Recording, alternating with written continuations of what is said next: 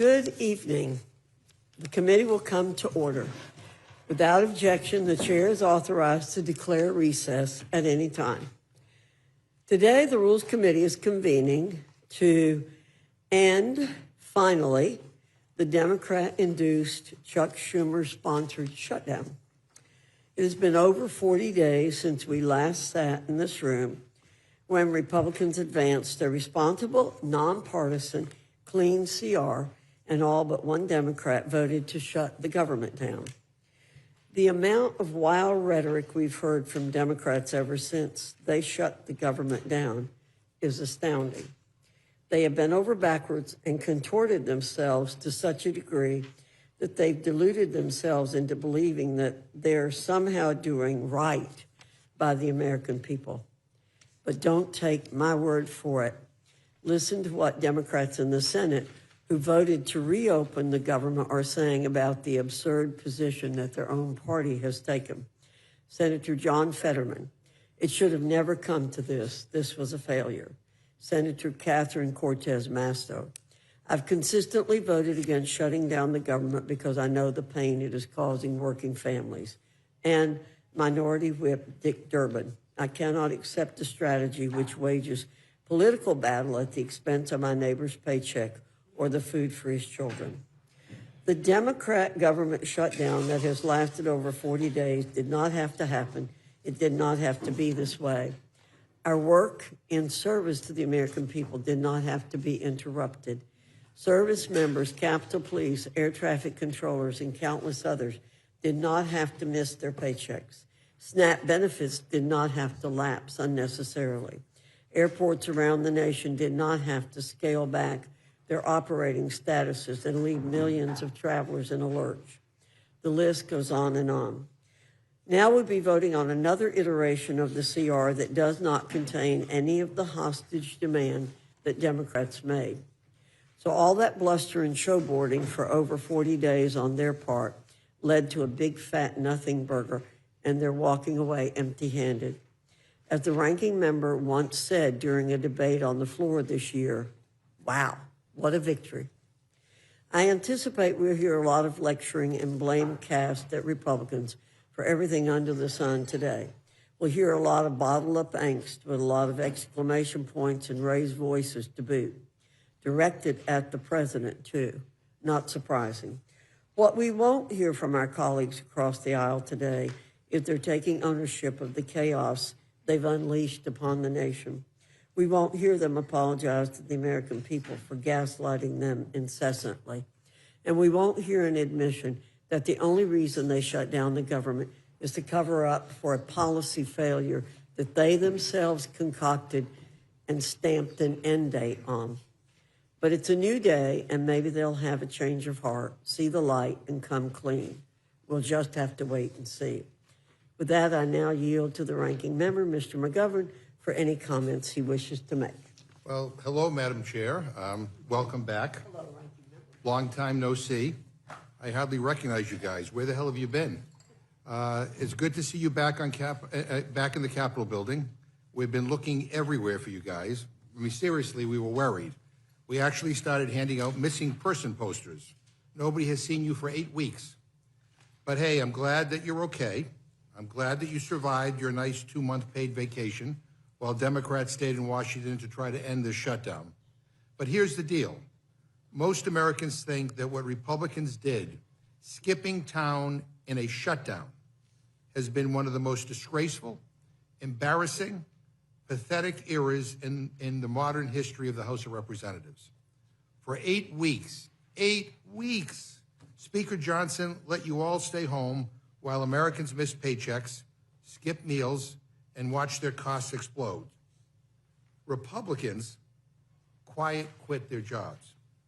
They disappeared. And they can argue all they want that the House did its job and that's why they went home. It's just BS. The House didn't do its job. If Republicans had done their job, we wouldn't be here right now voting on a different bill than the one that they passed. But instead of working with us on trying to end the shutdown, they all just left. They abandoned their offices, but more importantly, they abandoned the American people. And just so people know, while Republicans sat on their couches waiting for someone to tell them what to do, House Democrats were here. We were here working. We were meeting with regular people, talking with folks about next year's skyrocketing health insurance premiums. I've been back and forth to my district almost every weekend. People showed me the letters that they got on their premiums. They're doubling and they're tripling, not because of Democrats, but because Republicans are failing to act. They extended tax breaks for billionaires in like a nanosecond. That got done. They wasted no time helping out the well-off and the well-connected. But when it came time to help regular people, to extending the health care tax credits that 24 million people depend on, they didn't just say no, they shut the government down over it. Republicans skipped town for 8 weeks because Democrats had the gall to ask you to do something to help regular people. And you know what? It's a real shame. Republicans are selling out middle America, selling out working people at a time when affordability is the #1 issue. And as we see record levels of inequality in this country, Republicans are selling out working people all so they can do the bidding of the billionaire class. I mean, look what's happening. Trump's reckless tariffs continue to wreak havoc on the economy. He says food prices are way down. That's coming from a guy who dines on caviar at Mar-a-Lago. He's never shopped for groceries a day in his life. He doesn't have to pick between plastic or paper. But his tariffs are costing the average American household over $1,200 this year. And next year, it will be $1,600. That's money for groceries, for bills, for rent, taken out of the American people's wallets. And he's not even hiding it. He's rubbing it in. Trump is literally renovating his bathroom in marble and gold and posting about it on social media while regular people are getting letters saying that their health care premiums are going up by $1,000. People are struggling to stay afloat, and this guy's golfing. He had Air Force One fly over a football game. How much did that cost? He shut down the airspace while regular travelers are stranded all over the country. The administration is funneling $40 billion to bail out Argentina. Republicans are literally subsidizing an entirely different country instead of keeping families in North Carolina or Minnesota or Texas or Indiana from going bankrupt if they face emergency hospital bills. And then giving your donors a fancy new ballroom at the White House while moms and dads can't afford to put food on the table. And speaking of putting food on the table, Trump illegally withheld food assistance from 42 million Americans, kids, veterans, seniors, working families.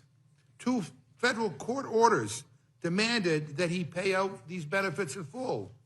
But he would rather appeal to the highest court in the land to starve people out than to simply provide them with the food assistance that he is legally obligated to send to American families. Like, who does that?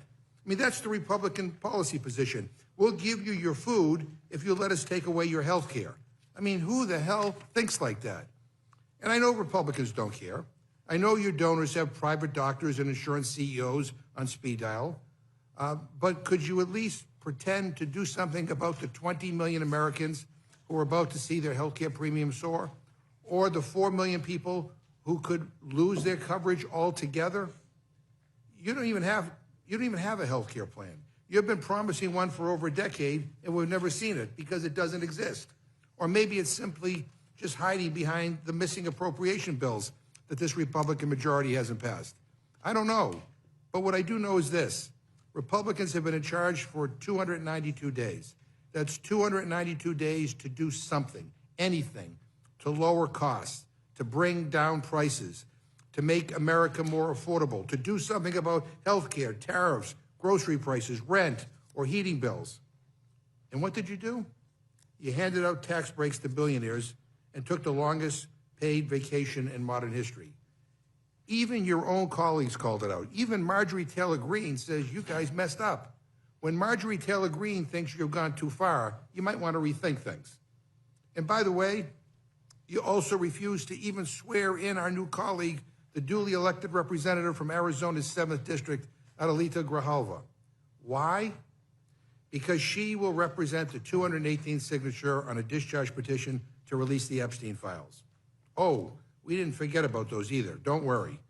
We won't forget that the Speaker of the House refused to swear in the first Latina ever elected to represent Arizona because he was more concerned about protecting pedophiles than getting the truth out there for the survivors. But that's just the perfect metaphor for the Trump economy. If you're rich and powerful, you get ahead. If you're a regular person, Republicans will not lift a finger to help you. And I want to be crystal clear. House Democrats represent something very different. We refuse to accept a government that moves at lightning speed to give tax breaks to billionaires, but then goes home for 8 weeks when it comes to ensuring health care is affordable for working families. We've said it from day one of this shutdown. We will sit down with any Republicans, anytime, any place, anywhere, in order to find a path forward that would reopen the government and finds a solution to Republicans' health care crisis. But we're not just going to roll over and accept your way, your my way or the highway approach to governance. If you need our votes, you need to work with us. But you refuse because you're more interested in extremism than governance. But here's the thing. The beautiful thing about politics is that you don't really lose until you quit trying. And Democrats are going to keep trying because people are counting on us to do something about this healthcare crisis. And when their healthcare premiums double and triple, and they will, and they're your constituents, I'm sure you're getting the calls, Republicans will own it. Every premium spike, every family forced off coverage, every life put at risk, you own it. And good luck going home to your constituents to explain why you sold them out in order to appease the millionaires and billionaires. Extending these tax credits is the right thing to do. It is the moral thing to do. 13 House Republicans have said it needs to be done because soaring health care costs will devastate our constituents, whether they live in a red state or a blue state. So I want people to know that we will keep fighting. I will keep fighting. My colleagues on this committee on the Democratic side will keep fighting for a government that puts the working class first and for a Congress that actually shows up and does their damn job. I yield back my time. Thank you, Mr. McGovern. And I want to welcome all the members. I should have said that. I'm very pleased to see everyone. Without objection, any prepared statements that our witnesses may have will be included in the record. And now welcome our first panel, Chairman Cole and Ranking Member DeLauro from the Committee on Appropriations. Your full statement will be submitted for the record. We ask that you summarize your statement in 5 minutes. Chairman Cole, I welcome your testimony and welcome you back to the Rules Committee. Thank you very much, Madam Chairman. Chairwoman Fox, Ranking Member McGovern, and esteemed members of the Rules Committee, I thank you for your warm welcome and your kind invitation to testify today. As members of this committee are all too painfully aware, for the last 6 weeks, the federal government has been shut down. Millions of workers have gone unpaid. Air traffic control functions have slowed to a near halt. SNAP benefits expired, forcing millions of Americans to either find assistance from food banks or else go hungry. Seniors saw telepath resources suspended, and Head Start education programs for children have been closing. These are just a few of the examples of the harm being inflicted on our nation, yet it didn't have to be this way. Nearly 2 months ago, the House passed a continuing resolution that would have kept the government open and operating. This would have allowed Congress time to keep working on the FY 2026 appropriations process through regular order, but instead, Senate Democrats blocked its passage. The result of this political temper tantrum has been the longest government shutdown in the nation's history. For 42 days and counting, Democrats have held the country hostage. Make no mistake, all the pain, all the suffering, and all the difficulty Americans have endured in these past 6 weeks could have and should have been avoided. Instead, the hardship and damage caused by an intentional choice made by Democratic leadership. Minority leaders Hakeem Jeffries and Chuck Schumer led their caucus to shut down the government. And for 42 days, the American people have borne the brunt of that decision and have been mere pawns at partisan hands of the Democrats. At long last, reason has prevailed. and the measure before us will finally end this pointless shutdown. Today's bill will not only reopen the government, but it will also move the FY 2026 appropriations process forward, representing a return to regular order. This legislation includes 3 bipartisan, bicameral, full-year appropriations measures covering the military, construction, and veterans affairs, legislative branch, and agriculture, rural development, and food and drug administration divisions. These 3 bills have been negotiated between the 2 chambers and reflect a final, full, and bipartisan agreement. With passage of these 3 divisions, we will have full-year funding in place for many of our most crucial programs. Military construction needs will be met for a full year, as will medical programs for our nation's veterans. The legislative branch will be fully funded, including critical funding enhancements for the Capitol Police and for member security.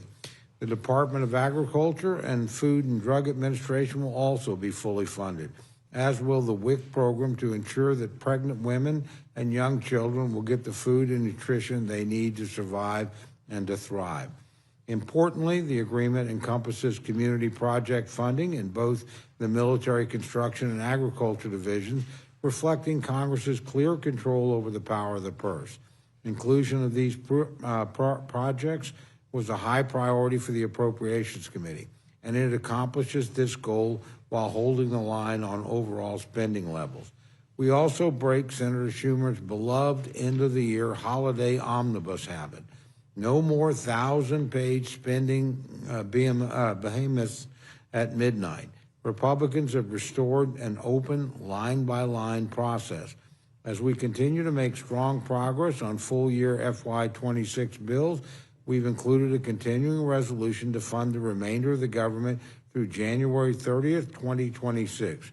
This extension supports our ongoing work on this front, especially given the time lost during the Democratic shutdown. The simplest truth today is this: reopening the government will put an end to the chaos Democratic leadership has inflicted on Americans. It will also ensure that SNAP funds are made available to ensure that no American goes hungry. It will reestablish control of the skies, keeping our nation's air traffic moving during the holiday season. It will pay federal workers and American military personnel, and it will ensure that the government can continue to provide critical services for our constituents like roads, parks, child care, water projects, infrastructure improvements, scientific research, job training, and countless others. I look forward to continuing the FY 2026 appropriation process in the coming weeks, and I hope that having seen the consequences of this historic shutdown on the American people, it's not a political stunt that will be repeated in the future. I thank each of you for your time, and I look forward to your questions. Thank you, Mr. Chairman. Ranking Member DeLaura, you're recognized. Thank you so much. Thank you, Chairwoman Fox, Ranking Member McGovern, members of the committee. I really appreciate the opportunity to testify today. I'm so glad to be here alongside my fellow appropriator, Chairman Cole, whose partnership I appreciate it. If I can just say, first of all, welcome back. And one point about the shutdown. It's been several months where Democratic leadership has called for an opportunity to sit down, whether it has been with the House and Senate leadership or with the President of the United States, where there was just that one meeting. He reneged on the first meeting that he was involved, so that we could sort out a bipartisan agreement in trying to move forward. And the offer was there to meet anytime, any place, anywhere, so that we could really try to move forward. As I said, rebuked at every turn.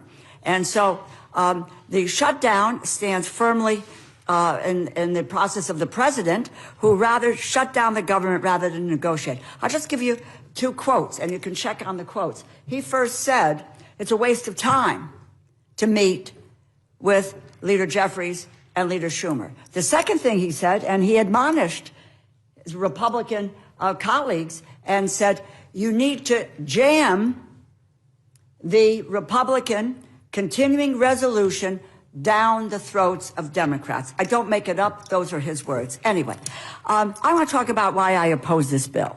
I oppose this bill because it does nothing to address the Republican health care crisis that will send costs skyrocketing for more than 20 million Americans in a matter of weeks. No, nothing has changed since yesterday's Senate vote.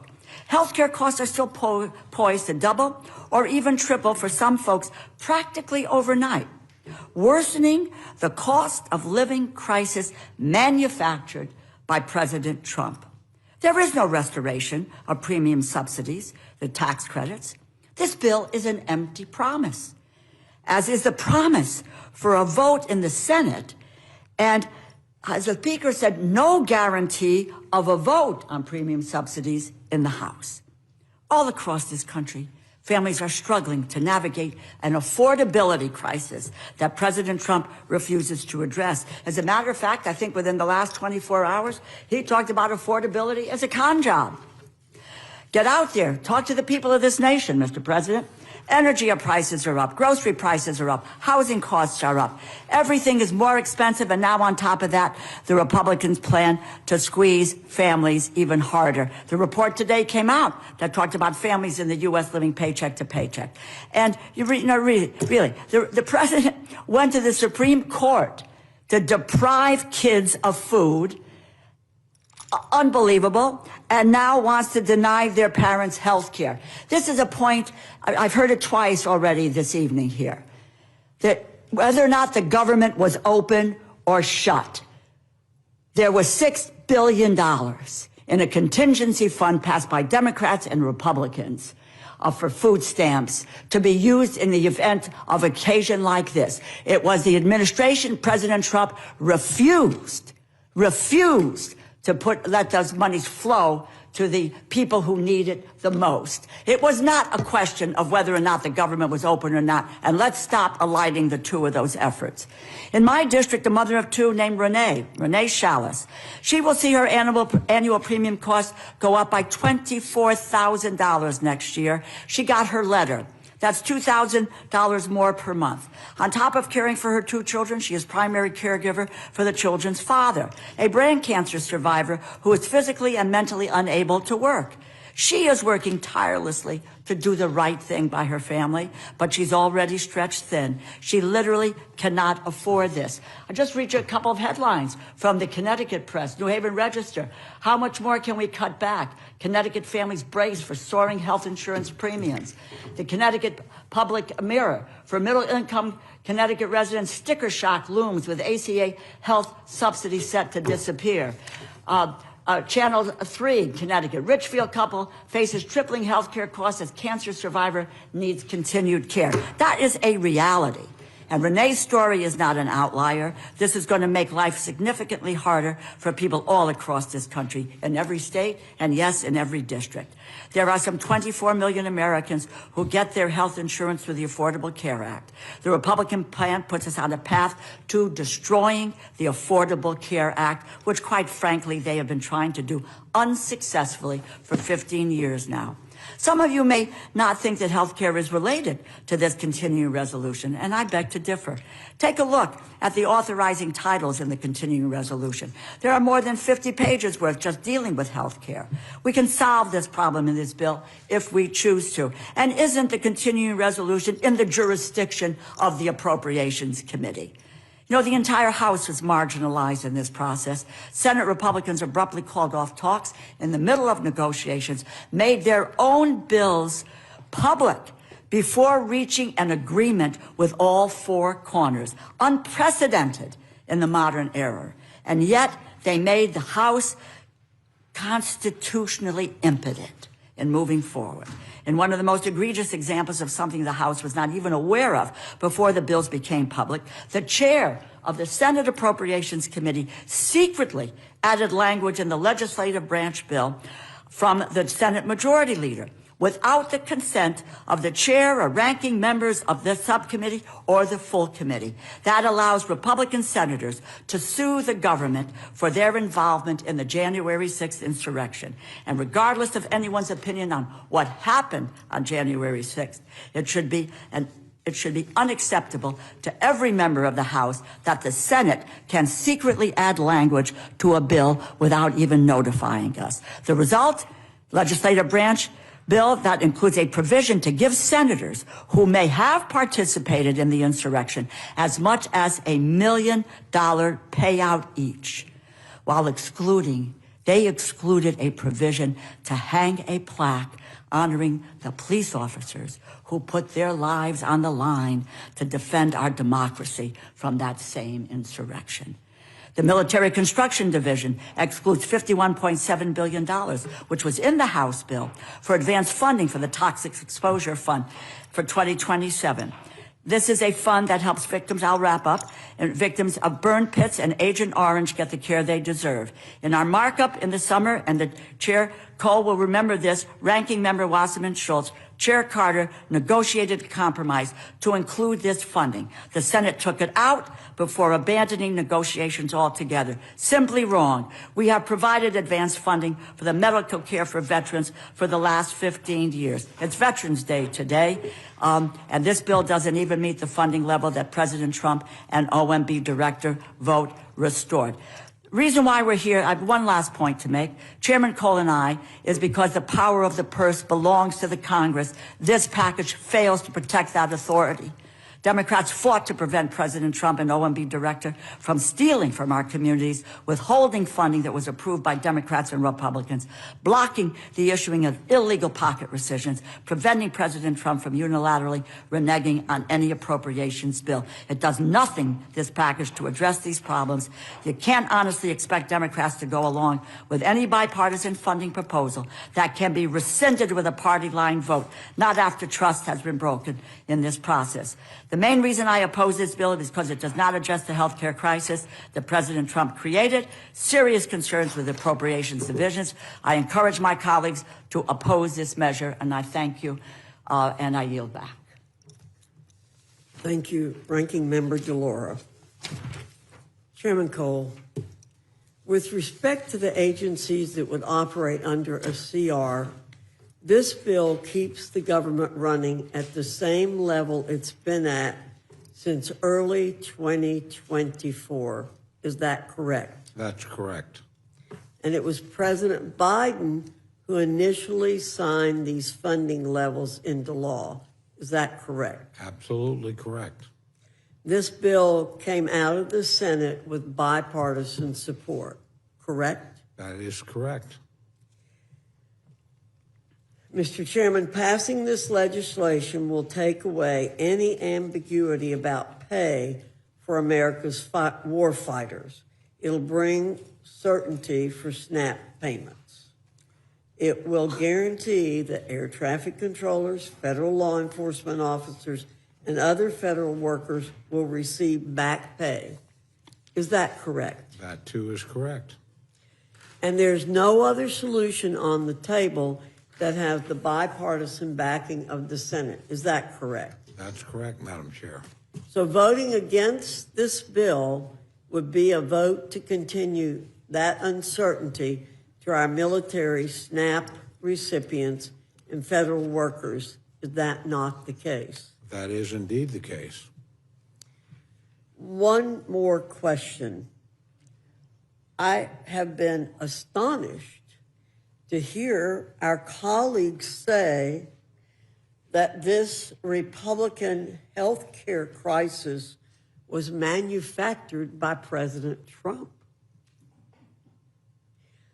I mean, I'm sure if I asked the clerks to read that back, that's what they say.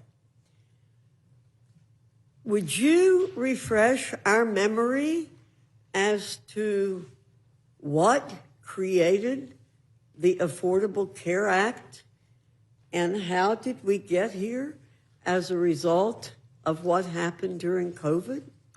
Would you mind doing that? President Trump was not in office in either of those cases. Is that correct? That too is correct, Madam Chair.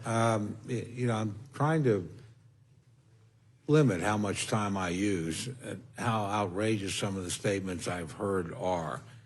The reality is, this goes back to a fundamental defect in Obamacare itself, which is constantly driven. You know, the Affordable Care Act has made health care unaffordable. Been doing it for 15 years. The basic subsidies are in law. Our friends on the other side during COVID decided we've got a crisis underway. We're going to add a subsidy on top of a subsidy. The subsidy to what was called the Affordable Care Act, which was never affordable because we taxpayers who pay for our own insurance were subsidizing, correct? That is absolutely correct. So again, it's a subsidy on top of a subsidy. Our friends added it during COVID. COVID is over. They set a date certain that the subsidies would run out. They chose the date. And the date certain was? December 31st of this year. So they chose that date. By the way, they did it without any Republican votes, without any consideration of reforms, without any effort to hold down the price. I mean, they literally are the big insurance companies' best friends. They funnel hundreds of billions of dollars into these things. But again, this is their legislation. They wrote it. They extended it. They added a subsidy to it. And they set the date at which that subsidy was to run out. President Trump certainly wasn't president when either the original legislation was created or this additional subsidy was added.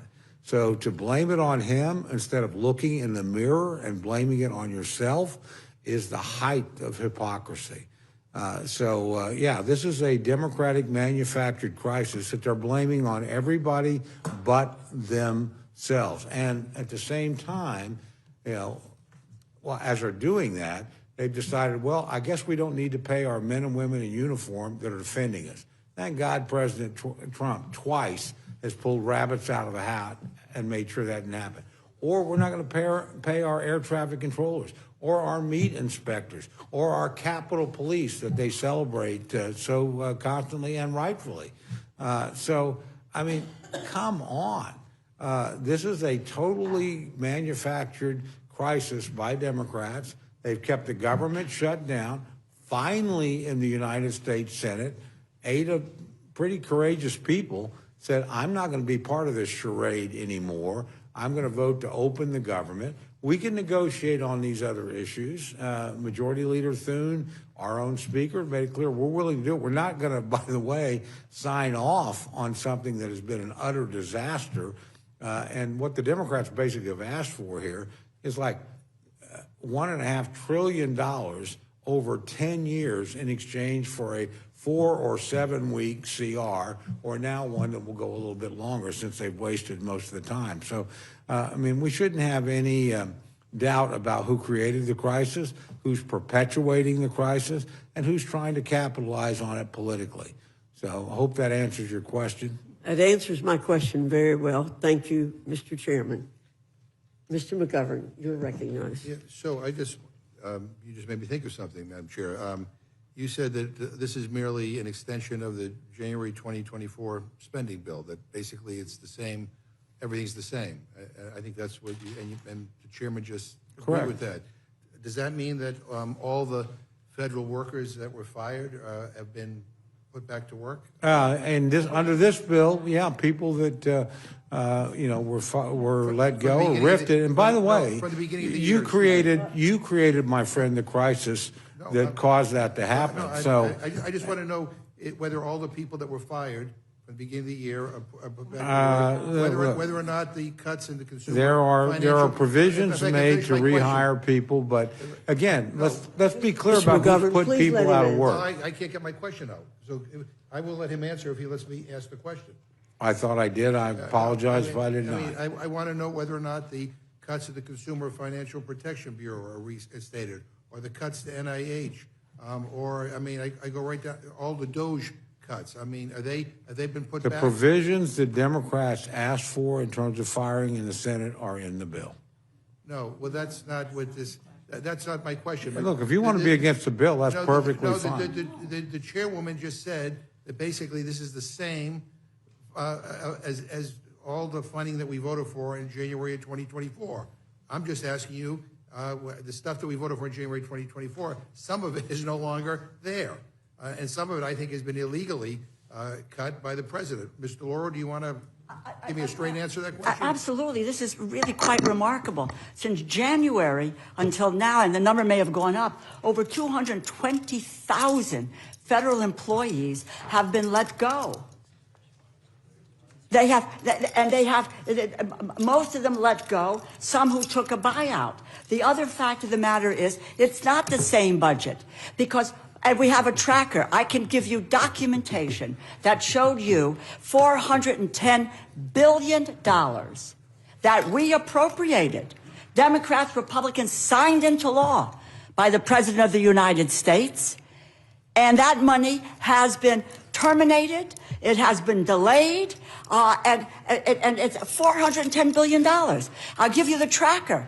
It's about 25 or 26 pages. And you can go down and take a look at every appropriations bill, and you can find out what program has been terminated, what's been gone. And that since January has nothing to do with this crisis that the Republicans have initiated and shutting down the government because they don't want to negotiate on health care costs. So thank you for correcting the record. It's not the same that we voted No. for. But in addition to that, was this slush fund for senators who might have been involved with January 6th? Right. They snuck that in. Was that in No, in it was January not 23? in it. It was not in, and I will just say, in all fairness, that was done by the Senate. okay. They Sorry, snuck it in, sorry. and apparently there are Sorry. 2 violations attached to it. We could be losing about $8 million. So, Chairman, let me just ask you this question. Do you think the House should have been here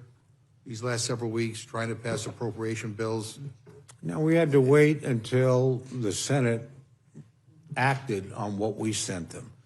Right, It but took the Senate a long time, largely because our Democratic friends used the filibuster, which they claim they oppose, to force us to get to 60 votes. Well, We finally did, or they finally did in the Senate. So, no, there wasn't much for us to do we have 9 until more they... bills, don't we? Can I finish my Yeah. answer? There wasn't anything for us to do until the Senate acted. And the only reason it didn't act more quickly, under their own rules, the filibuster requires them to get to 60. The Democrats withheld their votes. So, I mean, it's Democrats that have kept us out of session. We sent this over in plenty of time. It's not like it was a last-minute emergency thing. I think, as the chairwoman pointed out, we passed this on September the 19th, well ahead of the time, sent it to them, and they couldn't get anything done. How many appropriation bills do we would cooperate? How many more appropriation bills do we have to pass in the House? We have passed every one out of committee.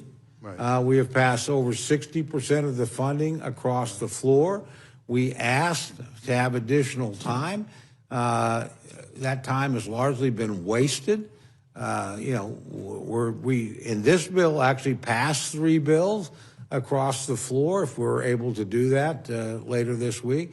So we were making actually pretty good progress. The difference is my friends on the other side in the Senate and here decided they would add things to appropriations that are not in our jurisdiction or our expertise. Look, we don't deal with Medicaid. That was actually done in the big, beautiful bill. We don't deal with that in Appropriations Committee. We do not deal with subsidies for Obamacare. They're not within our jurisdiction. So you added things that were We're talking about unconnected. two different things. Can I finish my answer? You were With added filibuster. things that were unconnected to appropriations, and then were shocked when they weren't dealt with in appropriations bill. They belong somewhere else. It's my understanding both the Speaker and the Majority Leader, and frankly the President, have said, we'll negotiate with you when you reopen the government, but we're not going to sit here and negotiate after you shut down the government and threaten us. Nobody does that. You didn't do that when these Maybe roles you can were answer the Let me question. just say How, that- how many appropriation bills? 9 have are left to go. have we- 9 are left to go. We Nine. We could have done them passed during. Well, they're in the committee, Can but they I haven't been finish to the my floor. Answer asking without a question. any interruption. We passed just every interrupted one her. across the out of committee. We've passed 3 across the floor. They collectively add up to over 60%. By the way, a far better record than the Democrats in the Senate had last year when they were in control. They didn't pass a single appropriations bill. out. So, yeah, we're moving pretty listen, we well. have 9 bills to go. Let me just ask. We have nine. The question, I just want to make sure, the question I asked that doesn't get answered is, how many do we have left to do on We the have floor? 9 bills to And do could we across the floor I'm that talking are to Mr. that are Laurel. about 40% of federal spending. Madam Chair, I mean, I'm asking Mr. Laurel a question, and we can't. Oh, I'm sorry. I thought that was directed to me. I apologize. And I just want to know, the question I asked Mr. Cole, which he didn't want to answer, but I'll ask you, couldn't we have been doing stuff on the floor Absolutely. these last 8 Absolutely. weeks? Right. There has been so much wasted time, even in the process of the appropriations bills. And we did pass them in committee. And hours and hours and hours about poison pill riders that were done. These were unilaterally partisan bills that we were faced with. And when, not maybe, I don't know how many weeks ago, when the Four Corners, Chairman Cole, myself, Chairman Collins, and Ranking Member Murray, we sat down, the 4 of us together, and this is what we said we would do. We talked about these 3 bills, and we wanted to deal with the top lines, and we did. We got that, and we working through the bills. The staff worked through the bills. The second thing that we said, and there was consensus in that room, consensus, that what we would do is have a bipartisan continuing resolution. And that bipartisan continuing resolution would consider what Democratic priorities were and also deal with the power of the purse. We said that in that room. The next thing that we know, we were slammed with a partisan continuing resolution bill that did not take into consideration any Democratic priorities, nor did it address any of the issues of the power of the purse. But let me just say, I think what Mr. Cole won't say, but I think, I'm not sure he really believes this, but the bottom line is, I think, in answer to the question of whether we should have been here doing other work, the answer is, of course, we should have been here doing other work. By not being here doesn't make things go faster. I have another question here, and that is that according to the Congressional Budget Office, extending the ACA enhanced premium tax credits for 1 year would cost between $25 and $35 billion. And I just want to know how you guys were able to find $4.5 trillion in tax cuts in your reconciliation bill, with more than $1.4 trillion in tax cuts for people with incomes over $500,000 per year, but choose not to extend these health care tax credits that working people rely on. I mean, that's 56 times more on tax cuts for the wealthy than it would have cost just to extend health care tax credits for a year. I mean, I think in your district, Mr. Cole, I think there's like 48,000 of your constituents rely on the ACA for their health care. And they're getting bills like my constituents are, like Mr. Laura's are. I have 37,000, you have 48,000 in your district, and in my district, Massachusetts, I've got 37,000. So kind of comparable. I mean, I've gotten calls from constituents who are, Crying. out of their minds trying to figure out how they're going to pay for this. I mean, this week I received, this is one of them wrote me, this week I received the Massachusetts Health Connector open enrollment paperwork. The cost of the plan I'm currently on is going up by 62%.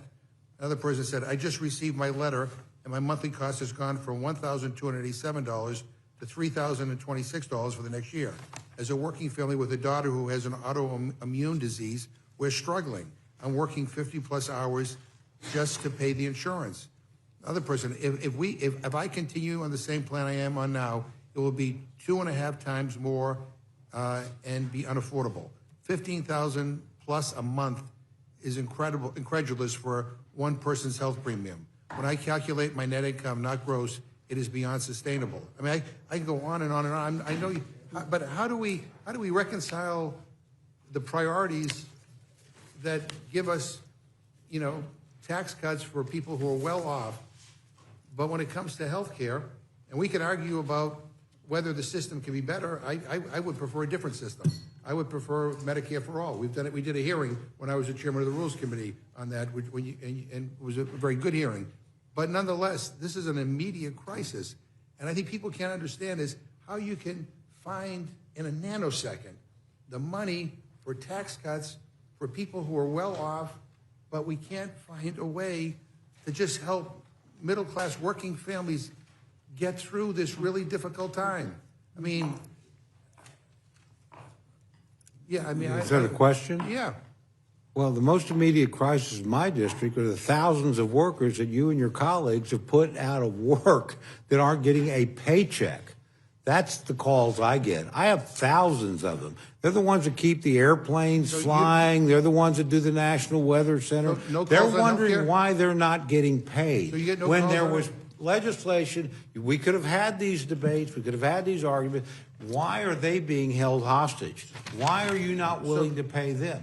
That's the calls I get. So nobody Why calls is you the on government healthcare? shutting down? Why do men and women in uniform who are deployed have to wonder whether or not their family at home is going to get a paycheck? That's on you. Look, this is the stuff you said you would never do. So the 48 we would never shut down the government. We would never do So that. of That's the- exactly what of the you've fo- done. so of the So you're 48 putting thousands of people out of work. of the the 48,000 health care issue you're No- talking about no- is a subsidy that you passed on your own on top of other subsidies you said was COVID related. You said it would run out. We've said, okay, let's sit down and talk about fundamental changes here. But no, it's like we have to have our way. We have to have a guaranteed spending of $1.5 trillion over the next 10 years to exchange for you to pay people for 4 weeks in your original proposal. So you- we actually asked for 7. You've tried over 50 times to repeal the Affordable Care Act. The most Right. immediate crisis in my come project on, you've Tom. created. Well, My people so- aren't getting paid so no- thanks to you and your colleagues. So nobody in your district is complaining I to you didn't about the say, health care? hey, people complain everywhere about everything. we have a chance to but do something you about asked me that. what the most important calls I get is why am I not getting paid? And we have a Why chance am I to do being something about forcibly this? furloughed? There's important work for me to do. Here's the thing, we have a chance to do something to help millions of people afford their health insurance, and what you're all telling me is you're not interested. I thought that we had affordable health care. We I am did. interested. When you I have when a you guys whole series of things, when you guys but they ex- have nothing to do with the When- appropriations you guys- bill. They have nothing to do with the work of my committee. You- We do not do that at you my all- committee. You all extended. But you're willing you all to voted hijack our committee. You all voted to extend tax cuts for millionaires and billionaires, make them permanent, but you could not extend these you got? for people. Mr. Laurel. I'm just to say you got 13 members, 13 Republican members of the House who have said allowing the tax credits to lapse without a clear path forward, there was no clear path forward, would risk harm to those we represent.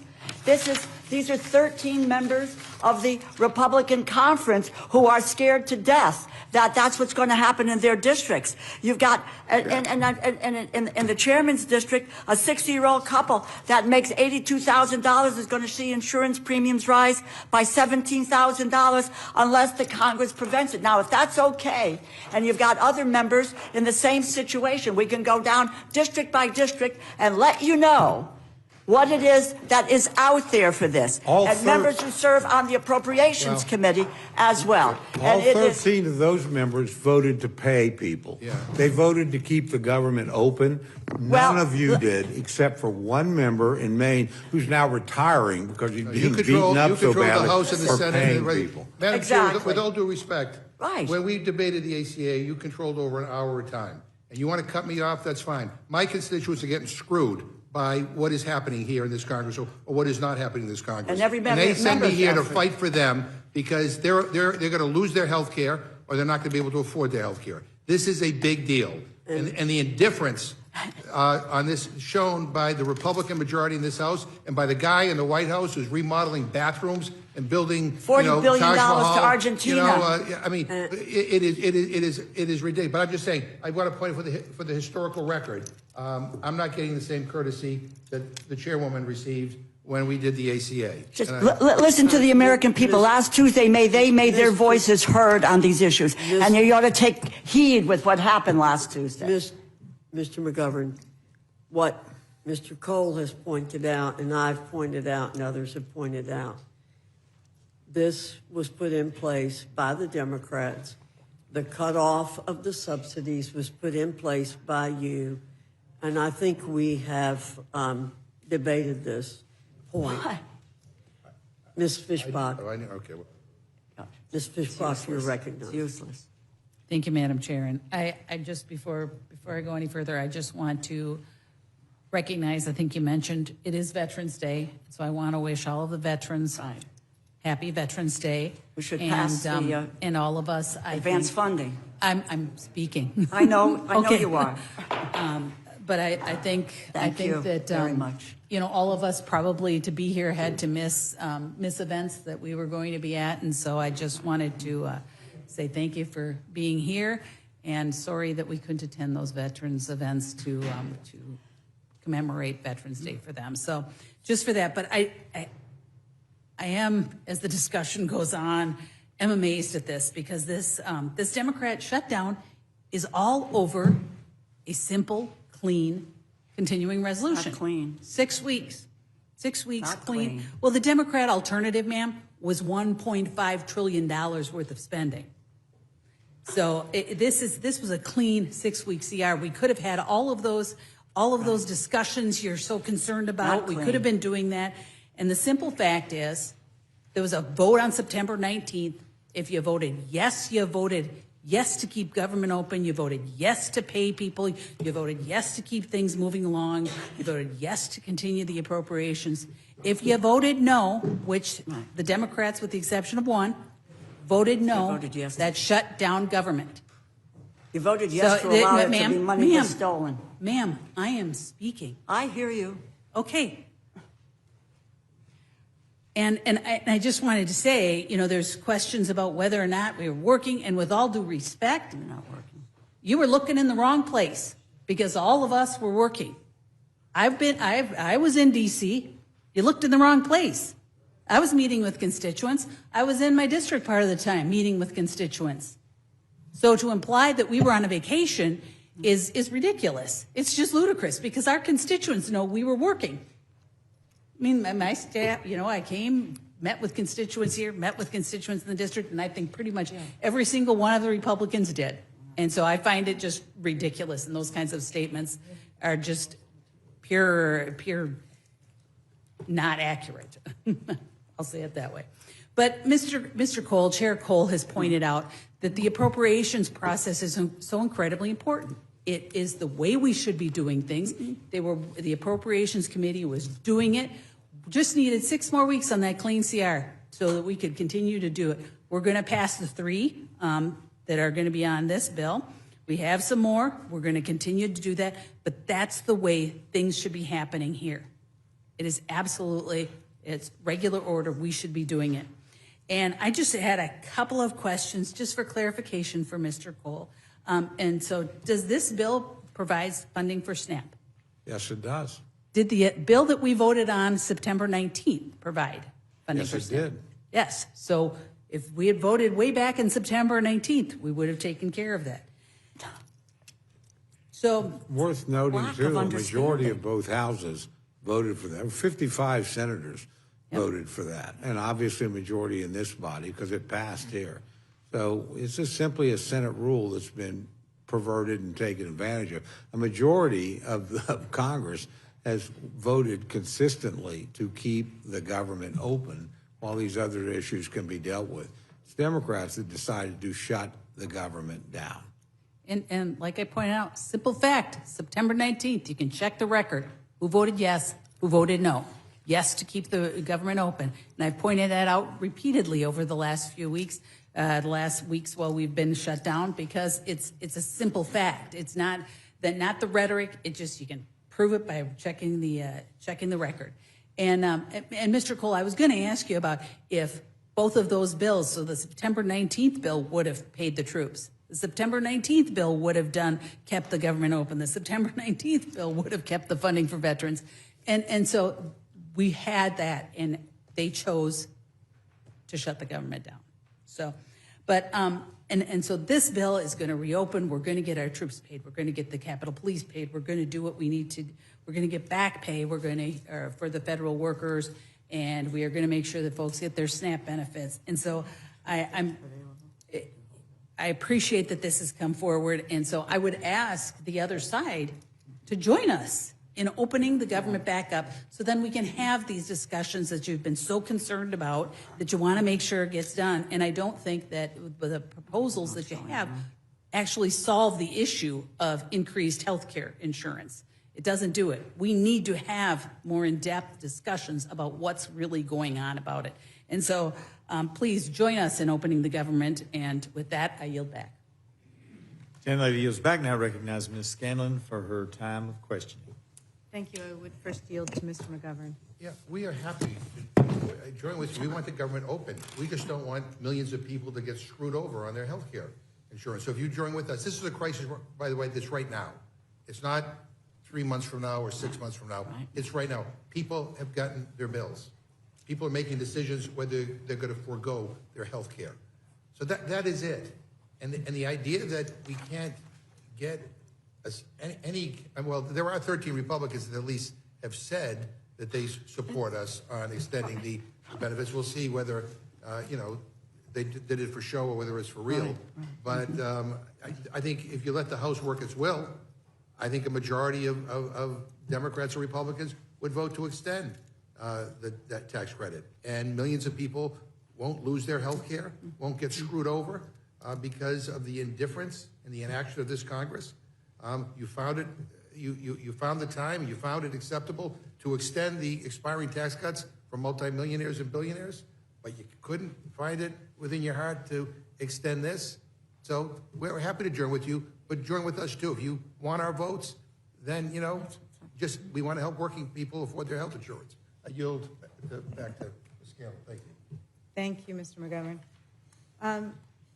As we're convening here for the first time in months, our nation's healthcare system is buckling under the combined attacks of over almost $1 trillion in cuts to Medicaid that were rammed through in the big ugly bill this summer, the White House's unilateral cuts to congressionally approved spending for NIH, medical research, including pediatric cancer, and now the Republican refusal to extend the ACA tax credits that help millions of Americans afford their health insurance. And they're already seeing these health insurance premiums go up. As Mr. McGovern said, this is not something that can wait because families are enrolling now for next year. And the Republicans have refused to address this issue all year, not just since the shutdown occurred.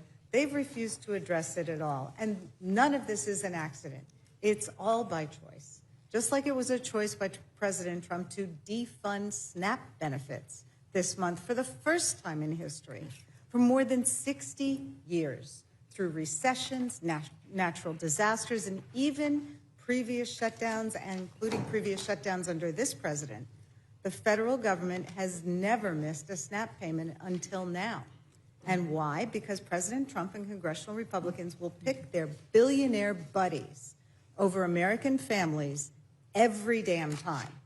So once again, with this bill, they're choosing to let healthcare premiums skyrocket and causing families to lose coverage. Look, there have been 2 big tax provisions set to expire this year, and they've taken up a lot of attention. One was tax cuts for billionaires, and the second was tax credits for American families. This summer, Speaker Johnson called us back to D.C. when we were supposed to be home for the 4th of July weekend because it was an emergency to pass this big ugly bill which extended tax cuts for billionaires. But when it came time to extend tax credits for millions of Americans to help them afford health care, Speaker Johnson sent the House home for almost 2 months. And he won't commit to having a vote on those health care credits even after the government reopens. And again, that's a choice. For the last 42 days, while the Speaker has made clear that he has no interest in negotiating with Democrats to produce a bill capable of passing both houses, his job isn't just one house. It has to be able to pass both houses. While he's been refusing to do anything, the White House has been working overtime to use the shutdown to inflict as much pain as possible on the American people, particularly the most vulnerable of our neighbors. And again, that's a choice. The White House chose to try to fire more than 4,000 federal workers. That's a choice. The White House has threatened to withhold back pay to federal workers despite a 2019 bill that would prevent that. That's a choice. This White House chose to withhold SNAP benefits for 42 million Americans. It has pressured states not to advance those benefits. It has threatened grocers with penalties if they offer discounts to struggling SNAP beneficiaries. It has defied court orders to fund SNAP benefits, and it has appealed every one of those decisions every step of the way. Those are all choices, and again, never before has an administration blocked SNAP benefits. They have always tried to make sure those go out because the funding, in fact, is available. But this is what happens when governing becomes a game. And games are exactly what this Trump administration has played with SNAP and with the American people during the shutdown. Millions of families have spent a couple weeks struggling to feed their kids because of this White House's deliberate choices. The human cost of this Republican shutdown and this budget proposal are staggering. And behind every number are kids and veterans and seniors all across America who are going to pay for these choices. Ranking Member DeLauro, I had a couple questions for you. First of all, just to go back, the chair and Mr. Cole have said that this CR funds the federal government at the same levels as during the Biden administration. Does that mean that it fully funds the Consumer Protection Finance Bureau? No, it doesn't. It doesn't go back to USAID. Okay. I can go chapter and verse on programs that are not there. $410 billion terminated, delayed. Okay, so it doesn't fund No, the Department of it's not. Education? No. No, and it doesn't fund USAID? You got it. And it doesn't fund the Corporation for Public Broadcasting? No way. And it doesn't fund all those NIH research grants that have been cut? But cut. Absolutely Okay. cut. How about CDC, the- FDA. Okay. A whole 9 so yards. It is not the same bill. No, and they have allowed for the president and for Russ Vogt, an unelected bureaucrat, to really steal appropriated funds, and the CR does nothing about that. It gives them carte blanche to continue to do the same thing, which anybody who serves on an appropriations committee, quite frankly, needs to understand what role we have. Well, that is our role. And if the president wants to take it away from us, we need to fight like hell to make sure that they're done. Any president. some would say that is something else that Congress could have been doing over the last 2 months, is protecting its right to allocate funding. With respect to the SNAP benefits, does this CR that they're pushing through now, does that guarantee reimbursement to the states for funds they may have advanced? No, it does not. Okay, and the White House is fighting them about those funds. That's right. Well, the White House is saying, take back the money that you've given to people. My state of Connecticut, when the court said get it all out, we did it. Right. And now they're telling Governor Lamont that he has to go back and get that, go get that money. We It's really saw the same extraordinary. thing in Right. Pennsylvania. Has Right. any administration before this ever Never. tried to prevent No. states from helping their No, it's happened in the past, and they constituents? have been reimbursed. And they have been reimbursed. That's what I It's the thought. first time that really food and has been used as a political weapon to deprive people of food, which is actually what's happened here. Would the bill under consideration here, would it make SNAP payments mandatory in the future?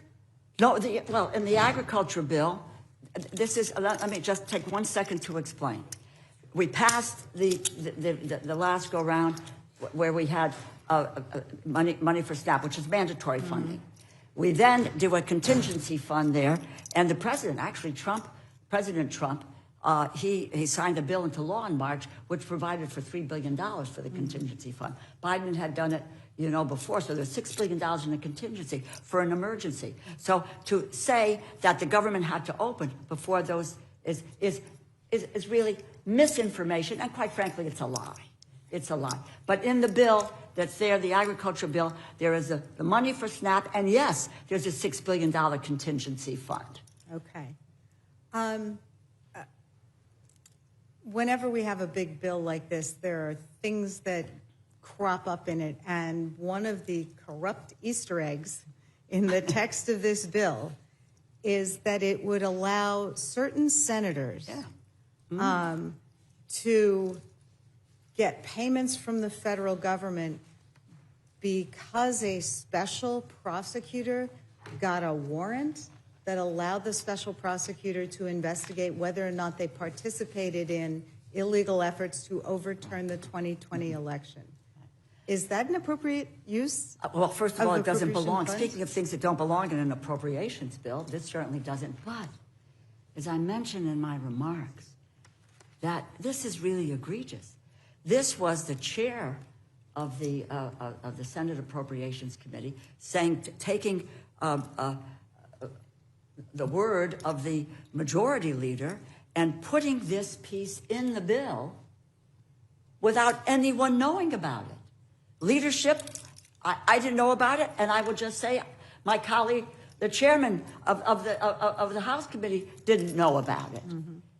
And the issue here is what the results of that is to allow, there's 7 or 8 people involved here that, and again, whether or not you believe what happened on January 6th, my God, how the heck can we just airdrop this stuff in the bill with nobody knowing on? But the price tag is potentially $8 million to pay off senators. Okay.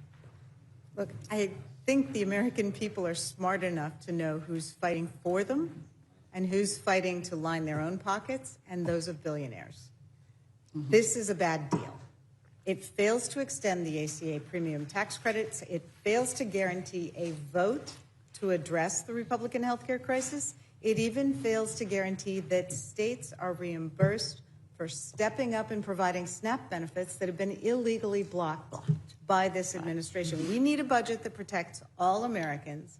That's what governing and leadership is supposed to be about, and that's what Americans deserve. So I can't in good faith support this deal to reopen the government because it doesn't meet those basic standards.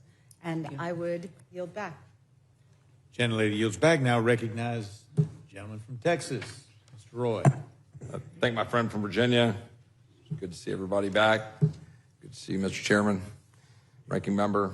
A couple things. There's been a lot of conversations here about the federal employees. Real quick question for the Ranking Member. How many employees would depart through attrition, whether it was under Biden or President Trump? Yeah, well, overall, we've got, that's almost, I think it's now over 220,000 federal employees that were either fired, some took the voluntary buyout, which maybe is what you're talking about with the attrition piece, but over 220,000 federal employees. That started in January. It has nothing to do with a government shutting down and people furloughed, et cetera.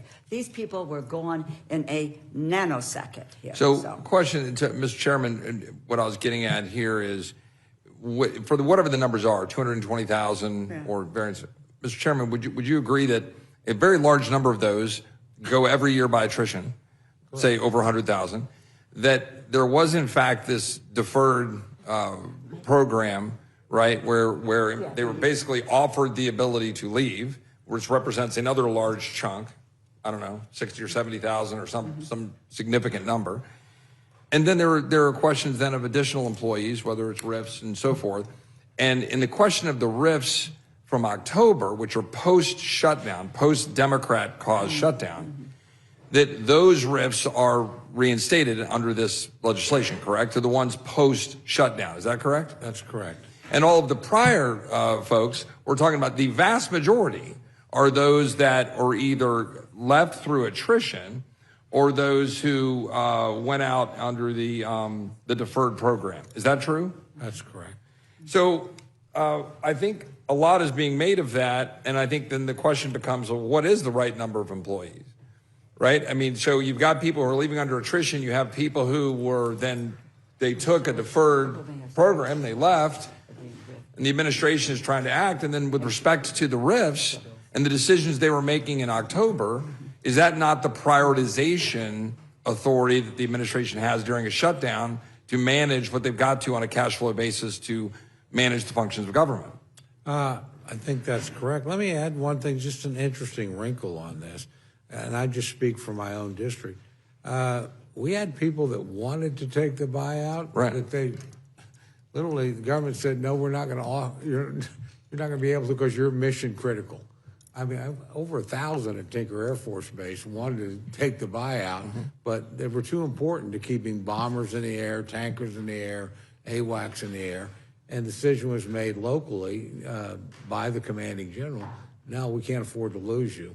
I mean, you can leave, obviously. Any Americans can resign their position, but we can't give you a buyout. We really need you here. So, yeah, I mean, these numbers are a lot more complex than simple, which I think is the point you're making, than just stating a number and saying these people are all driven out. That's just not the case. Well, and importantly, I think if you go from that to then the second area of concern, which we're talking about with respect to just the shutdown generally, true or false, on September 19th, we passed legislation that would have continued funding at current levels through November 20th.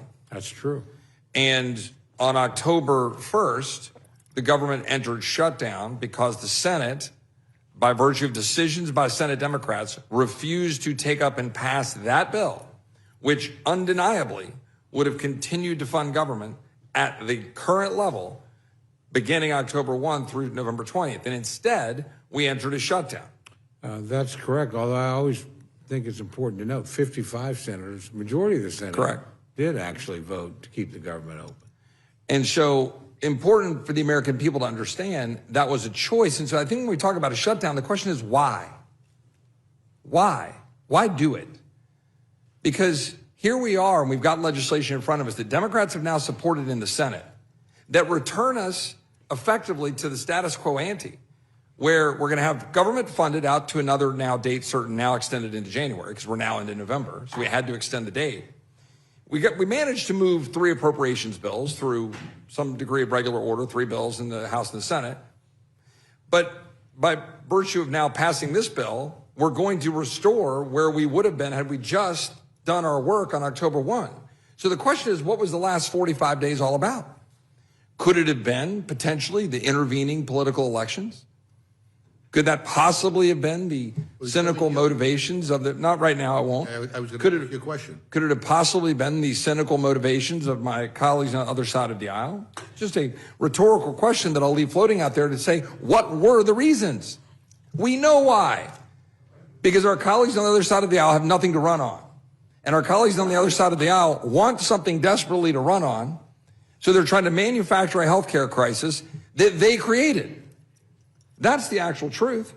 And with respect to healthcare, the question that I would ask is this: should we be putting forward legislation that will continue to fund the insurance companies at the level they're currently getting, where 85% of their revenues are coming from the federal government? Because that's what's happening. Or that $35 billion are going to insurance companies last year to go to people that weren't even using their plans. Is that what we should be doing? Is that the healthcare system that my colleagues on the other side of the aisle are saying that must be addressed by virtue of subsidies to insurance companies?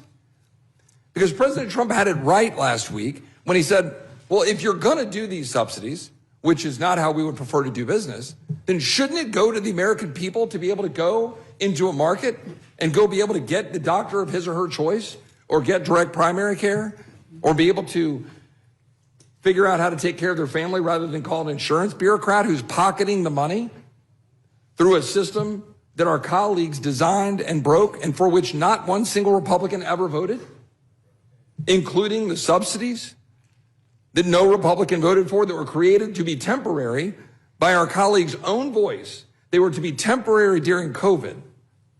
And we are now to extend the very subsidies that my colleagues are laying bare, the broken healthcare system that they created. I remember all too well in 2013 being on the floor of the Senate with Ted Cruz when we were raising the questions of what would happen when this system were implemented.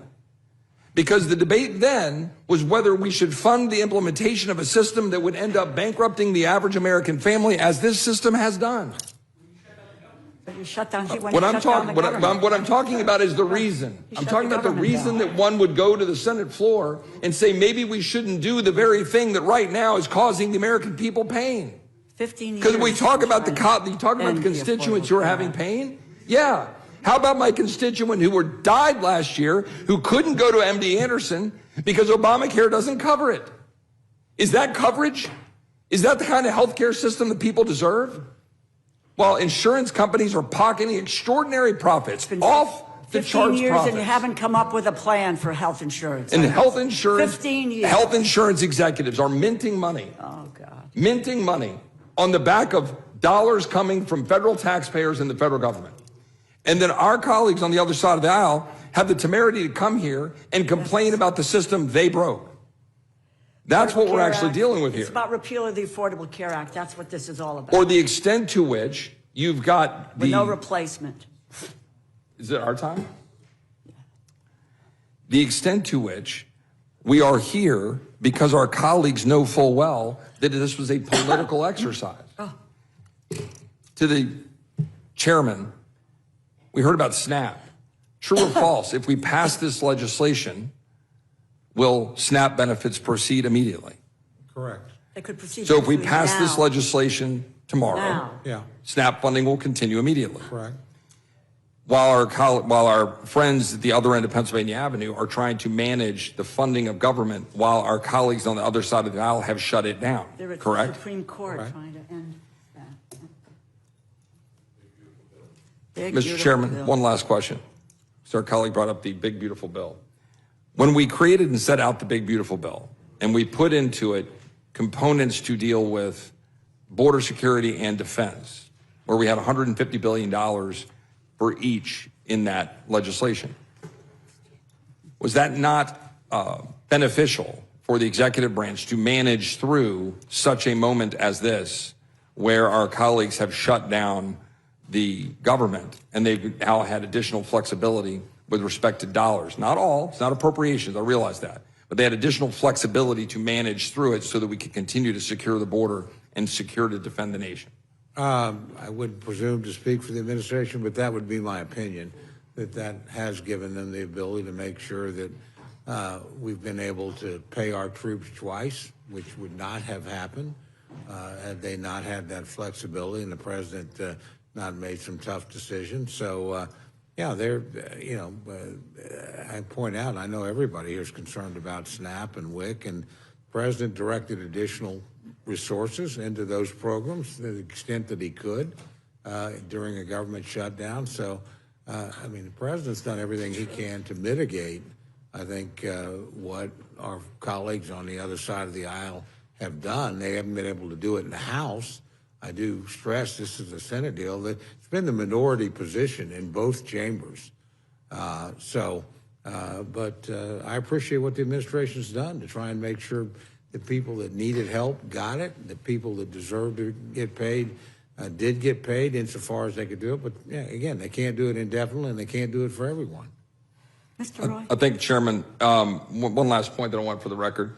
The Obamacare 2026 premiums, there's a great report that puts out that shows that only 3.3% of those premiums are affected at all by the COVID credits, that 97% of the premiums in 2026 will continue to flow as normal, and I'd like to insert that in the record. Thank you. Mr. Yield Roy, back. Thank you, Mr. Mr. Roy. Roy. Mr. Neguse, you're recognized. Thank you, Madam Chair. Good to see you. I just have to start. Chairman Cole, I have a number of probing questions, but before I ask you some questions, I have to address some of the comments made by the gentleman from Texas. I'm just going to read a quote. And I do this because I actually don't think I could find a quote like this from Chairman Cole. So in some respects, although I disagree with much of his testimony, but he certainly has more clean hands than some of my other colleagues. Quote, "Let's not fund a government that's going to be exacting tyranny over our American brothers and sisters." Full length of the interview is available here, and some key quotes are below. This is from the gentleman from Texas, Mr. Roy's website, November of 2021.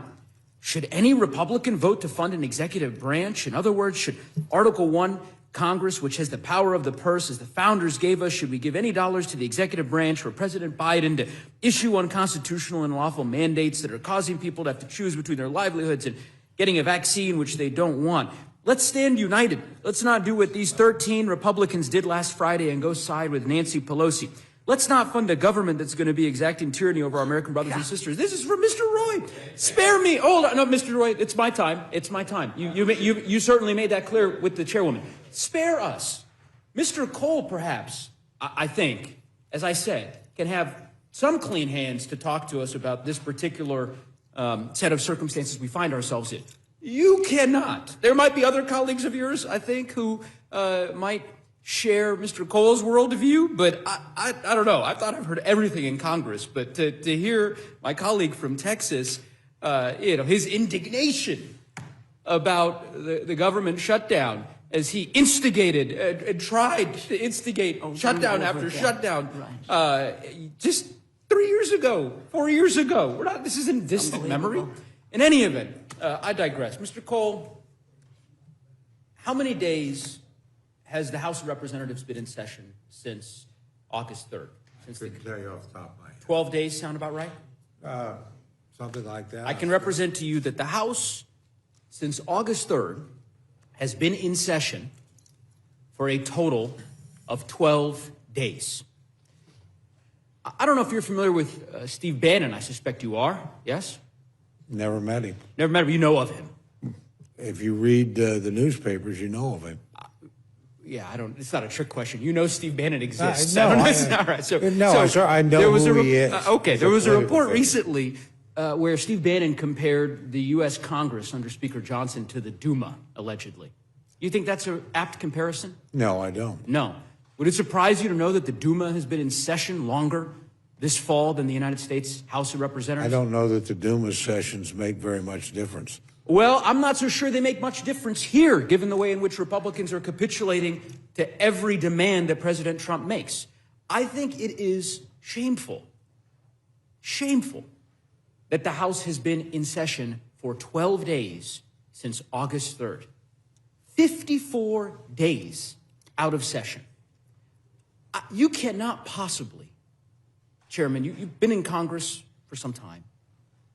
You can't possibly defend a 54-day recess, the second longest recess in the modern history of the Congress. You would defend that? You should probably direct that sentiment toward the United States Senate. The Senate decides when the House is in session? No, if you'll let me finish my no, point. because I don't. My point is, we sent a bill in plenty of time over to the Senate to keep the government open functioning. All these other issues you're concerned about could be addressed, could be debated. Why not pass these bills? Whatever. Why not consider the bills on the floor? But we're waiting for the Senate to get back. Why wait? The Senate has now finally acted. Okay, Mr. Cole. Wasn't the Republicans that kept it from acting? I understand. Okay, You said that that's in my response concern. to Mr. McGovern. My question is, and this was what I think he was trying to glean from both you and the ranking member, there are plenty of appropriation bills that were passed out of committee. The House could have met the last week of September, any week in October, last week, yesterday, any time over the last 54 days. The House could be convened to consider these appropriation bills. John Thune doesn't get to decide when the House of Representatives is in session. Mike Johnson does. And I'm trying to understand from you why you've decided to take this position. I don't make these decisions. I'll finish and then I'll let you answer. Okay, I'm sorry. Why you've I taken thought you this had. position that the House should effectively stay out of session. I mean, I guess this is your position, that if the government is shut down, the House of Representatives should not convene. Is that your position? If we can open it by ourselves, which we had done. Sure. We had passed legislation, clean legislation, to keep the government open. You've said that. It went to the United States Senate, and you wait until they send you something back. And do nothing else. That's What? my point. Do you know how many bills have passed out of committee this year that are sitting downstairs at the floor, the desk in the House? 150. 150 bills that have passed. Many of your colleagues here on the Republican side of the aisle, they have passed bills out of committee, along with bills that I've passed on veterans' health care, on issues of foreign policy, you name it. The House has refused to consider any of those for the last 54 days. I'm trying to understand why. Why not just say to the Speaker in October, you know what? Call us back. Speaker Johnson, it's time to bring the House back. We'll wait. You know, the Senate, you're right. The Senate's considering the bills that we sent them. They're considering the CR that you mentioned, right? That you've made clear, you passed it. I get it. But while we're waiting, maybe we ought to consider other matters, including the appropriation bills that you are so proud of that you moved out of your committee. I am proud of them. I would be much happier if the Senate would just open the government But you don't and have we to could wait for proceed. them. I don't understand. Look, I mean, honestly, I think I've got an answer to that question. I think you've answered it. And I think the answer is effectively that John Thune is in charge of the House calendar from here on out. That basically the position is, I mean, Mike Johnson has given his gavel. I thought he gave, I didn't ask a question, Mr. Cole. I'm sorry. I'm not, so I thought you did. I thought Mr. Speaker Johnson had given his gavel to the president. But it appears as though, at least based on your answers, that he gave it to Senator Thune. Because there is no excuse for the Speaker's decision to keep us out of session for 54 days. And by the way, this is no excuse for the government to be shut down. Mr. You Cole, and your colleagues that wasn't a voted for that question. I'll ask you. repeatedly. I'm happy to ask you a question because it seems like you are very comfortable with the House being out of session for extended periods of time. Is that a fair? I am comfortable doing my job, and I've been here quite a bit, my friend. I understand. And working on these issues, quite frankly. But we didn't vote to shut down the government in the House. Okay, you mentioned you've been here a long and time. And to be fair, my Senate colleagues didn't vote to shut down the government. And a majority of the United States Senate, you've made that including position clear. members from your party, You've made your did not position vote. clear, Mr. So Cole. I think the people that shut down the government you said, can take you've made your responsibility position for clear. shutting down As the you government. said, you've been here a lot longer than I have, and that's certainly true. I haven't been here for long. I found an article. This is from 2007. You've been in Congress for some time.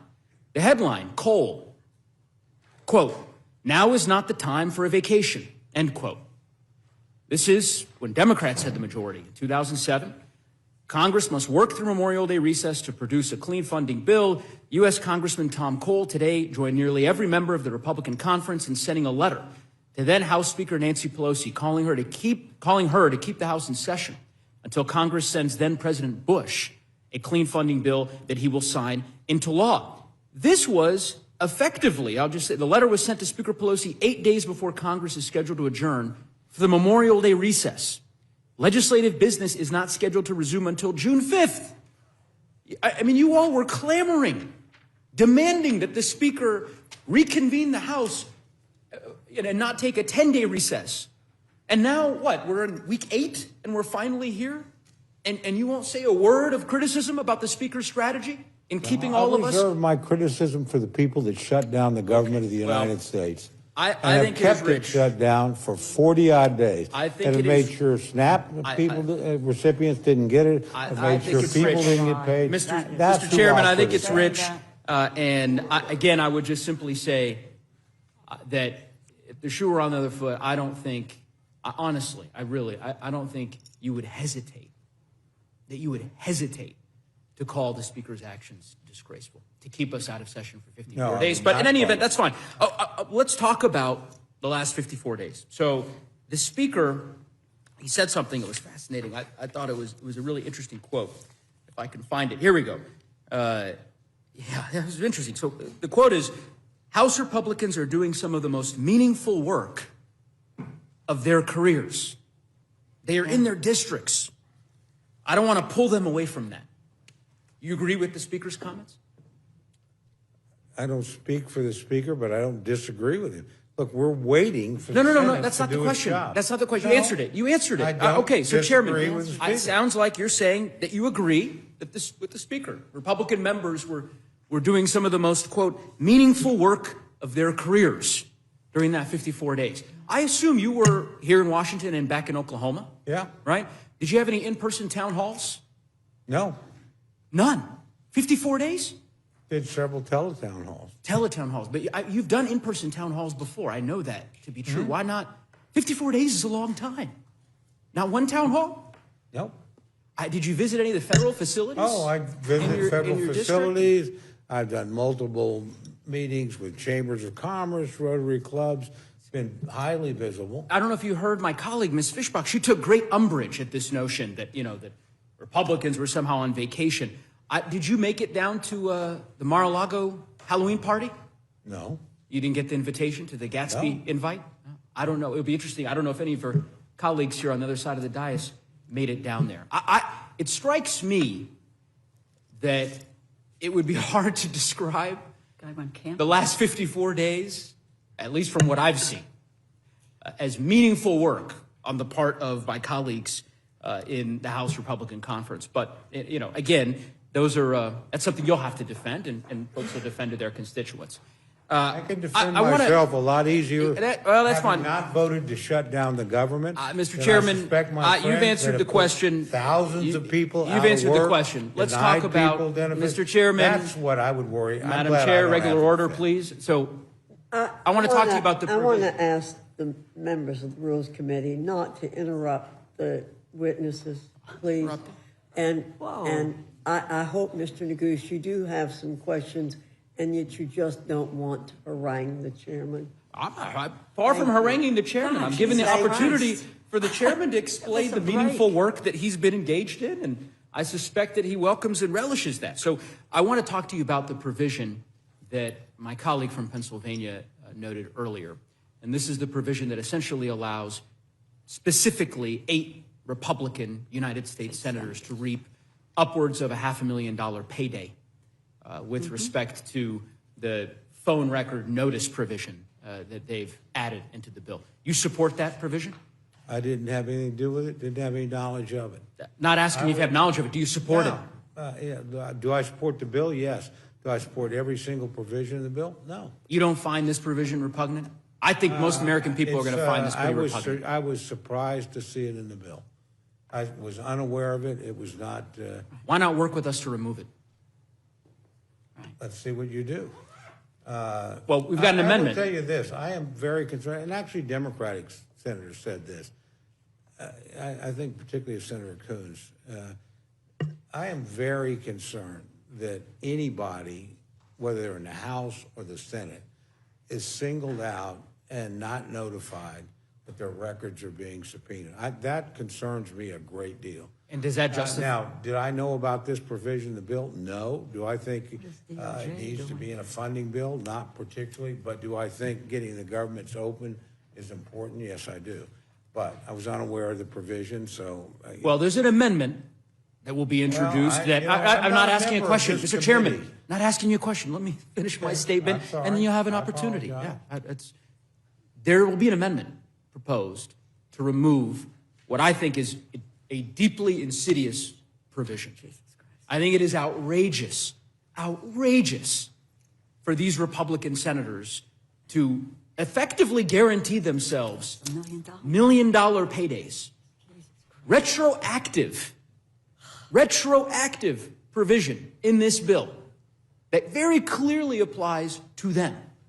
The removal of all relevant immunity defenses on the part of the United States government. This is insanity to allow this provision to go forward. And I would hope that my Republican colleagues would join us in supporting the removal of this provision. At a minimum, we ought to be able to find common ground on that. So with that, Madam Chair, I yield back. Thank you, Mr. Neguse. Mr. Langworthy, you're recognized. Thank you, Madam Chair. And I, like all of you, are here in Washington today instead of celebrating the incredible veterans in our district and across the country. But as members of the Rules Committee, we begin the important process here in the House that will finally end this shutdown madness. I honor the veterans every day, and especially today. But the work we're doing here tonight and starting that work, and we'll finish tomorrow, will begin to end the turmoil that has made their lives and the lives of millions of Americans harder for more than 40 days. For over 40 days, the American people have endured a completely unnecessary and entirely avoidable government shutdown. Not because Congress couldn't find common ground, but because Senator Schumer and his allies turned governing into political theater. And you've heard a lot of political theater already here tonight. You've chosen performance over duty and outrage over outcomes. From day one, the House did its job. We passed a clean continuing resolution, a straightforward measure to keep the government open while the appropriations process continued. And I think Chairman Cole has really articulated that very well here tonight. It's the same kind of measure that Congress passed repeatedly in the Biden years. I voted for every one of those CRs, despite disagreeing with virtually all of the administration's policies. Because governing means putting your country before politics. And it keeps the lights on for the American people. We pay far too much in taxes, every American, for the government to not be responsive when they need it the most. And that's what responsible leadership looks like. And I'm sure if we dug into all of the tweets and the statements from all the different shutdown cliffs and crises that we've been in over the years, I mean, we would see all of my colleagues on the other side of the dais swearing up and down how it was the end of the world to shut down the government. But White House switches hands, and then they did what they probably said was the unthinkable, and they shut down the government. But this time, you know, even though we passed the bill in the House, the Senate Democrats refused to act responsibly. They saw an opportunity to score political points and to appease an angry faction within their own ranks. They decided to shut down the government, not out of principle, but to please the loudest voices on the far left. Now, let's be clear. This debate wasn't about spending. This shutdown is not about health care or any legitimate policy disagreement. It was an exercise in power, a stunt to divide and distract and delay. And while they were busy playing politics, it was the American people that paid the price. The hypocrisy has been staggering. We've all seen members of Congress, I've seen some in my own region, standing at a food bank, lamenting that nutritional assistance was lapsing and was interrupted. Then, in the very same press conference, they vowed against ending the shutdown. Nothing to do. How can you have it both ways? You can. How can you want to be seen as an honest human being where you stomp and you stamp and you have your temper tantrum and you say, my way or the highway. You acknowledge people are suffering and doing without. But then you say you won't vote to make that pain go away. How? If you want to present yourself as an intellectually honest individual, how can you try to have it both ways on this argument? The American people have suffered long enough. You've called it a Republican shutdown. Now you're furious that the shutdown is ending. It's not leadership. It's hypocrisy at its very worst. You're trying to say this is a health care bill about a policy that Chairman Cole has articulated about 19 times tonight is not involved in the funding levels of this government. There is plenty of time for a robust discussion to work together through the natural process where it belongs. Our VA employees have gone without pay. Our border agents, our Coast Guard, they've missed paychecks while still serving this country. Families depending on SNAP and WIC have been left wondering when they get food on the table. Air traffic controllers, by God's grace, we had no air disasters during this. A system that is already overstretched, that we are trying to modernize and fix and recruit more of. They've worked without a paycheck, and the American people have fortunately been kept safe. These are the real world costs of the political games. Real people, not anyone in public office, paid the price. Now, after weeks of pain and posturing, the Senate has finally discovered a breakthrough. But let's be honest, this is the same bipartisan agreement they could have passed 40 days ago, 30 days ago, 20 days ago. This deal could have been on the table any time they were ready to come to that table. But the only thing that changed was political timing. The only thing that changed. And that timing should not be lost on anyone. Anyone watching, any members of the media, as to how all of a sudden we get to this epiphany that now is the time. Because Election Day was a week ago. And some of their colleagues have said the quiet part out loud on TV. And they've said, We couldn't back down before our base turned out in blue states like Virginia, New Jersey, and in New York, and you're watching all of their colleagues get barbecued by that angry mob. But let's also be clear, this was never about health care. This was about another talking point and another distraction. And we can and we will have that full and honest debate about health care during the final appropriations process and throughout the budget year. But this shutdown was about one thing. It was about power. It was about Chuck Schumer and Democratic leaders trying to hold a government hostage for their own ambitions, to satisfy their angry mob that wants them to come back with a pound of flesh from President Trump. If Democrats want to let their angry fringe burn their party down, that's their choice. But we are not going to let them hurt the American people any longer in this process. We are not going to let them hold anyone hostage in the name of political chaos. And I want to thank senators on both sides of the aisle to coming to their senses and working together. And I specifically want to mention Senator Fetterman, who has said from the very beginning that you can support the health care policy efforts that many in this room are talking about tonight.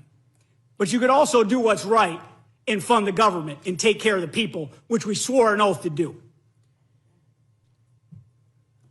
He was the most plainly spoken, honest broker on the Senate side. And that's what courage looks like. So as we take up this measure here in the Rules Committee today and the House tomorrow night, we're doing what should have been done weeks ago. We're restoring order. We're reopening government. And we're putting the country first, because that's what the American people expect and they deserve. To the veterans who have waited for benefits, to the workers who have missed paychecks, to the families who have worried about how to make ends meet, this should have never happened to you. You deserve better from your government, and politics disguised as principle. So today we will act, and tomorrow we will finish the job. We will bring this shutdown to an end once and for all, and we will send a message loud and clear that governing is not performance, it's a responsibility. Because this was never a shutdown of the government, this was a shutdown of common sense. And I yield back, Madam Chair. Thank you, Mr. Langworthy. Ms. Leisure-Fernandez, you're recognized. Well, thank you so very much, Madam Chair. And it's so good to see everybody. Bienvenidos hace tanto tiempo. It has just been way too long, right? But it's been so long that, following up on my colleague, and I will now say friend, Representative Langworthy's comments about what is this about, let's remember how we got here. Because it has really not been that long for the American people, because we were here. Remember, in the middle of the night, just 5 months ago, while Republicans were jamming through a bill that caused a health care crisis. And now we're here because they refuse to solve a major part of that health care crisis, which is those enhanced premium tax credits that are rising, and they're doing it now. The reason we needed to act and act now is because people opened those bills, they opened those notices, and their premiums are going up. I mean, anybody watching, I don't know why people watch Rules, but people do watch Rules. Raise your hand if you are seeing your health care premiums go up. Because everywhere I go, people are seeing their health care premiums go up. And it's not just because they're letting them expire. It's what you did back in the dead of night, where you rushed through. We had to rush to make sure you gave those billionaire tax credits that are permanent. Those are permanent tax credits, which we had to pass before July 4th, but you couldn't bother to extend the tax credits for working families and businesses before the end of December. And you did it all by raising the deficit. Mr. Roy has passed, he's always talking about that darn deficit, $4 trillion. $4 trillion. You raised our, not just our health care costs, or everything, right? Insurance premiums, groceries, utilities, everything's going up. And you know what's interesting? Is that those tax credits that Democrats are fighting for are especially important for folks who live in rural in rural and Republican-held districts. And it's not just Marjorie Taylor Greene's adult kids that will see their health care premiums double. It's across everybody's district. Nearly 6 in 10 marketplace enrollees, people who benefit from these tax credits, live in congressional districts represented by Republicans. Chairman Cole, do you know how many folks in your district will see their premiums? I think I've been educated about that tonight, actually. And do you remember what it was? It was about 48,000. 48,000. But you know what's interesting is your Health States Insurance Commissioner actually thinks that 100,000 Oklahomans could no longer afford health insurance by the end of the year. I'm sure you know Glenn Mulready. Mulready. Glenn Mulready. You know what he Mulready. said? Mulready. So Glenn Mulready, your insurance commissioner, said he tried to talk to his delegation about how it's not a great idea to have these all just disappear, but maybe do it more gradually or do something. He said, I like this quote. He said, they weren't listening at that time, though. Did you talk to the commissioner? I have not talked to him about this. We actually talk pretty frequently. Okay. He calls at least once a year to every member of the delegation. Again, I know him quite well. What's interesting is right now we're in this moment where once a year is not enough because those health care premiums are going up. The president of the Oklahoma Hospital Association, he thinks it's even worse when you take into account everything. He said 300,000 Oklahomans will be affected. This is his quote. It's been a long time since we've seen individuals faced with the real challenge of deciding whether or not to take advantage of health insurance for themselves, their families, or go bare. And that's a close quote. And that's the thing about this. These are not just in Democrat districts. And what I love is that we are fighting because we don't care whether you're in a Democrat district or Republican district. What we care about is health insurance. And that's what this fight has proven, is that we care about whether or not you're going to be able to afford your health insurance. And you know what? When Representative Roy was talking about being a cancer survivor. I wish you cared as much about whether or not my people get paid. Right. You know, whether or not the people that are working at Tinker Air Force Base, I wish you cared about them getting but I didn't ask paid. you a question, Madam Chairwoman. Well, I apologize, but Thank you. You were talking about my district, so Yeah. I thought I would express myself about my district and but what they think. We've heard you talk about that before, and I have 30,000 people in New Mexico who are federal employees, and I've been meeting with them as well. But I wanted to go to the fact that, you know, Representative Roy, who came and left so quickly, he was talking about cancer and how he's a cancer survivor. I'm a cancer survivor. And he was talking about how the Affordable Care Act is so bad. But you know what? I'm a cancer survivor. And so if it wouldn't have been for the Affordable Care Act, I would not be able to get insurance. Because there was a pre-existing condition. You know what else I am? I am a woman. And because I was a woman and could have had babies, I would have also been a pre-existing condition. And these are the benefits of the Affordable Care Act. And the list goes on and on about why that Affordable Care Act makes sense. But what we also need to make it be is affordable. And we had a hearing. I'm the chair of the Democratic Women's Caucus. Together with members of the Policy and Steering Committee, we had a hearing. Well, Republicans were on vacation. Well, Republicans were gone. If you don't want to call it vacation, let's be honest, you were not here. But we were. And we held a hearing. And one of the most compelling voices, I mean, they were all compelling. We actually had to take out our tissue because we were crying so much. But one of those voices was Brick from Utah. Brick from Utah, who has a condition that he needs infusions. And the only way he can afford those infusions is because he gets those tax credits. And he said, I want to work. And he went and talked to his representatives, and he tried to meet with his senators. And he did get to talk to Representative Kennedy, and Representative Kennedy's answer to him was, well, just go on disability. That's not an answer. That doesn't save the American government anything at all, because he wants to work. But you know what? We're going to have an amendment from Leader Jeffries and Whip Clark, I see her here, that's going to have a 3-year extension. And I'm supposing you wouldn't support that amendment. Is that right, Mr. I don't Chairman have a Cole? vote on that amendment unless you get it out of here, so. Right. But we could vote, and we will vote later on a one-year extension, right? Just a one-year extension, because we've heard the ranking member talk over and over again about that there are Republicans who want that one-year extension. So we could do that as an amendment. I'll offer that as well. It's 14 of her colleagues. Do you know, what would a one-year extension cost us, Chairman Cole? I have no idea. We have no Represent jurisdiction. ranking This is member, not, ranking member, what would it with cost? all due Is it about respect, 23? can I finish my answer? Sure, With all due sure. respect, we don't deal with this on Appropriations Committee. This is not our jurisdiction, it's not our issue.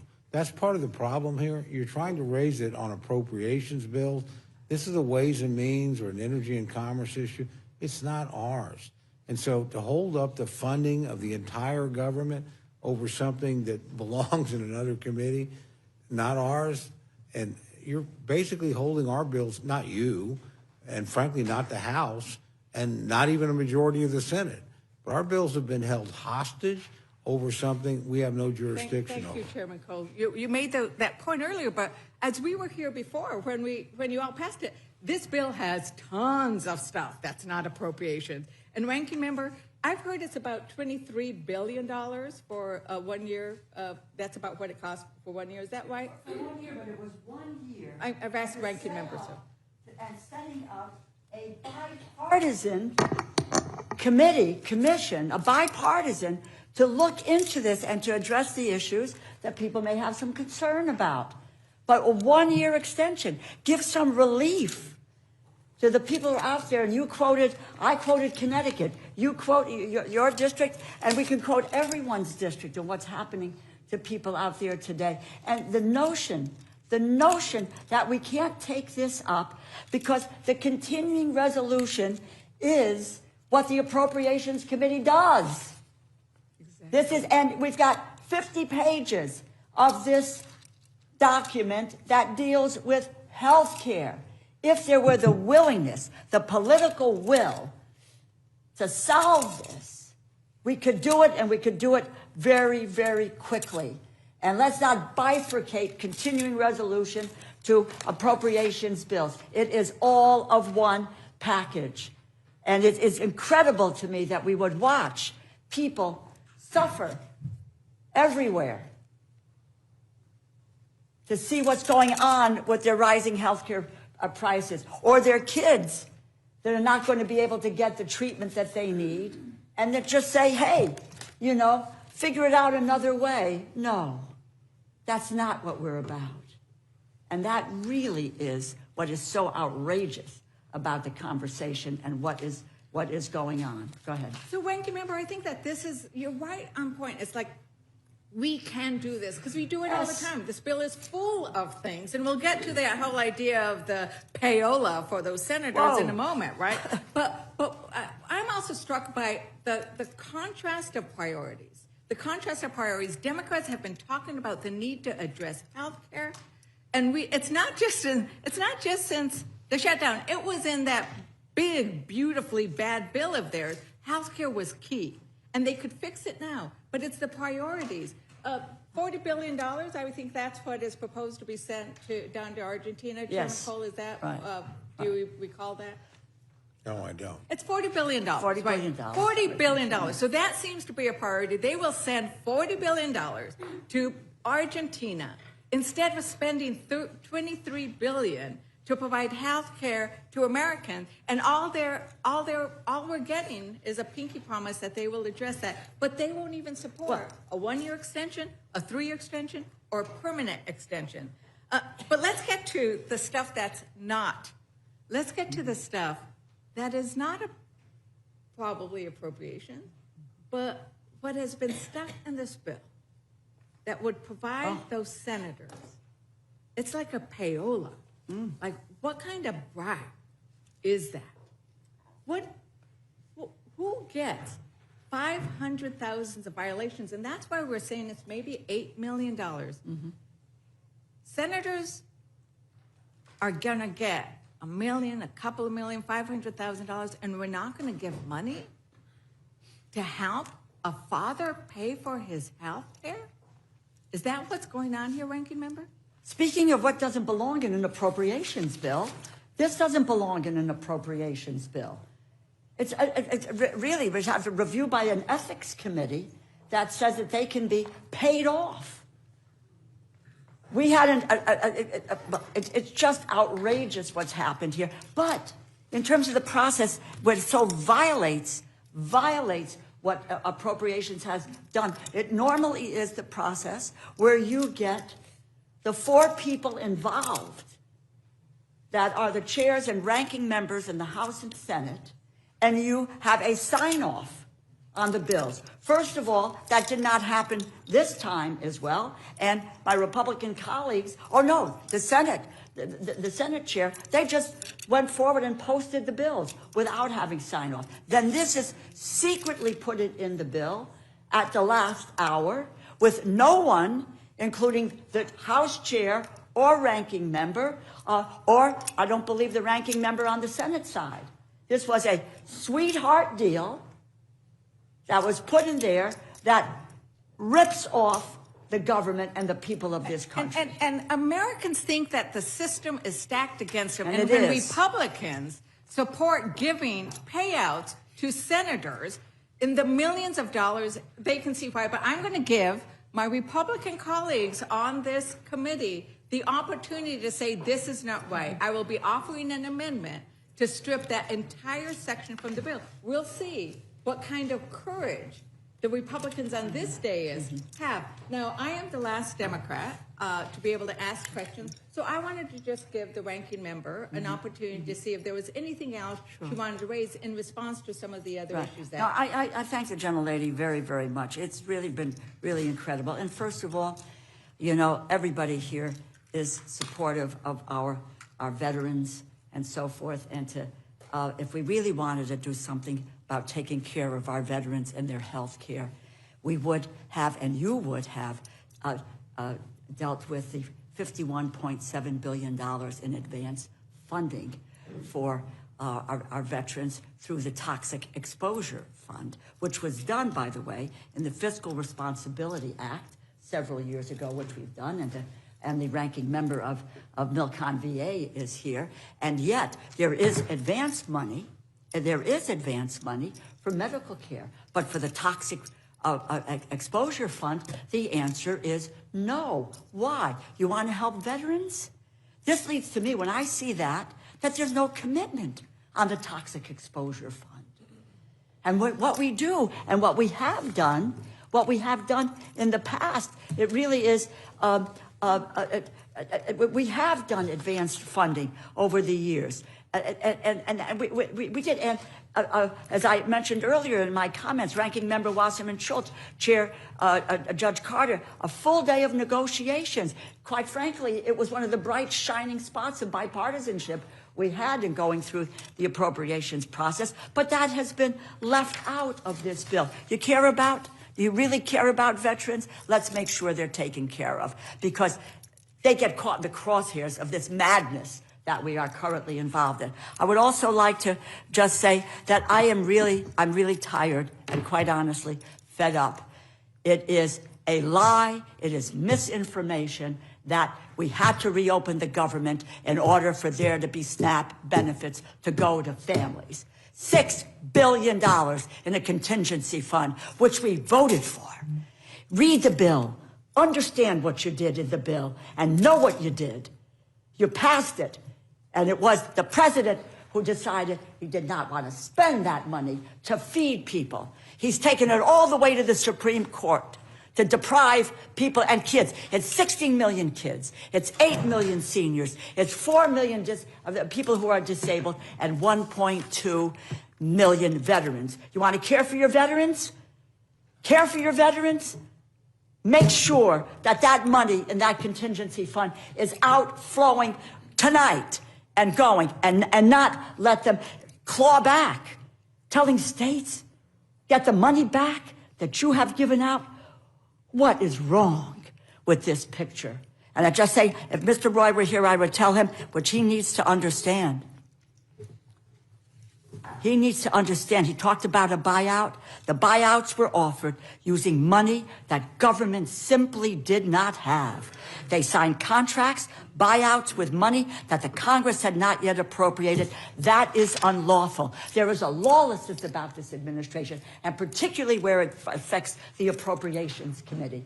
They have been doing it from day one, and I love being on the Appropriations Committee as chair, as ranking member, and by God, I'm not going to give up one single bit of power that the Appropriations Committee has in order to be able to carry out our mission. And that is the $1.7 trillion that we deal with every single year for the services that the American people depend on. That's what we should be doing. And the power of the purse.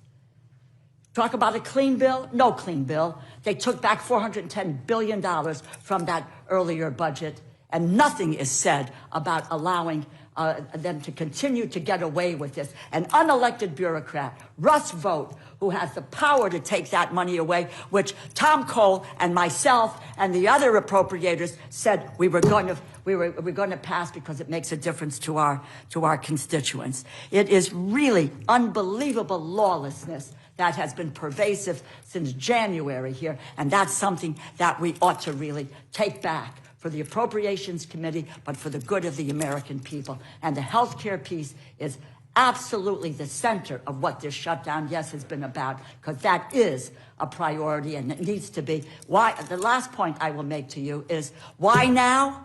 Why now? Because the enrollment period is underway. It started November 1st. Why now? Is because everybody's got the letter in their hand saying $2,000 a month, my insurance is going up. I can't afford $24,000 a year. Why now? Because by December 15th, they must make the first payment so that they can have health care insurance on January 1st. That's what we are fighting for, and I'll continue to fight that battle every step of the way, despite what the United States Senate did yesterday. Thank you very much, Ranking Member, and thank you for allowing me to ask that last question. And it is indeed a contrast in priorities. Prioritizing ballrooms and your bathroom, and whether you have marble or gilded gold, or providing the food that people need. Food and health care. To not distribute the money that Congress already sent over. And we should have had every Republican yelling at the White House to release those funds. And I did not hear them. This is and I true don't know, colors Chairman, coming out. I don't know, Chairman, Food if you and went, health care. if you went to your food banks, but we did, and it wasn't performative. Mr. Langworthy, it was because people are hungry and that money was there, and Trump refused to release it. And that is a disgrace. It is immoral. It is against every principle of faith and clarity that I have ever learned. And with that, Thank you, Ms. I Leisure yield back. Fernandez. Mr. Scott, you're recognized. Thank you, Madam Chair. I too intend to talk about the Senate provision that they put in last night. I found out about it sometime around 9 o'clock. And I'll just be honest with you, Mr. Cole, I represent a lot of people that work for the federal government, Robins Air Force Base, Moody Air Force Base, USDA, I could go down the list. And I was very excited about coming back to Washington, D.C. to vote to open the government back up. And then when I saw what the Senate did last night, I'll be honest, I had a hard night. And I've been struggling with what the right vote is because of what the Senate did. And I want to just tell you, because I want the American citizens to be able to read it. You can start at page 217 of the legislation where it says requiring Senate notification for disclosure of Senate data. And there's a lot of with respect to's and other things in the first pages. But when you get over to page 223, you'll see where they've created a private cause of action, specifically for them. And it goes on and it says that cause of action, and this is on page 224, any senator whose Senate data or the Senate data of whose Senate office has been acquired, subpoenaed, searched, accessed, or disclosed in violation of this section may bring a civil action against the United States if the violation was committed by an officer, employee, or agent of the United States or of any federal department of agent or agency. Relief. If the senator prevails on a claim under this subsection, the court shall, not may, shall award for each instance of a violation of this section the greater of, not the lesser of, the greater of statutory damages of $500,000 or the amount of actual damages, reasonable attorney fees, cost of litigation. And it goes on from there. Now, there's other language in here, waiver of sovereign immunity, no qualified immunity. And there's other language in here, too, that indicates that each line would be an additional payment. And so most of us as members have a campaign phone, a campaign email, a personal phone, a personal email, and then a business phone and a business email. That's 6 violations the way they count it. If they went for all of them, 6. Minimum of $500,000 apiece. Now, I don't think, and I've been asking questions on this since last night, and I'm going to tell you, I don't think that Senate leadership shared with the leadership of the House what they were doing. Now, I want the Democrats to know this. My understanding is that Chuck Schumer was very much aware and signed off on this particular language as well. So just, y'all might want to ask questions about that. I'm just telling the truth on this. Is as soon as I found out about it, I started asking questions. But they're saying, well, the executive branch shouldn't be checking up on the legislative branch. Well, there's some truth to that. There's a lot of truth to it. I believe in the separation of powers. And they talk about it being good governance. The thing that I can't get past, though, and this is, again, I mean, for the American citizens, if you go to page 227 of the bill, limited retroactive applicability. In general, the amendments made by this section shall apply to any acquisition, subpoena, search, accessing, disclosure of Senate data as defined in Section 10A of the Legislative Branch Appropriations Act of 2005, and to any failure to disclose such an acquisition, subpoena, search, accessing, or disclosure occurring on or after January 1 of 2022. So it's given them the ability to retroactively go back. We know, you literally know who, at least, we may not know all of them, but we at least know the list of some of them. In this paragraph, the term violation section 10 is the meaning given to the violation section. It goes on from there. But there's also language in there where it indicates that each account is a separate payment. Now,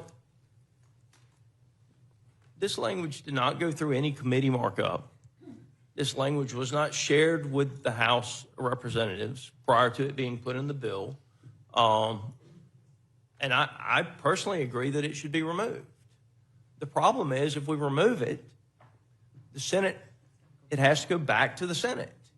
And then you're right back to where you were 40 days ago, where all of a sudden you're trying to get a piece of legislation out of the Senate.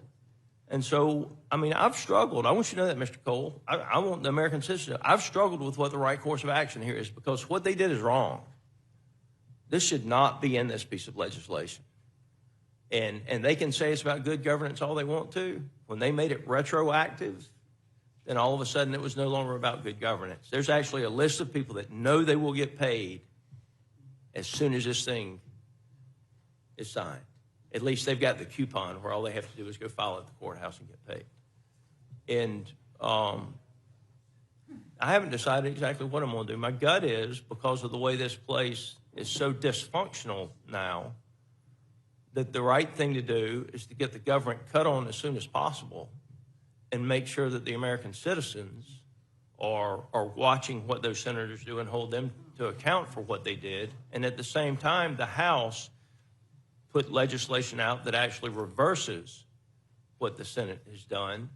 They should vote on this in the light of day. If they think this is the right thing to do, then they should have a committee meeting and a straight up or down vote on it. Don't hold my people who work in my district at Robbins Air Force Base paycheck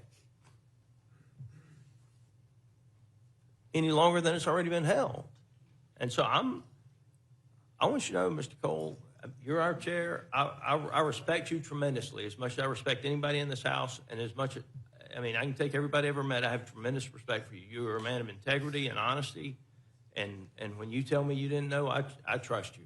And when Mike Johnson, when I'm asking questions about it at 9 o'clock last night, I don't think our side knows. I think the Dems and the Republicans in the Senate knew, though. I do. I want you to know that. And but this is, I mean, the American citizens just need to read it, and they can figure it out for themselves. It's not that hard. It's big letters. It starts on 217. It ends on 228. It won't take you 10 minutes to read it, and you really can pretty much start where the private cause of action is discussed. But that would never pass if that was a standalone piece of legislation, and it is clearly authorizing an Appropriations Act. Would the gentleman yield? I'll be happy to yield to Mr. Roy. I just want to add that I share the concerns of the gentleman from Georgia.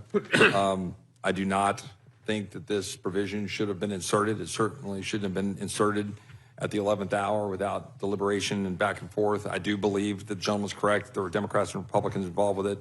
But I think there's going to be a lot of people, if they look and understand this, are going to see it as self-serving, self-dealing kind of stuff, and I don't think that's right. And I understand, I think some of the motivations were to try to target a DOJ that I think was fairly obviously abusing its authority and targeting United States senators, separation of powers concerns, all the things. We can debate all that.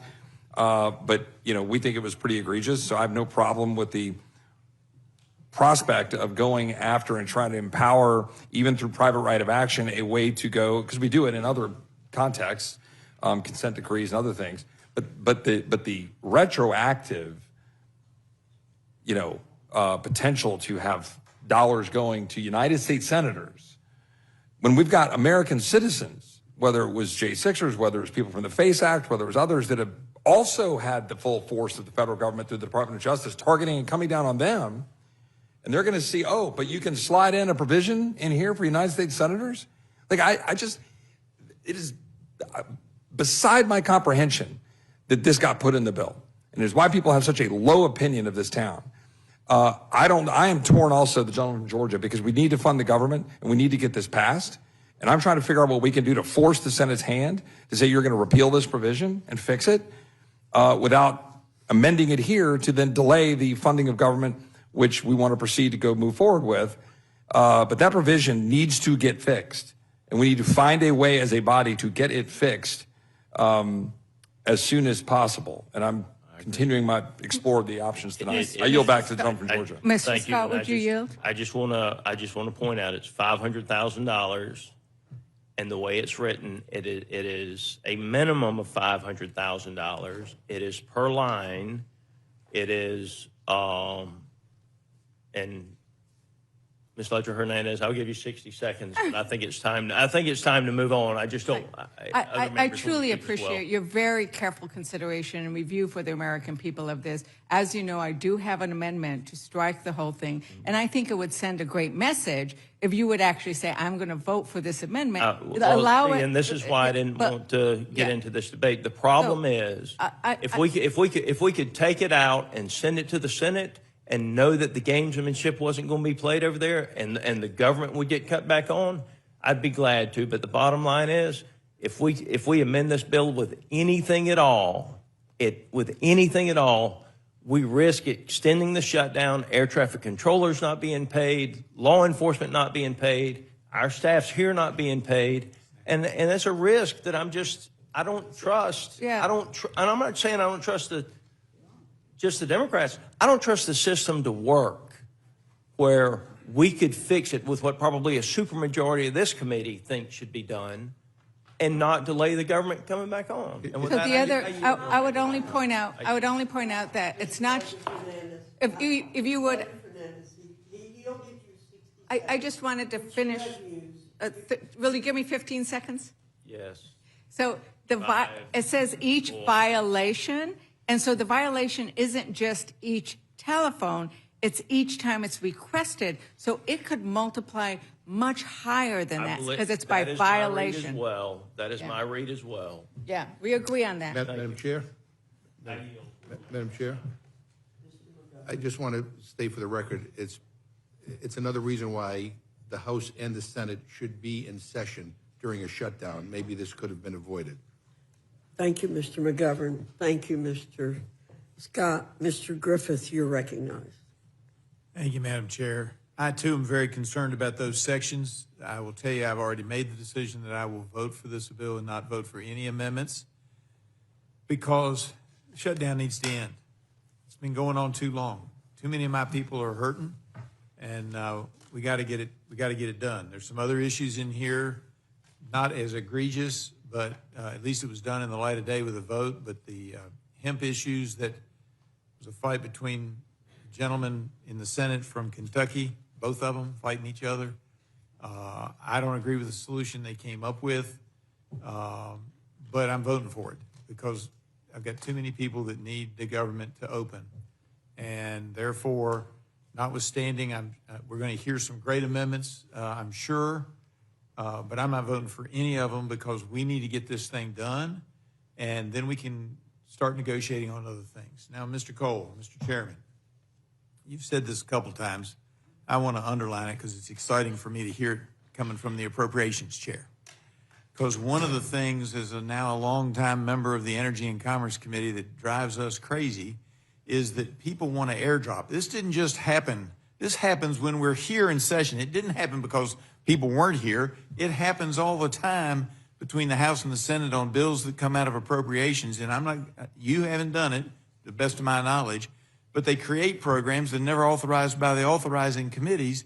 And you're absolutely right. When it comes to the premium enhanced tax credits or the enhanced premium tax credits, that's the jurisdiction of Energy and Commerce, Ways and Means, and Ed and Workforce. They overlap. Different pieces of it belong to each of those.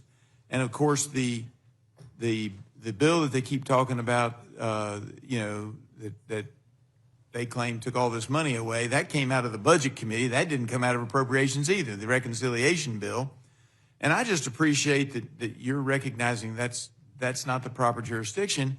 And before we had the shutdown, I wrote a whole column on how we could reach some kind of an agreement on a glide path. But I also pointed out in several, and I've had several columns where I've talked about this. I do a weekly column, that we have 20% on the enhanced premium tax credits. We have what is pretty darn clear, 20% shadow enrollees. Now, if you will bear with me, Mr. Chairman, tell me if you disagree with this. What we see is normally in an insurance plan, you have 15% of the enrollees don't use their insurance in a given year. That's been for decades, and some years it may go up 0.2 or down 0.2, but it ran around that 15%. With the enhanced premium tax credits, we see 35% not using it. And here's what I believe is happening, and I think most experts agree with this. You tell me if you have any disagreement. Jump in, Mr. Chairman, and tell me if you disagree. What happened, because it was an emergency piece of legislation during COVID, because they wanted to help people that were having a hard time, they didn't put in all the checks and balances. So you don't have to re-enroll. It's an automatic re-enrollment because it was only going to be a 5-year program. And what could happen, and the theory I use and the example, the hypothetical I always use is, if you live in North Florida and you happen to go to a grocery store or a mall and you get enrolled, and then 6 months, 8 months, 9 months later, you move to South Georgia and you go to the mall or the grocery store and you get enrolled, most citizens of the United States would think, well, I'm enrolled now in Georgia, so they've canceled my program in Florida. But that's not happening with the enhanced premium tax credits. And my frustration with this argument for the last 40 days has been, open up the government and we can figure this out. Because as the Health Subcommittee Chair on Energy and Commerce, I don't want us to continue to waste 20% of our money that we're spending. It's billions of dollars. I don't want to continue to waste 20% of that money that doesn't go to help a single enrollee. It goes to the insurance companies, and they're getting the money. They don't know whether the people really exist or not either, because there's no way to check, and it keeps rolling on. If we do a 3-year extension without some way to check, or a 1-year extension, which our colleagues on the other side of the aisle have recommended to us, either a 1-year or a 3-year extension, we're going to continue that 20% waste. We're going to waste the taxpayer dollars. That doesn't mean I don't want to help people who are trying to struggle. And even for some of those, Kaiser Family Foundation estimates that 10% of the people are receiving these benefits are over the 400% poverty level, which means they're making $106,000 a year. And maybe in some of the rich districts in the country, that doesn't seem like much money. In my district, where the average household income is just over $50,000, we haven't quite reached 51 yet. That means they're making pretty good money, and yet we're not even looking at doing that. Now, I'm not saying we take that away 100% the first year. We got to take a look at that. That's what needs to be negotiated. But that was never part of your bill. That was in my jurisdiction. Isn't that correct? That is correct. And to the gentleman's point, go back, a totally separate bill, but you'll remember toward the end of last year, we were working hard. A lot of our fellow Americans were hurting from hurricanes. We're doing a disaster relief bill. The Appropriations Committee did a little over 100 pages and spent about $100 billion, I think 110 because we added $10 billion for ag. That bill was 1,500 pages long when it hit the floor. None of us were consulted on the Appropriations Committee about this. And honestly, it had some stuff I probably would be for, like PBM reform, and it just didn't belong with us. And matter of fact, we caught a lot of grief on the floor from both sides of E&C because what were you doing? We didn't. It blew up because people look at a bill that big and they go, "What in the hell is in 1,500 pages?"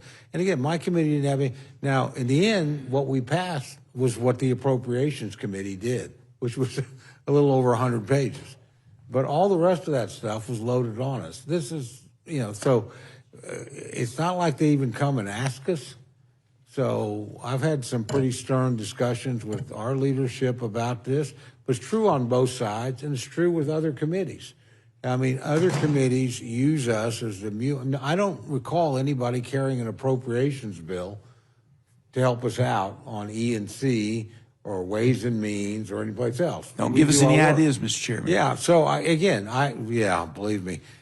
So I agree with the gentleman's point. I would prefer these things go to the committees that have the expertise, and they move the vehicles, not us. Not because it's a must-pass, we got a fun deal. If it's a good bill, and if it's bipartisan, like PBM reform, I guess was, from everything I heard, then why couldn't it trot out there on its own? Why did it have to be part of ours and confuse everybody about what we had in the bill that we had no hearings, no jurisdiction on, or anything? So that's an institutional problem. And I would say I see it on both sides of the aisle. Yep. It's something that we're trying to stay away from. And I appreciate you working on that because, as you know, and it's part of why my colleague, Mr. Scott, is frustrated with the way this place works because we have rules and then we don't follow those rules. And if we follow the rules, I don't think we'd be in this spot because my colleagues on the other side of the aisle are correct. We've dumped all kinds of things before in appropriations bills, but that doesn't mean it was right. And in this case, you gave us a bill that dealt with appropriations, kept us open for 7 or 8 weeks, and I submit to you, Mr. Chairman, I think at least on the part that was, I don't know about the part with Ways and Means and Ed and Workforce, but the part that was in Energy and Commerce, I think we could have hammered something out. But the number one concern that I have about just doing this blanket and claiming, oh, we're saving health care, is the 20% that's going to the insurance companies. It's not a question of, which side of the aisle you're on. We're giving 20% of the money that we're spending on the enhanced premium tax credits directly to the bottom line of insurance companies because they don't know whether it's Joe Smith or Jane Doe or somebody else, but they know pretty much based on statistics over decades that there are 20% shadow enrollees, and if we don't fix that waste, we are not doing a service for the American people. We are not keeping track of the dollars, and it's a shame that it got wrapped up in this. It was fake from the beginning, in my opinion. We could have worked on it. We could have passed the CR, and while some people say it wasn't clean, and technically it had some other stuff in it, but none of it was stuff the Democrats opposed. Telemedicine, federal qualified health centers. I mean, there was some good stuff in there that belonged in an appropriations style bill. And it's all in here, is it not, Mr. Chairman? All that stuff we had in the original CR is still in here. Pretty much, yeah. Yeah, I mean, as far as those programs are concerned. And yet, because some folks wanted to make it all about health insurance, which was not what this bill was about, was it? No, sir. And didn't actually want to deal with resolving the issue in a responsible legislative manner, working through the proper committees, we've been shut down for 40 days. And that then ties my hands tonight. I can't vote for amendments that I might otherwise think are appropriate, and I can't vote for amendments that I think are not only appropriate, but are truly justified, not just marginally, but by 2/3. I cannot vote for them because I want to get this shutdown over. There are too many things being impacted in my district, and I'm sure in other districts too. I can only speak to my district, but having one of the most economically challenged districts in the country, I heard somebody say something about suffering. I'm just going to tell you, I looked it up, and that individual said we had to have a little suffering. They're like 29th. I'm 409th out of 435 on household income. I got enough suffering without the federal government adding to it. So I will be voting no on all the amendments and yes to get this thing across the finish line. But the gentleman yield one second. I will yield to 1 second, which is this. You made a stat. I want to make sure everybody understands. You talked about the 15%, a number that you said was an historic number. It's over the decades. It's roughly as it relates to enrollees who don't file a claim, right? That's so you're correct. about 15%. That is for private plans, but that was also the number, give or take a percentage point, for Obamacare plans prior to the COVID subsidies, when they then bumped from 15 to now 35 to 40%. Is that correct? That is my understanding. And the other thing that drives me crazy, I would say to the gentleman, is that everybody talks about these subsidies, and a lot of my folks are afraid that their basic Obamacare ACA subsidies going away. That was never threatened.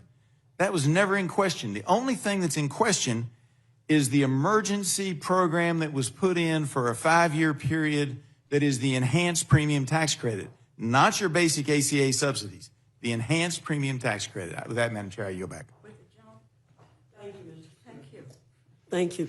Mr. Jack, you're recognized. Thank you, Chairwoman. And as the last thing between this panel and the amendment panel, I recognize that I will be brief. But I will say just from the outset, first I want to commend my colleagues' comments, and I want to commend the chairman's testimony. I also want to note, and I'm proud that Congressman Langworthy noted that it is Veterans Day, and I want to note from the outset we have 79 veterans serving in the House, Republicans and Democrats, some of whom are in the room. We thank you for your service, and we thank the millions of Americans who served in our uniform for your service on this important day. Chairman, in closing, if you could just tie everything together from this hearing, the vote tomorrow, it's a binary choice to open the government or to prolong this shutdown. And we've talked a lot about what this bill actually does, and we've heard the other side comments on what they think it does. I want to give you a chance to close out and remind everybody what this bill principally does tomorrow. Well, thank you very much for the question, and I appreciate the attitude. And honestly, I won't say tonight's hearing made me miss the Rules Committee, but it does remind me how grateful I am to all of you on both sides of the aisle for what you do here. And I mean, that's true. Look, I think it is a pretty simple choice. Tomorrow, there are parts of every bill that I don't like. If I got to write everything, then I'd love everything in it. If I didn't have to get things through the Senate, I'd probably. But basically, it's about reopening the government. We got 3 bills that we broadly agree on. We don't agree on every single thing in them. There's certainly some things, but they were negotiated out mostly by the subcommittee chairs and ranking members. There were relatively few issues that went up to us. They're all either flat spending or slightly reduced. Those are three good bills, and in those three areas, they'll protect us from disruption of service for SNAP and WIC. They'll take care of our military construction. They'll make sure that the Capitol Hill Police and our staffs and people get paid through September 30th. So that's actually a good start on the appropriations process. The CR buys us back the time and then a little bit more that I would argue we've wasted in the last several weeks. Gives us to January 30th. We'll try and negotiate another package of bills, maybe 2 or 3 more. I mean, that's something the four corners have to get together and decide, but we're ready to negotiate on all 12 bills, 3 across the floor, all of them out of committee. We literally, once they're out of committee, we can negotiate. We know we didn't write the final version in the deal, and if you look at our bills, they're a lot different than sometimes characterized in the press. We're not as far apart from the Democrats or from the Senate as you might think. So we'll try and get those things done. We've got some really important bills there. Defense and labor aid, probably the 2 most important to get done. But this will give us the time to do that. I would say we've gone through this process, in my opinion. Others would have a different, because we're trying to deal with things have been dumped into the appropriations process that have nothing to do with it. I mean, we do not decide Medicaid. That is not our business or our wheelhouse. We do not decide the subsidy issues. Like everybody here, if you're on the relevant committee, then you're hands-on, and the rest of us have a vote when you produce a product and we go to the floor. So I'm going to have a vote on those things. They're dealt with. But you shouldn't be holding up. Neither side should. Both sides have done this over the years. So I don't, it's not like anybody's got clean hands here, but we've seen this enough. It doesn't work. You don't hold up the funding for the government to achieve an unrelated objective. We tried to do it with the repeal of Obamacare. It crashed and burned. Now, we were smart enough to get out of it in 16 days. I didn't think anybody would ever be dumb enough to go beyond 16 days. We're at 42 now. And then we tried to do it, really the administration tried to do it, over building the wall in 2018 and 19. Democrats tried to do it over DACA, didn't work. They're trying to do it now. Not going to work here either. This is just a bad strategy. Shutting down the government to achieve an unrelated objective is not likely to be successful. It has not been successful. If we pass this tomorrow, and it comes out of committee tonight, obviously you guys have the first decision, I think that hopefully puts another nail in the coffin, and we don't do this anymore. Let's just make the government run. The people that I care, they may care very much about what my friends care about on the insurance, but some of them undoubtedly do. Most of them just want to go, if I go to work, can I get paid? If I'm doing important work for the government, keeping airplanes flying or, helping our guys train for drones or whatever, I just want to get paid. Or I've got a uniform on and I'm willing to go to really bad places for my country. I'd like to know my family at home is going to get a paycheck. That's really bad. This is the day-to-day functioning of the government. And that's the choice before us. And again, you can be for these other things. I still think Obamacare was a mistake. If it never happened, I don't think we'd be in this mess on this insurance issue. But it did happen. It passed. It passed both houses. The President of the United States signed it. We tried to repeal it. We repealed it multiple times in the House. Never could get the Senate. Never could get a president when we had the Senate to get it done. We came close. Got to 1 vote in President Trump's first term, but we didn't get it done.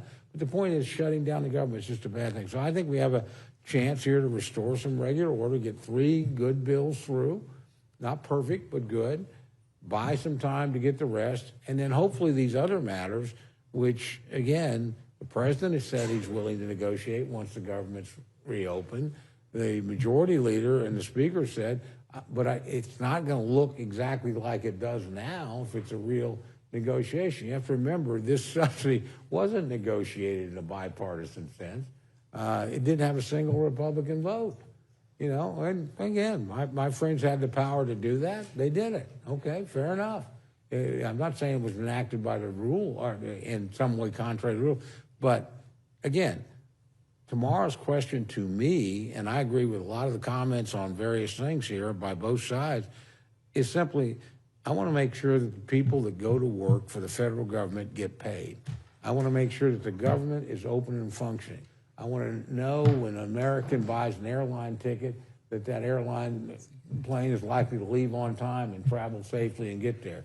I want people that are inspecting meat, not the most glamorous job in the world, so that my family can have a good Thanksgiving, are doing that job and getting paid to do it. This is just about operating the government and then giving us a chance to do it for the other 9 areas that we have to do. So, again, I appreciate the work you guys do here, but to me, this is a binary choice, and it'll have some things in the bills that I don't like or I didn't agree with, or in one case, didn't know anything about until it was posted. Is what it is, but, you know, where I'm from, my folks want to go to work, want to do their job, and then want us to work out these other things in the appropriate way to the appropriate committees. They don't want government held hostage, you know, and, you know, they'll get mad at me over something, but it won't be because I voted to shut the government down. I've never done that. I've never been in favor of it. I argued we were making a mistake when we've done it. I think my friends on the other side and certainly in the other chamber have made a mistake when they've tried to do it. And again, I just think we want to get the government up and running. Well said. I appreciate that, Chairman. Madam Chairwoman, I yield back. Thank you. Thank you, Mr. Jack. I'm sorry, Mr. Laura. I thought you might be sorry. Thank you. This ends the first panel. I thank the chairman and the ranking member of the Appropriations Committee for being here for almost 3 hours. And I appreciate your kind words, Mr. Chairman. We'll be back in January. And you are excused. Thank you we very much, appreciate Madam it. Chair. Thank you.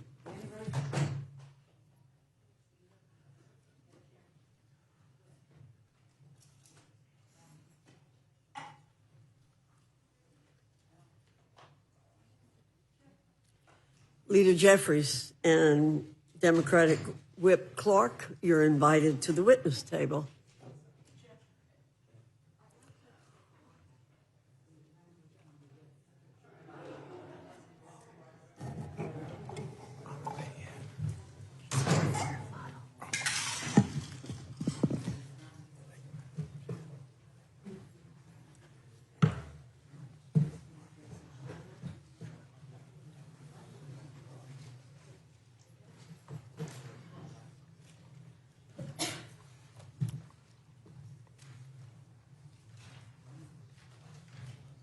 Leader Jeffries, you're recognized for 5 minutes.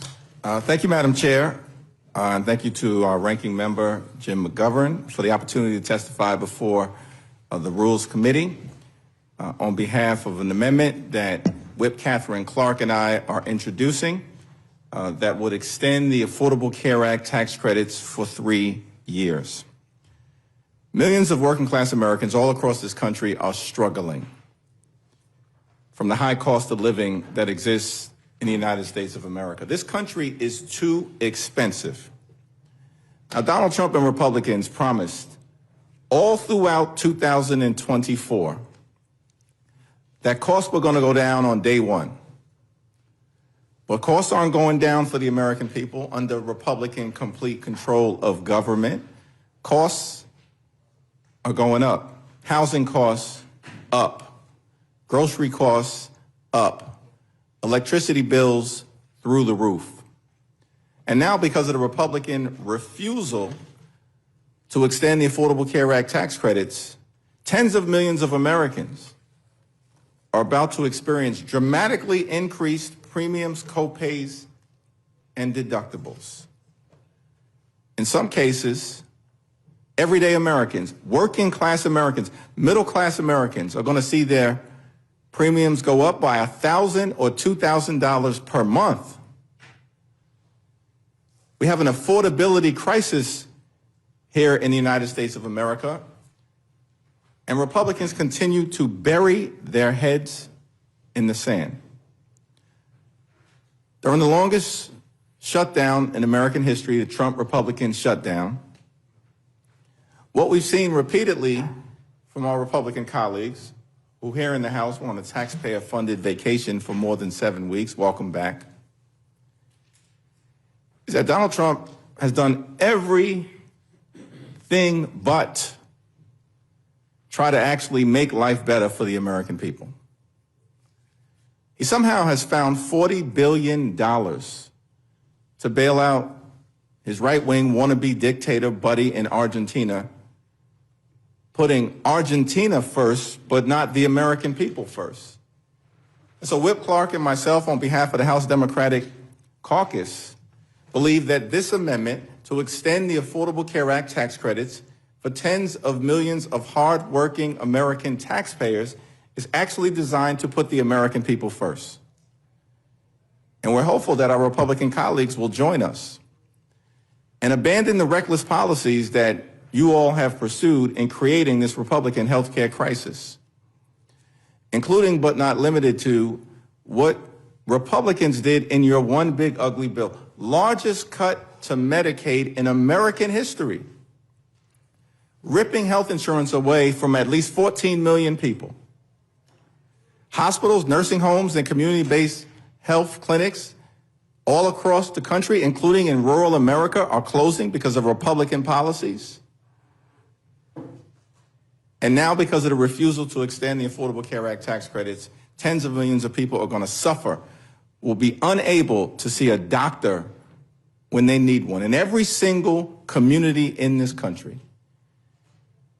And so we respectfully urge all of our colleagues to support this amendment to extend the Affordable Care Act tax credits and support the American people.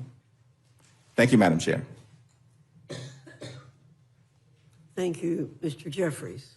Ms. Clark, you're recognized. Thank you, Madam Chair, Ranking Member McGovern, members of the committee. Thank you for having us. I am proud to co-sponsor Leader Jeffries' amendment and to be here in support of this urgent lifeline for the American people. To my Republican colleagues, welcome back. I don't know what you've been doing the last 54 days, but I hope you've spent some of that time talking to your neighbors, hearing from your constituents, and I hope you've heard the same stories that they have been conveying to us. I hope you realize just how anxious they are, how desperate they are as they scramble to figure out how they are going to afford health care under this Republican budget. And I hope you got a chance to hear from the people who traveled to the United States Capitol trying to secure meetings with their Republican members of Congress. Americans like the farmer I met, Ann, from Minnesota. She's a soybean farmer, already suffering from the market disaster caused by Republican tariffs. Then she found out her local hospital was closing because of the Medicaid cuts in your budget. And now you're going after her ACA coverage. And by the way, 1 in 4 out of our farmers get their health care coverage through the ACA. You have sent her premium skyrocketing, and I have heard this same story from small business owners, from gig workers, from parents, from people who live in your states. So what are we doing here today? You've already voted to dismantle Medicaid, the largest health care program in America, a program that covers 40% of all births in this country, 40% of children in this country, 40% of disabled people in this country. But you couldn't leave it there. Now you're going after the millions of families who get their coverage under the Affordable Care Act. And let's be clear about what that actually means, specifically to your own constituents. Let's take a couple making $88,000 a year. In each of your districts, that couple currently pays for Silver Plan $623 a month. It is by no means cheap. But here's what that couple will pay in 2026 if you vote yes on this budget. In Pendleton, New York, this couple will go from paying $623 to $1,160 per month. In Tifton, Georgia, they will pay $2,134 a month. In Greensboro, North Carolina, they will pay $2,300. In Rock Hill, South Carolina, they will pay $2,600. And in Fredericksburg, Texas, this middle-class couple will pay $3,000 every single month to get themselves some halfway decent health insurance. This budget will raise costs on people who voted for Donald Trump, people who believed him, who believed they're Republican members of Congress when they promised to lower their cost of living. And instead, they're being asked to spend up to $3,000 a month for ACA coverage. That's $36,000 a year before their deductible, before their copays. What a betrayal of a straightforward promise. But this is not a given. This does not have to happen to the American people. This is a choice. Democrats have been presenting off-ramps all year.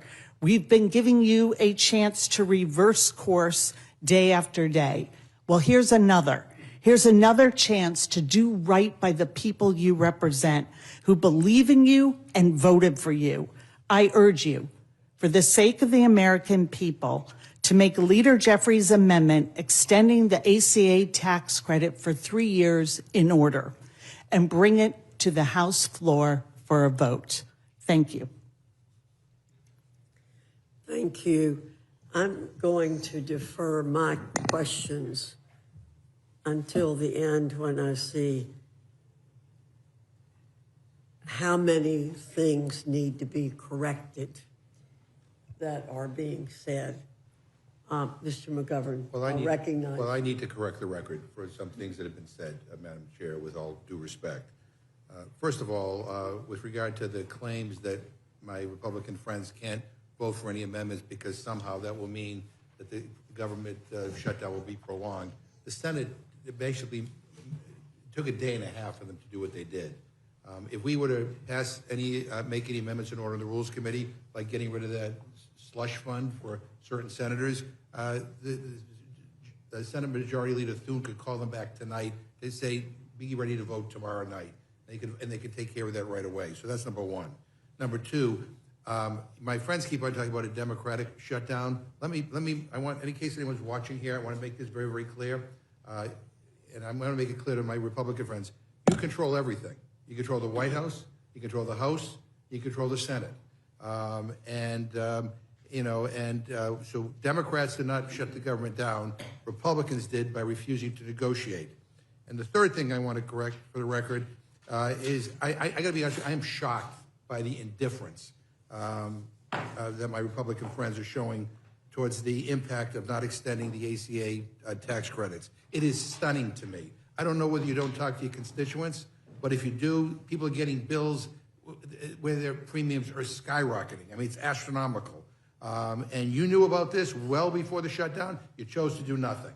You chose to do nothing. You knew about it during the shutdown. You chose to do nothing, not even to want to sit down and negotiate. And now you know about it. I'm going to tell you right now, you refuse to act, you own this.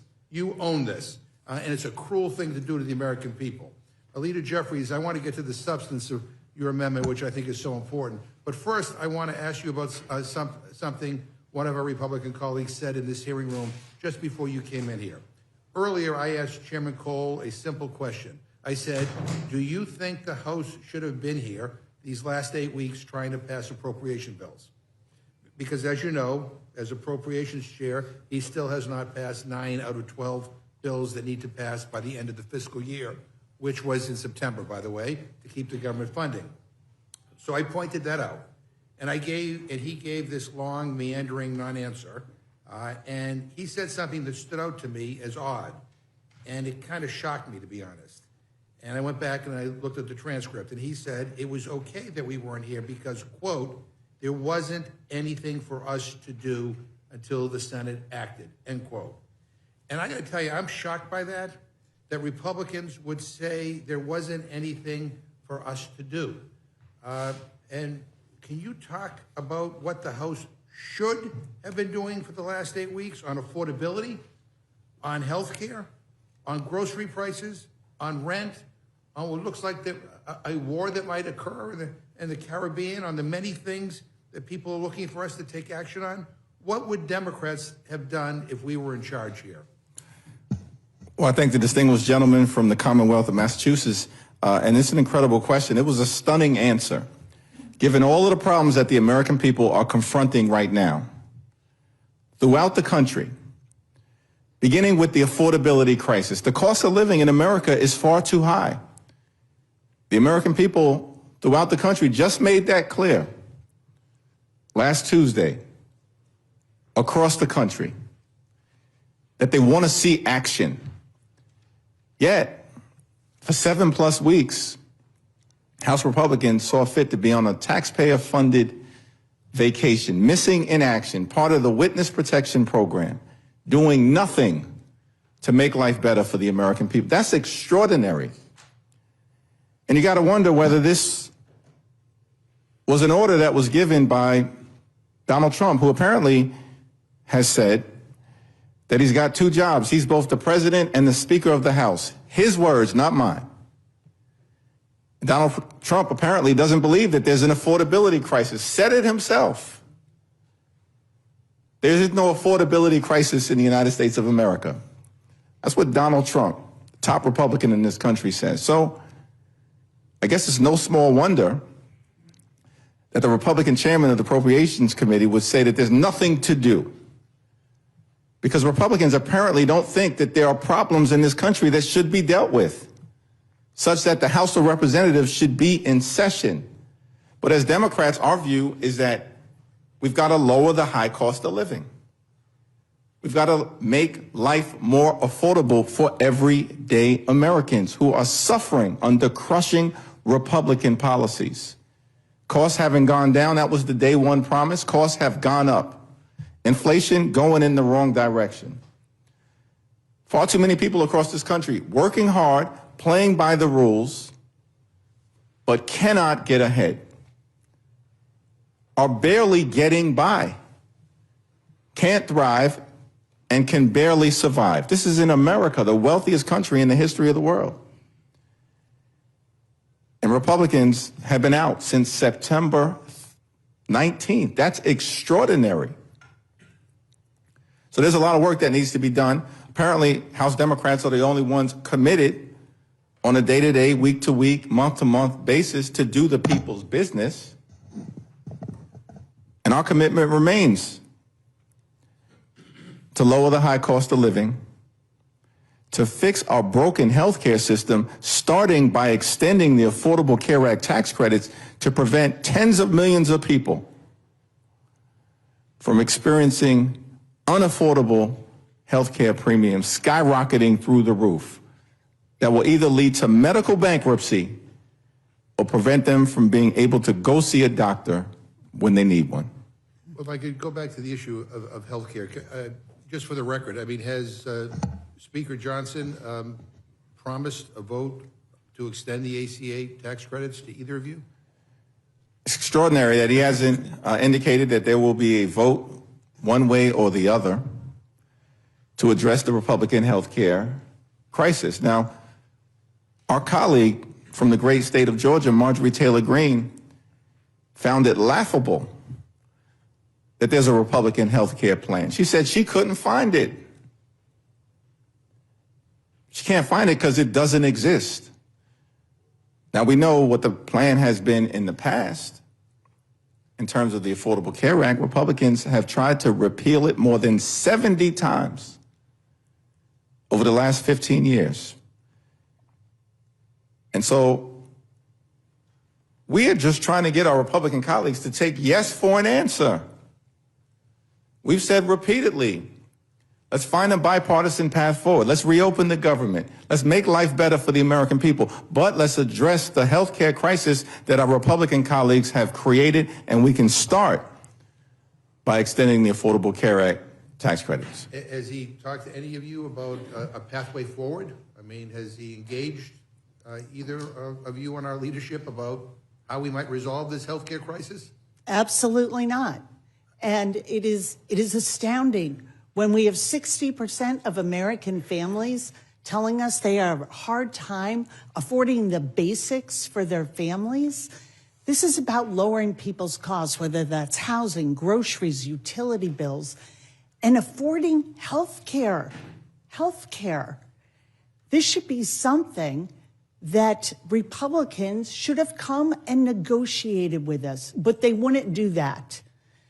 They showed so little regard for the American people. Not only did they make this extreme bargain where they took away their health care, Medicare, Medicaid, the ACA tax subsidies, medical research, all to pay for permanent tax cuts for the very wealthiest Americans.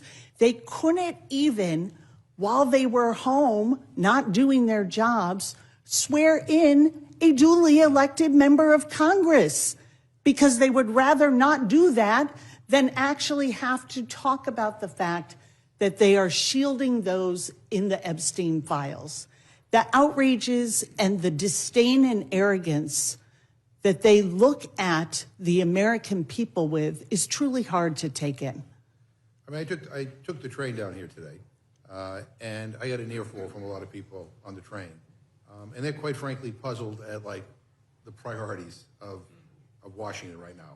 They don't understand, why billionaires and millionaires get tax cuts and the ACA tax credits can't be extended so that working families can afford their health care.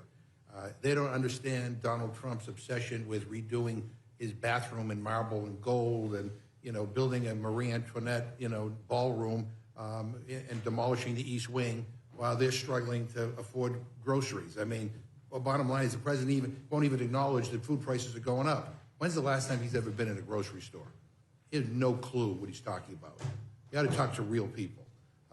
But there is a disconnect, and people are furious. And by the way, this is not about Democrat versus Republican or left versus right. This is now about top versus bottom. I mean, and people increasingly feel like they do not have a voice down here, that the leadership in this Congress and this White House, all they care about are people who are well off and well connected, who can write out big checks, and who can help enrich, the president and his family and those around him. And, that's corruption. That is corruption. I used to say during his first term that Donald Trump is the most corrupt U.S. president in recent history. This time around, I want to amend that statement to take out the word recent. This is unconscionable what's going on. And we ought to be able to come together and make sure people don't get screwed over on their health care. And I thank you, and I yield back. Thank you, Mr. McGovern. Mr. Roy, you're recognized. Notice the ranking member says that, quote, we own this. You do. If we don't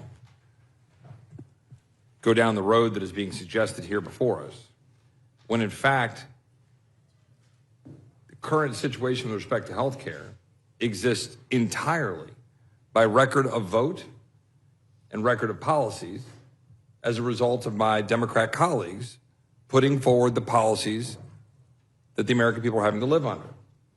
Entirely. They broke the system, and then they come here saying that we own it if we don't throw more subsidies, pour more diesel on the fire to the fire that they started.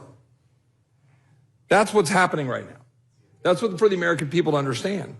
Insurance companies. Bail out Argentina. Insurance companies, 1,032% stock prices up since 2010. 448% up from 2013. 85% of the revenues for insurers come from the federal government. What my Democratic colleagues are proposing is an insurance company enrichment scheme. It's literally what they're doing, is printing money in the Treasury and giving it to insurance companies. That's their solution for healthcare. Enriching insurance companies that are the very people that are telling the American people which care they can get and not get. There's no chance for an American to go to the doctor of his or her choice. There's no chance for them to go get care. There was no chance for my constituent who lives near Fredericksburg, Texas, to go to MD Anderson to get care because she's on Obamacare, which can't go to MD Anderson. And if the cancer that I had when I went to MD Anderson came back and I'm on Obamacare as a member of Congress, I couldn't go to MD Anderson because of the situation that my Democratic colleagues have put the American people in. Going around and preening that you're somehow caring for people more by giving them coverage for care that doesn't actually provide them care. While insurance companies get rich. $35 billion in subsidies in 2024 for people who didn't even use their plan. It's absolutely unconscionable. That is right. That is the correct word. It is unconscionable what we have done to the healthcare system, destroying it for the American people so that they can't get the care of their choice. That's what's happened. And now you hold the government hostage for 45 days and then try to come lecture Republicans about it when you've been holding the American people hostage to a broken healthcare system for 15 years. That's what's been going on.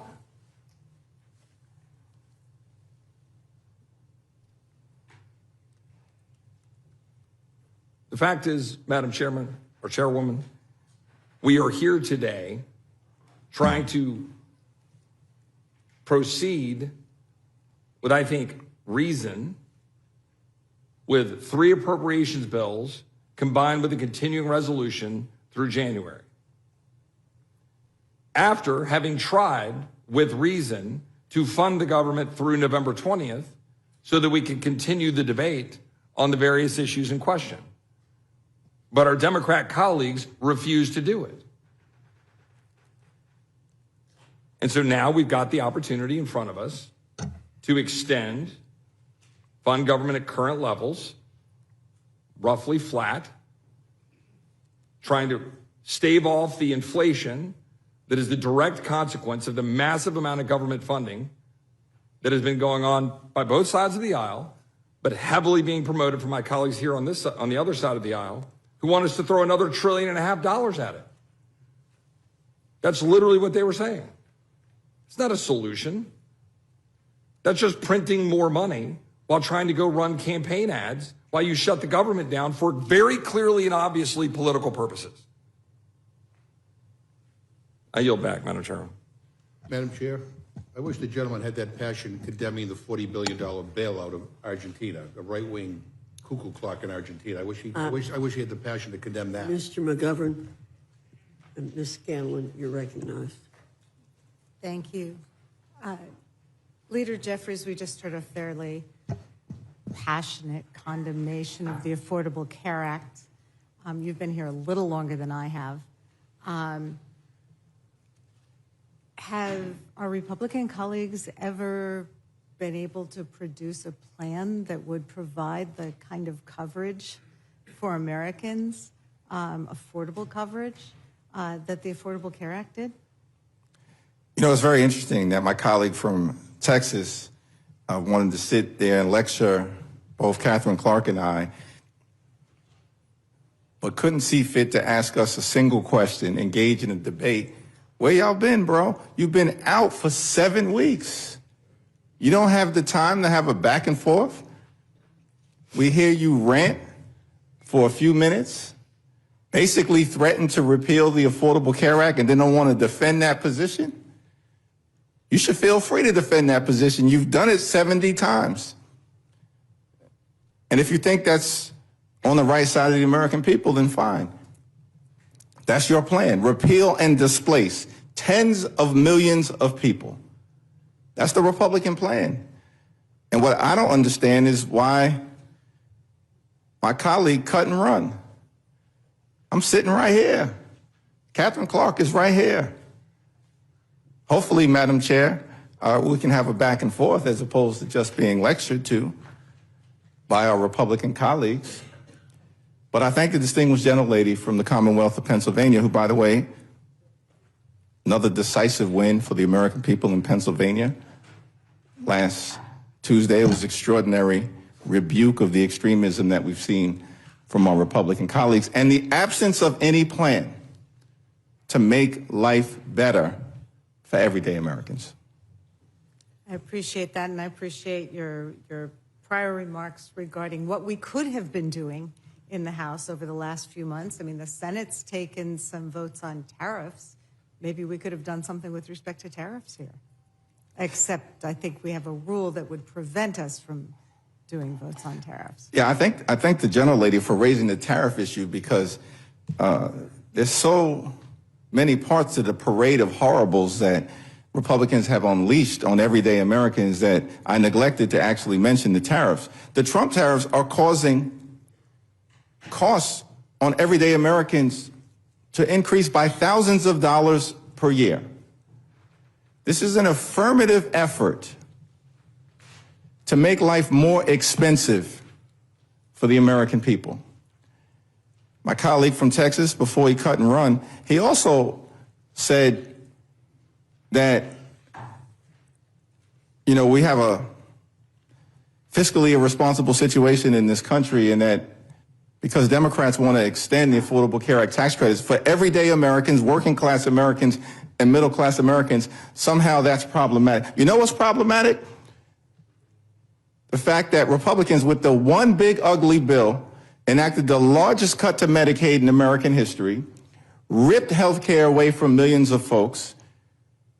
In that same piece of legislation, cut $186 billion from SNAP, the largest cut to nutritional assistance in American history, literally stole food from the mouths of hungry children, seniors, and veterans. And all of that was done to enact massive permanent tax breaks for GOP billionaire donors. And in the process, as if that wasn't bad enough, skyrocketed the debt by trillions of dollars more per year, saddling our children and our grandchildren, and making it more complicated for them to experience the American dream in their future. So we are not going to be lectured by anyone on the other side of the aisle about fiscal responsibility when the bill that you just passed, jammed down the throats of the American people in a partisan way because Donald Trump ordered you to do it, is the most fiscally irresponsible piece of legislation ever in this country's history. Thank you. Whip Clerk, like you, when I've been in the district and not in DC at the hearings we've been having here, I've been meeting with constituents. Last week, I had an open house and a lunch for our federal workers. It was really interesting because I had 3 federal workers drive over an hour to my district from one of our Republican colleagues' districts because they'd been unable to have any kind of dialogue with him. I came into Congress during the first Trump shutdown. And what has been so remarkable this time around is hearing federal workers saying, yes, this is painful, but what is happening to our federal workforce, the cuts that are happening, the pain that is being inflicted on the workforce is so bad that we need you to hold out.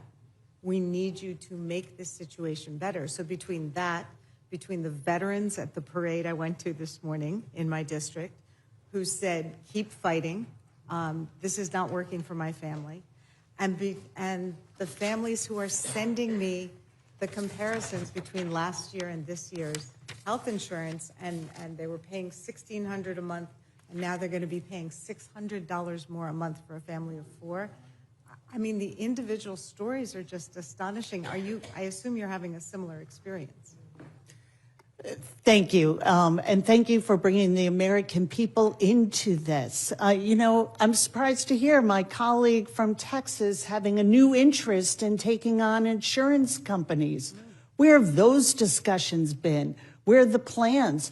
Where's the answer to a witness who came and talked over the last 5 weeks to Mariah Plant from West Virginia, who told us about her brother who has special needs, who needs a lot of care, but who she is committed to keeping at home and being with people that he loves.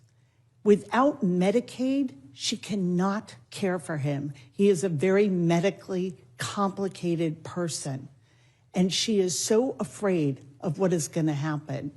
And she, 29 years old, is also a small business owner while caring for her brother full time. ACA is what gets her health insurance coverage. This plan, and let's not sell the Republicans short, they had a plan. Their plan was to come in, take $1 trillion out of Medicaid, trigger a $500 billion cut to Medicare, take away the ACA tax subsidies, and then cut medical research. So while we take it away from people in the immediate and now, we are also saying to the future, good luck. As one researcher who recently lost her lab due to federal funding cuts under the big ugly bill said to me, all the hopes of the patients I've been working with are now in a freezer. Now in a freezer. She said, I'll be okay. I'll be able to relocate, probably to Europe, to be able to continue her research. But that plan that they have is to take all of that funding and give it to the very wealthiest Americans in a permanent tax break. And they couldn't wait to get us back here. We had to come back on July 3rd to make sure that we did that in time. But we've sat here for 54 days without a single hearing, a single negotiation, a single offer, and the one most moderate of proposals, to have a 1-year extension and a bipartisan commission to look at ways we can work on this system and make healthcare work for people, rejected, out of hand, and no comment. And I just want to say that it's a little hard to be lectured to about the pain that is being inflicted on the American people when we have heard nothing from our Republican colleagues as this administration saw their shutdown as an opportunity to fire another additional 4,000 plus federal workers to the 200,000 they have already let go, to threaten furloughed federal workers they might not get their pay after this shutdown concludes. Where was the outrage? And going on and lecturing our air traffic controllers that somehow they're not patriotic enough to be working without pay. And then we just go through the parade of horribles on the split screen. People so concerned. Their spouse may not be able to have the cancer treatment continue they need. They may not be able to manage their diabetes, get that inhaler that their child needs, and the continuing medical care to survive. And nothing as the president takes down the East Wing to build a ballroom, hosts a Great Gatsby party with a burlesque show thrown in, $40 billion to bail out Argentina. And then we get to SNAP, where this president and the loyalists in Congress sat on their hands and made up excuses. Well, they took food away from hungry kids, seniors, veterans, disabled people, and said, we legally can't give this out. They knew that was not true then, and they have taken it all the way to the Supreme Court in order not to feed hungry kids. It went from let them eat cake to let them eat nothing. How dare you lecture us when you are willing to let hunger in this country be a political weapon? Thank you. I will yield back. Thank you, Ms. Scanlon. Mr. Scott, Thank you're you. recognized. Thank you, Madam Chair. And would you agree with me that the gross premium is set by the insurance carrier and doesn't have anything to do with the subsidy? Who are you asking that question to? Either one of you. What Gross premium. I'll say is that tens of millions of Americans are at risk right now of their premiums, copays, and deductibles dramatically increasing because of the Republican refusal to extend the Affordable Care Act tax credits. And these are people all across the country. In fact, in the 10 states that would be most impacted by the Republican refusal to extend the Affordable Care Act tax credits, all 10 of them are run by Republicans. Mr. Chair, if I may, we're talking about West Virginia. I'm gonna reclaim my time. I wasn't trying to be smart with the question. I'm gonna just read from KFF, which I think most of us who study healthcare use KFF. And by the way, I was an insurance broker for 20 years. I've got 4 professional designations in employee benefits. I don't have them anymore, but I had them when I was in business. And my degree is actually risk management and insurance.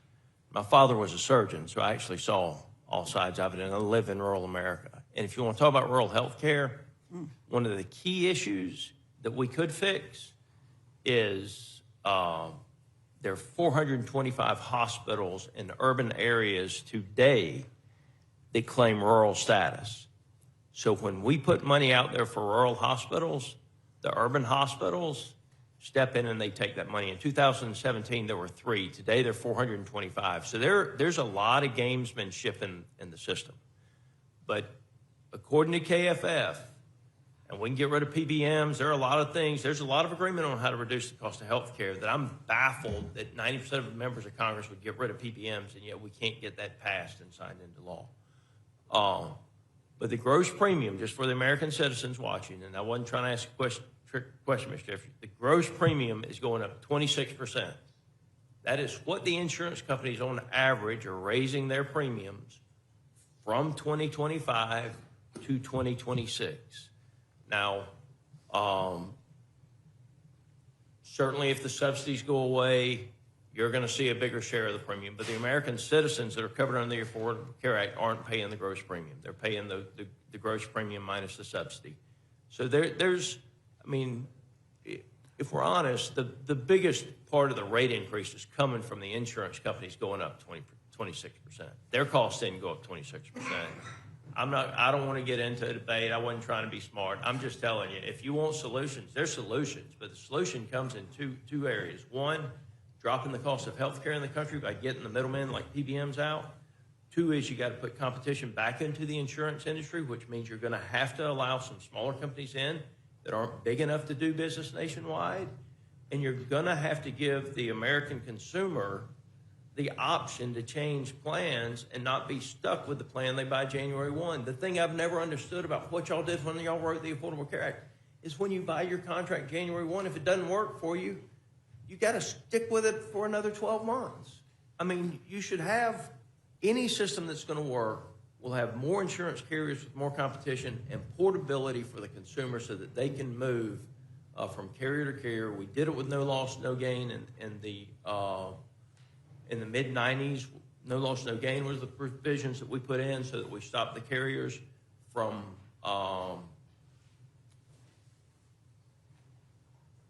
games they were playing, if you would, however you want to put it. We stopped the carriers from doing a lot of things they were doing with no loss, no gain. There are a lot of things that can be done to fix it, but what you can't do is pretend that the Affordable Care Act works. It just doesn't. It's going to have to be rewritten. Well, Representative Scott, when you get serious about rewriting this, Jeffries, I promise you, there's a lot of us that'll work with you. Well, I appreciate your observations, and I will say, listen, we agree on this side of the aisle that we need PBM reform. In fact, there was an agreement to engage in aggressive PBM reform until Donald Trump and Elon Musk killed that agreement. It was actually in Mr. December. Musk. Well, you know, It's not elected. It was actually Musk that was posted. Well, whoever it was, Republicans apparently decided to pull the plug on that PBM reform. So we agree. But Mr. Jeffries, you're from New York, correct? That's right. So I'm from Georgia. So I trust the Georgia state legislature to determine what our no loss, no gain or pre-existing conditions clauses and portability options should be. And so that's one of the things as we go forward that we'll be pushing for is flexibility at the states. I'll yield. It's getting late, but thank you for your time. Thank you, Mr. Scott. Mr. Nicosia, you're recognized. Thank you, Madam Chair, and thank you, Leader Jeffries and Whip Clark. And I think you've eloquently described the stakes for the American people with respect to the healthcare crisis that Republicans have created. I have a particular question about a different provision of the CR. Before I do, I don't know if you care to expound with respect to Representative Scott's questions or anything you'd like to add. Yeah, no, I appreciate Representative Scott, raising the questions and giving us an opportunity to respond, unlike his prior colleague. And the thing that I would say is we agree there's a broken healthcare system in the United States of America, and we need to fix it. The problem that we confront right now is that tens of millions of Americans who are in open enrollment as we speak are going to see their health insurance premiums skyrocket to levels of unaffordability. That's the crisis that is immediately in front of us. These tax credits expire on December 31st of this year. And our Republican colleagues saw fit with great urgency to renew massive tax breaks for your billionaire donors on July 3rd of this year, while at the same time enacting the largest cut to Medicaid in American history and causing hospitals, nursing homes, and community-based health centers, including in rural parts of Georgia and this country, to close. And that is why we believe this is a Republican health care crisis that needs to be decisively addressed with the fierce urgency of now. And I couldn't agree more, Leader Jeffries. I want to talk about another provision that I described earlier as, I think, insidious. You and I, 4 years ago, Mr. McGovern, many of us were on the floor of the House on January 6th. There's a provision in this bill, this payday provision, for 8 Republican senators connected to January 6th, and I suspect you share the same outrage that I have about it. I wonder if you and Whip Clark might talk a bit about it. Yeah, I'll yield to Whip Clark initially on it, and then we'll certainly have more to say. This particular provision would be outrageous in the best of times. To say that we are going to use our appropriations process to put in specific personal payments to 8 specific senators in relation to an investigation, this is guaranteed money, as our colleague from Georgia pointed out. It is outrageous. And I heard our colleague, and I appreciated his comments and his candor about it.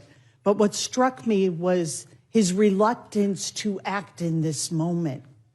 This is exactly the moment where we are not Democrats or Republicans, we're Americans who have identified something wrong, a payout in a bill when Americans are waving their hands and saying, we're not making it in this economy, we're not making it in this system. We have to hold ourselves accountable. And if we cannot reject and demand that that get out and proceed quickly with our work, then I would question what you think you're doing here. I don't think we have heard a single person try and muster any defense of this payout that was snuck into this bill. And the fact that at minimum we're going to pay U.S. sitting senators $8 million while we dismantle health care for people, while they can't afford to buy meat and coffee and groceries, they can't afford their electric bills. I mean, what are we doing? What are we doing? We have to be able to say no to this. This is blatant corruption and payouts that were snuck in, and we have to do this now. There's no excuse in the world for not acting. Thank the distinguished gentleman for that question. It's extraordinary. And, for the American people, it's important to understand. We're talking about a multi-million-dollar slush fund that is in this bill for 8 Republican senators who apparently believe they're part of the House of Lords, because that's something that would be done. If you think you're a lord, not someone who is subject to the rule of law. That's extraordinary to me. And unfortunately, it appears that despite how outrageous this provision is, my Republican colleagues are prepared to vote for it here before the Rules Committee and tomorrow on the House floor, while at the same period of time can't find a dime to extend the Affordable Care Act tax credits for working class Americans, middle class Americans, and everyday Americans. It's shocking and it speaks for itself. And the American people are going to reject. This is real-time corruption that's on full display.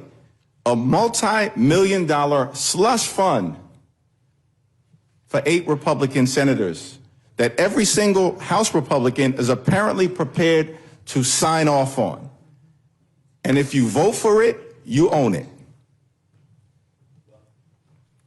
Well said, Leader Jeffries. With that, I'll yield to the chairman. Ranking member. Yeah, I mean, Mr. Scott cited KFF, and I just kind of did a little search here. He cited KFF as saying that there is a 26% increase in premiums. I just want to share what KFF said as to why rates are going up, and let me quote them. The amount insurers charge for ACA marketplace premiums is rising for several reasons, including but not limited to increasing hospital costs, the rising popularity of expensive GLP-1 drugs like Ozempic, and the threat of tariffs. These factors are similarly cited by insurers selling employer coverage. However, an additional factor driving up the amount insurers charge for ACA marketplace premiums is the expected expiration of the enhanced premium tax credit, end quote. I thank the gentleman. I'll yield back, Mr. Chairman. Gentleman yields back, and I now recognize myself for my time of questioning. I would refer everybody to my prior comments. We have to get the government back open. There are things that are not ideal in this bill. There are things that are highly suspect that were put in by the Senate. But if we try to fix it at this point in history, after 40-some days of a shutdown, we have no choice but to send it back to the Senate, and they will not be back until Monday. My people cannot suffer anymore. As I said before, my district has an average take-home pay of less than $51,000, and I'm 409th out of 435 in the nation. We don't need any more suffering. We can't take any more suffering. I have to vote to open the government back up, notwithstanding it's an imperfect process and notwithstanding there's things that I would like to vote to change. Because it has taken this long, we cannot wait any longer. And I yield back and now recognize Ms. Leisure-Fernandez. Thank you, Mr. Chair. And, Republicans keep saying, and placing, I think, what would be described as a false choice, which is what we just heard, that you cannot fund the government and extend the tax cuts. You cannot fund the government and remove that reprehensible provision, which I am calling a payola, and still move forward on funding the government. They have a choice. I have an amendment, and we will ask each of the Republicans on this committee, are you going to vote for millions and millions of dollars to go to those 8 senators and not a dime for enhanced tax credits for people's health insurance? And so I wanted to ask you, Hakeem, Leader Jeffries, also Hakeem, I wanted to ask you to... I still go by Hakeem. You still go by Hakeem. So is it possible, like they have the power to do this? Why is it that they think that they cannot act? Because this is something that is possible. So I'd love for you to talk about this choice that they keep providing us that says we can't do that, we can't do this, we can't do that. Why can't we vote to fund the government, vote to extend the tax credits, vote to remove that horrendous provision? It is absolutely the case, and I thank the distinguished gentlelady from the great state of New Mexico for that question. It is absolutely the case that this corrupt provision can be removed and should be removed. It can be struck if the amendment is made in order here before the Rules Committee, the amendment that you are offering, the amendment that I know will be discussed and debated. No one can defend this provision. And in allowing it to happen, you know, it's bad enough that Donald Trump publicly proclaimed that he's got two titles, that he's the president and the Speaker of the House. But now the Republican-controlled House of Representatives wants to act subservient to the United States Senate. When I read the Constitution, we're separate and co-equal parts of the legislative branch. It's in Article 1. In fact, the House of Representatives is the first amongst equals, first institution mentioned in Article 1. And by the way, we've got the power of the purse. The House, we were given that power by the framers of the Constitution. The Senate wasn't. The Senate was given the confirmation power. And it's bad enough that we've already given away our authority to the current occupant of 1600 Pennsylvania Avenue, who brags about him being the Speaker of the House. But now we're letting 8 senators conducting themselves like they're the House of Lords airdrop at the 11th hour this corrupt provision, and now our Republican colleagues are claiming there's nothing we can do about it? I mean, that's extraordinary. We've said in the House, and I'm proud to be part of the People's House, that we don't like to be jammed by the Senate on policy. And we should never be jammed by the Senate on policy. But now you're allowing the Senate to jam House Republicans to enrich themselves. I mean, that's unconscionable. That's unpatriotic. And that's un-American. Thank you, Hakeem Jeffries. And, you know, earlier we also heard some of the representatives in this committee sort of attack the Affordable Care Act. They contested Rep. Clark's. You're pointing out how important these subsidies are for Georgians and how their costs will increase. And if you look at the news articles coming out of Georgia, one of them from one of their WJBF says, marketplace enrollment in Georgia has doubled since the enhanced credits took effect. The Georgia Recorder headline says, expiration of the ACA tax credit spells disaster for rural Georgia. And the fact that the ACA and these tax cuts pushed enrollment to new highs. 24 million people, more people signed up. And these are the things that we're worried about. And when they attack the ACA, I think about, and they attack these tax credits, I think about the women. You pointed out some of those impacts, but think about the women who are going to be negatively impacted when they allow these tax credits to expire and when those Medicaid cuts go into effect. Rep. Clark, can you talk about what that means for American women and families if the Republican policies go into effect? Thank you for the question, and I'm sure that your experience has been very much like mine. We were talking about the Kaiser Family Foundation numbers. On average, the ACA premiums are going up over $1,000, $1,026 in a monthly payment.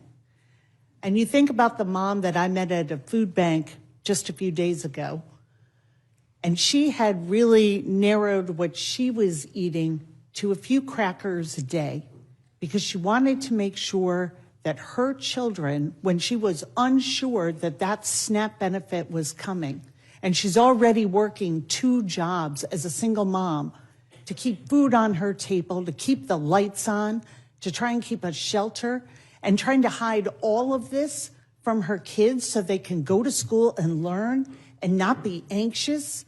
That is hard. That is sacrifice. And we talked today about to veterans who said to me, fight on, to this morning in Arlington, Massachusetts. And we talked in our comments about veterans today about sacrifice and what it means to put it all on the line for your country. That is what we ask hardworking Americans to do all the time. Get up, work hard, and try and get ahead. And they are telling us this system doesn't work for us. I would join any one of my colleagues in working on overhauling our healthcare system. It wasn't working well for people before they took an axe to all of it and all of the supports. But when we're here on Veterans Day, talking about sacrifice and courage, if we cannot find the courage to at least speak out, and as the leader said, when we're not going to find a dime in this budget to give people health relief, when we are not going to talk about restoring the almost $200 billion cut to SNAP that was made before they politicized it as a weapon, we certainly owe those who don the uniform of our country to be able to stand up and say, we have identified a wrong in this budget in creating a personal fund for 8 select senators, millions of dollars that could flow to them. And we can't stand up and demand that we do better, then it's time to think of something else to do, if that's the kind of decision. Because what's hard is to be a single mom in this country and trying to get that little bit of breathing room. And we can certainly look them in the eye and say, we are fighting for you, and we are not going to stand for blatant corruption in this CR. Thank you for fighting for the women of America and for all the families of America, wherever they happen to live, Republican or Democratic districts. And with that, if there is nothing else, as the last Democrat on the panel, I yield back. Thank you, Ms. Leisure-Fernandez. Mr. Jack, you're recognized. Thank you, Chairwoman, and thank you to Leader Jeffries and Whip Clark for testifying before us today. I'm just curious, rewinding back to March of 2021, when these enhanced premium tax credits were created, could you walk us through in this committee through the thought process as to why they were set to expire at the end of this year? Well, actually, we'll correct the gentleman's time frame because, as you probably recall, the original Affordable Care Act tax credits were part of the American Rescue Plan. That lapsed at the end of December in 2022. As part of the Inflation Reduction Act, which was enacted in 2022, that extended the Affordable Care Act tax credits for an additional 3 years, which is why the amendment that we're offering today would extend the Affordable Care Act tax credits for 3 years under current policy baseline. That's been the Republican policy. In fact, you all just use current policy baseline to jam the one big ugly bill down the throats of the American people. Current policy baseline where you ripped Medicaid away from 14 million Americans. Current policy baseline where you enacted the largest cut to SNAP in American history. And most egregiously, current policy baseline as part of your one big ugly bill to provide massive tax breaks for your billionaire donors. And you made it permanent.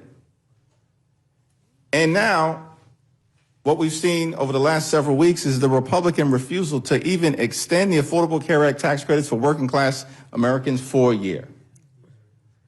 So that's why we're in the situation that we're in. And Republicans continue to refuse to take yes for an answer. We're trying to help you help your own folks, because the states that will be most impacted if the Affordable Care Act tax credits expire, West Virginia, Wyoming, Alaska, Mississippi, Tennessee, Texas, Alabama, South Carolina, North Dakota, and South Dakota. Those are the top 10 states impacted if the Affordable Care Act tax credits expire. So this is not a partisan issue for us as House Democrats. It's a patriotic issue because we're fighting to protect the health care of everyday Americans, whether you're a Republican, a Democrat, or an independent. You're a hardworking American taxpayer, and you can't afford to have your health insurance premiums skyrocket by thousands of dollars a year. Thank you for that. And a question I have, you mentioned things should be bipartisan issues. I'm curious, this bill before us is a bipartisan bill. 8 Democrat senators crossed the aisle to send it over to the House. I'm curious, what's your message to those 8 Democrat senators who bravely crossed the aisle to send this bill to us? Our message, our fight right now is that there are at least 25 different House Republicans, because we're in the House of Representatives right now, 25 House Republicans who in different ways have said, yeah, we need to extend the Affordable Care Act tax credits. And now is the opportunity for members of the House Republican Conference to actually mean what they say. And we're giving them this opportunity. If you make this amendment in order, let's debate it on the House floor. My friends on the other side of the aisle have been literally gone for 7+ weeks. We should have ample opportunity, and I appreciate, Madam Chair, you giving us the opportunity to testify here today. The distinguished gentle lady from the great state of North Carolina by way of Brooklyn, the Bronx. Manhattan. In there. We get them all in. But let's debate these issues. We've been saying it week after week after week. We'll find a bipartisan path forward. Let's reopen the government, but let's do it in a way that addresses decisively the Republican health care crisis. Thank you. I'll yield to my colleague and friend, Mr. Roy, before I yield back to the chair. I think my friend from Georgia, I know I had to step out on my children a little bit ago, so I stepped out. I think my name was invoked a couple times. That's fine. We did that around here in response, and I made some statements. I just wanted to stipulate the record a couple things. One, I wanted to ask consent to enter the record the editorial board of the Washington Post for November 1st, 2025, entitled "The Unaffordability of Obamacare Comes Home to Roost," subtitle "ACA Subsidies Are a Band-Aid for a Fundamentally Broken Healthcare System," in which they go through an outline. This is an editorial board that Without objection. Thank you. Madam Chairman, that had commented that the Affordable Care Act has been anything but affordable. And in going through the analysis in this editorial, I won't go through the whole thing here for the sake of time, but it's making the case for how we got here and walking through the whole process in terms of the mandate and then in terms of sort of a backdoor into it through the subsidies with the 400% POP, which we've already talked about earlier. We then went from the 15% rate, which is historic for private plans and was true for Obamacare, and now we're at a 35 to 40% rate in terms of these plans that were not being used, yet massively subsidized. So as the editorial points out, the late economist Milton Friedman has said nothing is as permanent as a temporary government program. And that's what I think needs to be stipulated here, is that this was put forward as a temporary program during COVID and is being asked to be extended to do the work of trying to basically put a Band-Aid on it, to use the Washington Post terms. As they say, quote, "The solution offered by Democratic leaders is to keep shoveling more taxpayer money into a pit of ever larger subsidies, even though the national debt is $38 trillion and growing." That is the Washington Post editorial board. And I would just close by saying we have significant solutions to health care that we have been putting forward and proposing, from any number of possibilities involving expansion of health savings accounts, direct primary care. We had provisions of direct primary care that we put in the big, beautiful bill, which I believe will have serious benefits, being able to use insurance for direct primary care. I've got direct primary care doctors throughout my district, which are helping people, helping musicians, helping people that can't get access to doctors through their insurance companies, the ability to be able to have greater transparency and be able to go to places like the Surgery Center of Oklahoma, where you can get a $14,000 knee replacement instead of $65,000 through the insurance plans, being able to have expansive use of things like MediShare and health sharing ministries that allow people to defray costs. We've got lots of people coming up with creative solutions to be able to afford health care, because right now they're denied the ability to afford health care because we broke the system after World War II with wage controls, and then we had this employer-foisted product that is now making it impossible for people to afford care. And what we ought to do is eliminate that tax disparity. We ought to make it to where you have same tax treatment, whether you're getting it from your employer or whether you have it yourself. If your employer wants to give it to you, you should go to a health savings account. You should be able to go to the market and shop. And you ought to have varied solutions, including short-term limited duration plans, which we should bring back, and other ways in order to get costs down so you have more competition. There are lots of ways we can address this if we'll sit and debate it. But what we shouldn't be doing is demanding that in order to proceed, as we've gone forward with short-term CRs and now 3 appropriations bills to keep government going and moving forward, we should debate those in a full open debate on healthcare. Happy to do that anytime. But I don't think it needs to be done as in the context of offering an amendment here to do, as I said, the Washington Post said, the solution is to keep shoveling more taxpayer money into a pit of ever larger subsidies, even though the national debt is $38 trillion, and which, by the way, will continue to drive the cost of healthcare up. I yield back to the gentleman from Georgia. And I yield back to the chairwoman. Thank you very much. I'm going to follow on with that, but I do want to set the record straight just a bit. Wikipedia is wrong. I was born in Manhattan. All right. I was baptized at Mount Carmel Church. My grandparents moved to the Bronx, and I spent some time with them. So my mother, though, was living in Brooklyn when she met my father there. So I do have most of the boroughs covered. That's a beautiful thing. But you strike me as someone from the boogie down Bronx.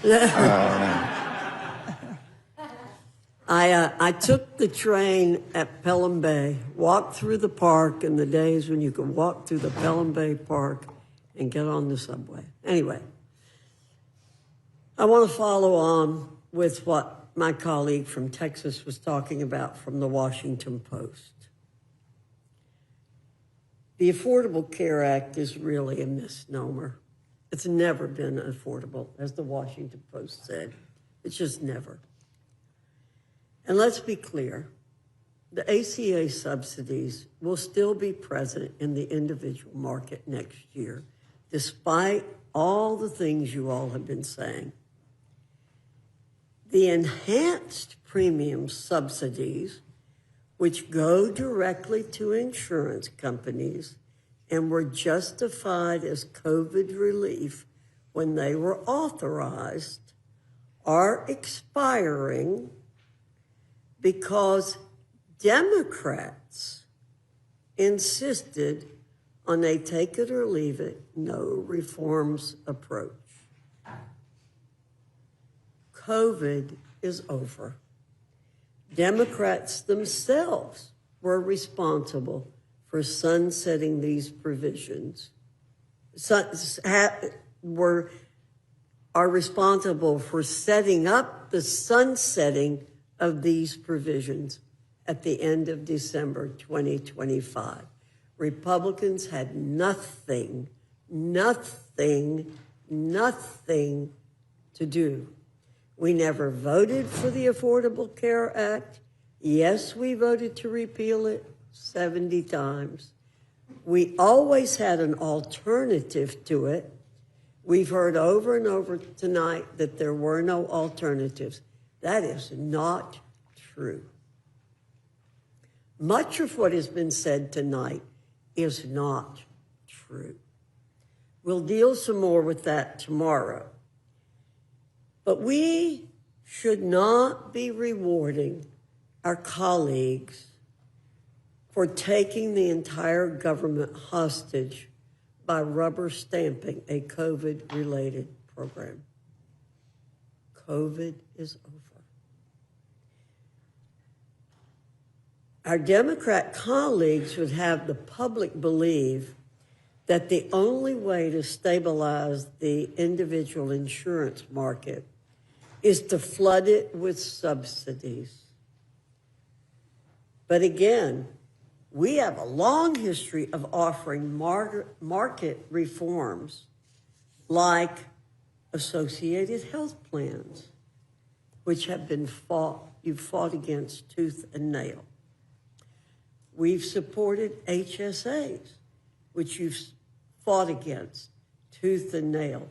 You never seem to want the American people to have any control over their health care.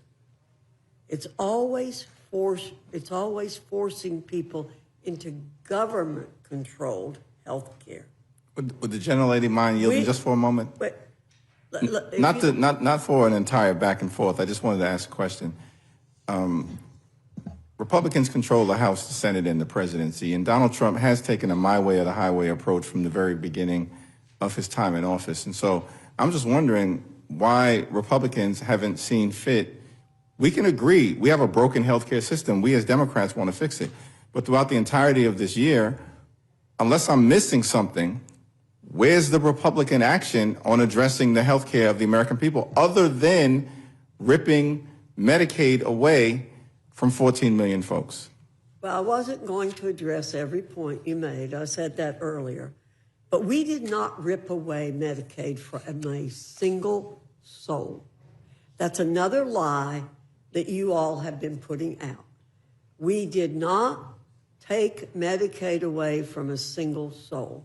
We said that a million times when we passed the Working Families Tax Cuts Act. We never took one person off of Medicaid. What we've done over and over and over again is to attempt to get rid of waste, fraud, and abuse. I hope when you say we have a broken healthcare system, you're including in that, Mr. Jeffries, that we have waste, fraud, and abuse. Am I to believe that the one big ugly bill loved and cherished Medicaid? We have waste, fraud, and abuse. Now, we look forward to continuing that support when the shutdown's over and the American people aren't being held hostage. We've said that a million times since you all shut down the government. We've said that. Let us get through the appropriations process. We had November and December to work on this after we got through the appropriations process. But no, that wasn't good enough for you all. And I wish we were in control. I truly wish we were in control. Who's in control? I will tell you, we have a majority of one in the House, and you know, and I know, that it takes 60 votes in the Senate. We have 53 Republicans. Is that majority of one Donald Trump? Democrats refuse to infuse a lick of accountability into the subsidies that they legislated. And again, you decided to sunset that. Per the CBO, in 2025, when we talked about Kaiser family, now we're talking about CBO. In 2025 alone, 2.3 million ineligible individuals received these temporary credits, a broken healthcare system. The Biden administration took a hatchet to eligibility safeguards, weakened eligibility verification, reduced tax reporting, and allowed insurance brokers to game the system by switching enrollees' plans monthly. This led to phantom enrollees, millions of people who never actually received health care. For context, $35 billion was spent on approximately 4.6 million phantom enrollees in 2024 who never received health care. That's been alluded to here earlier. I think that the last thing we should be doing is rubber stamping this giveaway to insurance companies. The biggest subsidies in this country right now are given to insurance companies for people who aren't getting health care. We do want to fix the health care system in this country. We need to fix the waste, fraud, and abuse in Medicaid, waste, fraud, and abuse in Medicare, waste, fraud, and abuse in the Unaffordable Care Act. We want to work on it. Let's get the government back. Let's work on appropriations, and let's let the appropriate committees be working on health care. Let's not muddy the water. This has been an obfuscation exercise tonight by saying over and over, we got to do health care. Mr. Cole said over and over, it's not an appropriations process. It's other committees. So you all are trying to take away the American people's attention from what we're here to do tonight. And we've spent a lot of time on it. Madam Chair? With that, I yield myself back. I mean, have you heard from anybody in your district who has seen their health premiums double or triple? I mean, and what do you tell these people? I heard You're that. on your own tough luck, and you know. Mr. McGovern, I'll answer. Okay. No, I have not. But I heard when Obamacare was put in effect how horrible Obamacare was. Mr. McGovern, I'm answering your question. I heard how awful Obamacare was when it went into effect. I hear from people all the time, not just now, but for the last several years, how their insurance premiums have gone up over and over again. So, you know the approval rating of the Affordable Care Act is like 65%, and Donald Trump's approval rating is at 37%. I'm happy to go down to your district. We can do a joint town hall together and listen to people tell us their health care stories. But I can't go back to my constituents and just tell them, McGovern, screw you, you're on your own. We're not going to help you out. Mr. McGovern, it's my time. And I yield back. And I thank our witnesses for being here. You're excused. Thank you. Thank you.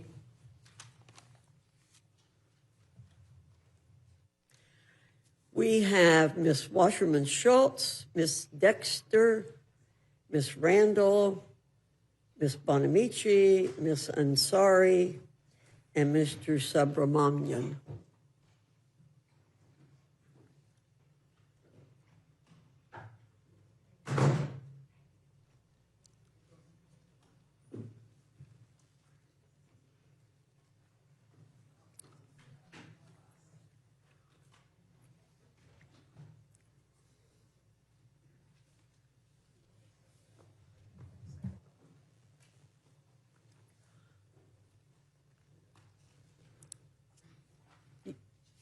You all know the rules. Your written testimony will be put in the record. We ask you to speak for no more than 5 minutes.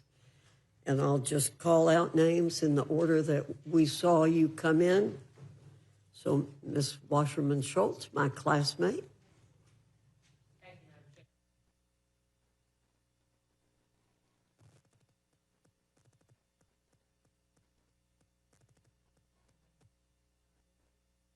Oh, now it's on. Again, thank you, Madam Chair, my 109th Congress classmate. Good to be with you again, Ranking Member McGovern. I appreciate the opportunity to testify this evening on my amendment to the appropriations package before the committee. As the ranking member of the MilCon VA subcommittee, it should be not lost on anyone that we are here on Veterans Day, considering a bill that not only unleashes brutal health care cuts on millions of Americans, but a bill that also underfunds critical Medicare for veterans subjected to toxic exposures. After Republicans have been AWOL for 7 weeks, it's quite a slap in the face to veterans on this of all days. As you all know, the PACT Act is the most significant expansion of veterans' benefits in a generation. It's a sacred promise we've made to them, yet like so many other broken promises, we already see Republicans reneging on our commitment to veterans who put their very lives and health on the line to serve our country. During committee consideration of the MilCon VA bill this summer, I secured bipartisan support for my amendment to restore $51.7 billion in advance funding for the Toxic Exposure Fund, or TEF funding, that was also requested in the President's budget. And let me be clear, despite what some senators are claiming, advance funding the TEF is not a slush fund, nor is it illegal. It does nothing more than provide what we promised toxic exposed veterans who we passed the PACT Act to support, that we would provide certainty that funds will be available when they're needed for veterans subjected to toxic substances. It's a legal mechanism our subcommittee uses to ensure consistent, predictable funding for veterans' medical care. As a glaring and obvious example of why we do this, look no further than the last 42 days, where our Republican colleagues shut down this government because they refused to deal with preventing a healthcare crisis created by them. Once rare, these cruel shutdown games are now all too common. This is, after all, the third one for Trump, and we're not through the first year of his current term. It should go without saying that our brave men and women who have served must never be left exposed to such partisan cruelty and budgetary conflicts. Our bitter political divisions must never stand in the way of veterans being able to continue to receive quality care. The final Milcon VA bill before us today stripped out this funding. While President Trump and Republicans have no problem cutting veterans' medical care to pay for tax breaks for their billionaire donors, I do not share this cold-hearted view. This result was not a finished conference product. It was unilaterally decided in the Senate and sent over to the House. That is why my amendment is simple. It adds back in the TEF advance funding that was agreed to by this chamber mere months ago. Advance funding the Toxic Exposures Fund was in the President's budget and agreed upon by the House. We advance fund health care like the TEF, so there are no gaps in funding as Congress negotiates from one fiscal year to the next. To deny this funding on Veterans Day would, of course, only offer one more symbolic act of Republican cruelty. After all, we're mere days from Thanksgiving, and President Trump still brutally attempts to withhold food assistance from our most vulnerable veterans, children, and seniors. Please make this amendment in order to ensure that the guaranteed seamless funding that we promised veterans in the PACT Act is there. To add insult to injury, for the winter holidays, Republicans in Congress are about to pull on their Grinch masks and snatch health care from millions of families nationwide to start the new year. I know, Chairwoman Fox, you know this quite well. You have 62,000 people in your district who will see their health care costs rise if Republicans let critical ACA tax credits expire. Because of this and the big ugly law that Republicans passed while Americans slept, as many as 38,000 people will actually lose coverage in Chairwoman Fox's district from that cruel act. Yet none of us will be spared. In my district alone, the health care horrors are even more bleak if this bill passes. There are 203,000 people about to be clobbered with huge increases in health care coverage, and 82,000 people that I represent will lose coverage from combined big ugly law and ACA price hike impacts. Tragically, the tear-jerking stories of lost coverage, denied care, delayed diagnoses, and needless deaths will haunt every single member who votes for this bill. It didn't have to be this way, of course. Instead of vacationing for nearly 2 months, House Republicans could have sat down to negotiate a bill that would avoid all this pain. They could have crafted a bill that fulfilled the promise to lower costs that President Trump and all of our Republican colleagues made to voters a year ago.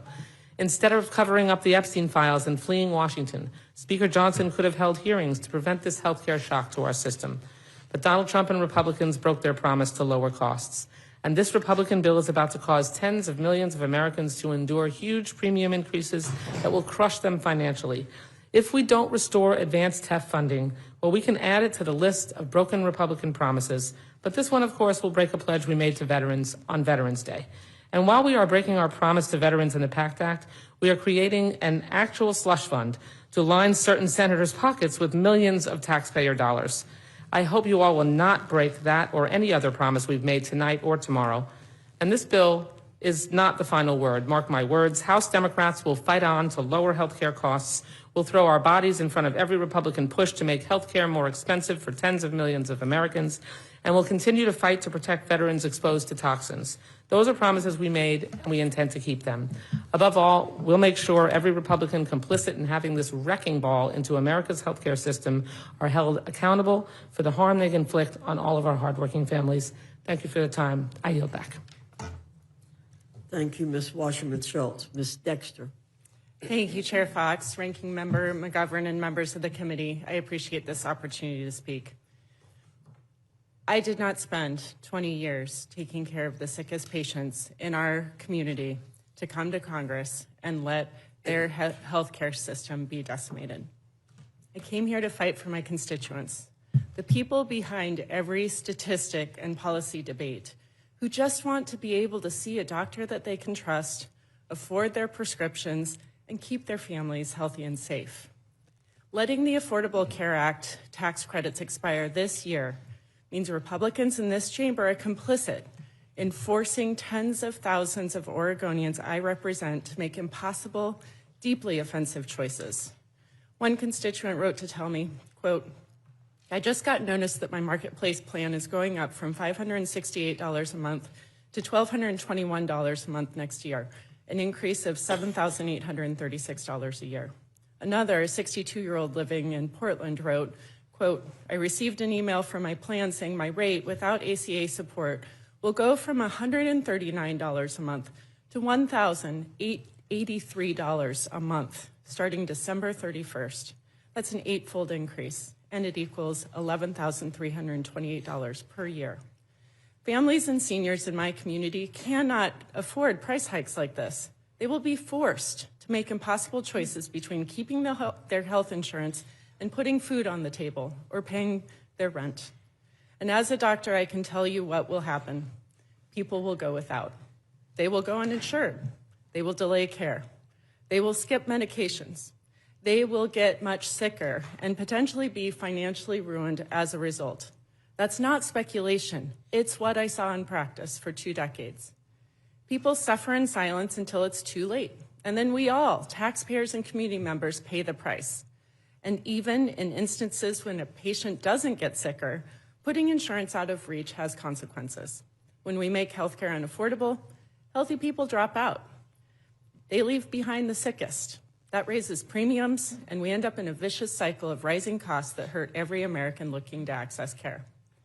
I know firsthand the consequences of inaction, so I'm proud to join my colleagues in introducing an amendment to extend the ACA premium tax credits to ensure health coverage is not put out of reach for more than 111,000 Oregonians who rely on this critical support.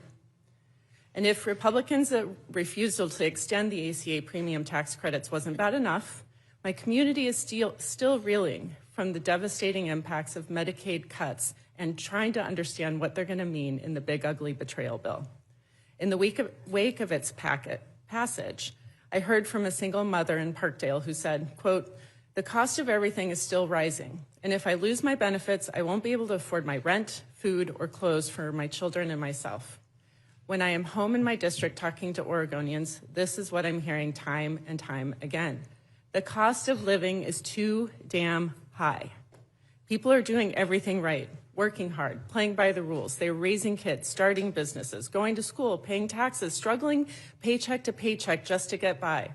And they are still just one bad policy decision from losing it all. I refuse to accept this as our destiny. I choose to believe in the ability of this institution to do better by the people it serves. I implore my colleagues on the other side of the aisle to show courage and not leave behind the working families who are desperate for relief. This is a moment for moral clarity. Do the right thing. First, extend the ACA tax credits. We can and must fix this system, and we cannot abandon our constituents today while we talk about how to make it better. Number 2, repeal the harmful provisions of H.R. 1. Commit to giving every family in this country a real chance at achieving the American dream. And before I close, I wanted to thank Congresswoman Wasserman Schultz for her leadership in advancing a critical amendment to restore the $51.7 billion in advance funding for the Toxic Exposures Fund that has been stripped out of this package. For over 7 years, I was honored to care for veterans at the Denver VA, where I walked past a sign each morning that read, "The price of freedom is visible here." As a pulmonologist, I was often the specialist trying to address the breathing challenges of my patients exposed to burn pits, Agent Orange, and other toxins. It is unconscionable to me that today, of all days, Democrats have to fight to ensure our veterans poisoned on the front lines get the benefits and care they deserve. We must ensure all Americans, including and especially our veterans, get the care they need, not just to survive, but to actually thrive. Thank you, Madam Chair. I yield back. Thank you, Ms. Randall.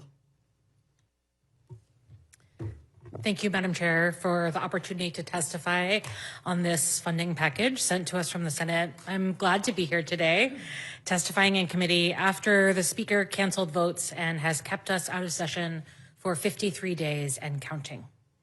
Americans deserve a government that works as hard as they do. And while some of my colleagues on the other side stayed home, I was here in DC, along with my Democratic colleagues, for much of the past 7 weeks, willing to meet and negotiate with the other side. During this time, I also held virtual town halls with my constituents, where I heard from hurting federal workers who were still encouraging us to keep fighting to make sure we protect everyone's health care. I also heard from hundreds of neighbors who shared their personal experiences with Medicaid, Medicare, and with the ACA, programs my Republican colleagues cut when they called us back from the district to pass the big ugly law. I visited food banks and met with families who were uncertain if they were going to get their SNAP benefits and be able to keep their kids fed. Today, I want to share with you some of the stories that I've heard over the last 42 days. Andrea from Fife told me that losing the ACA credits will impact her family significantly. Andrea makes a bit too much to qualify for Apple Health, Washington's Medicaid program. She's pregnant, and without the ACA credits, she'll be swimming in medical debt from healthcare bills she can't pay. She's the only one who provides for her and her children. It's for Andrea that I'm here today introducing an amendment to permanently extend the ACA credit so that she and millions of others across the country don't have to worry about whether they can afford to take their kids to the doctor or get prenatal care. And let's not forget that this healthcare crisis is not just about the Affordable Care Act. It's one that started unfolding in July when Republicans passed the big ugly law, absolutely decimating Medicaid and our rural healthcare systems. Carrie from Hoquiam told me that her son has schizophrenia and has struggled with addiction. Without Medicaid, there's no way he would be able to afford the medication that keeps him sane and out of a mental hospital and alive. Brooke from Port Orchard told me that her dad, who lives with them, needs a host of medications to manage his depression, insomnia, high blood pressure, but without insurance, they cost more than $350 a month. With Apple Health, they're free. It's for Carrie and her son, for Brooke and her dad, that I'm here before the committee today to submit an amendment to undo all of the big ugly law's Medicaid changes. Many of the individuals I spoke with about Medicaid have also shared with me the importance of SNAP to their families. Brittany from Port Orchard told me that Medicaid has helped her and her siblings' children. They rely on their Apple Health coverage, and their health is already suffering this year because of the SNAP cuts and their ability to afford healthy food. We know that without access to nutritious food, families can't stay healthy. It's for Brittany and her family that I'm introducing an amendment to undo the cuts to SNAP from H.R. 1.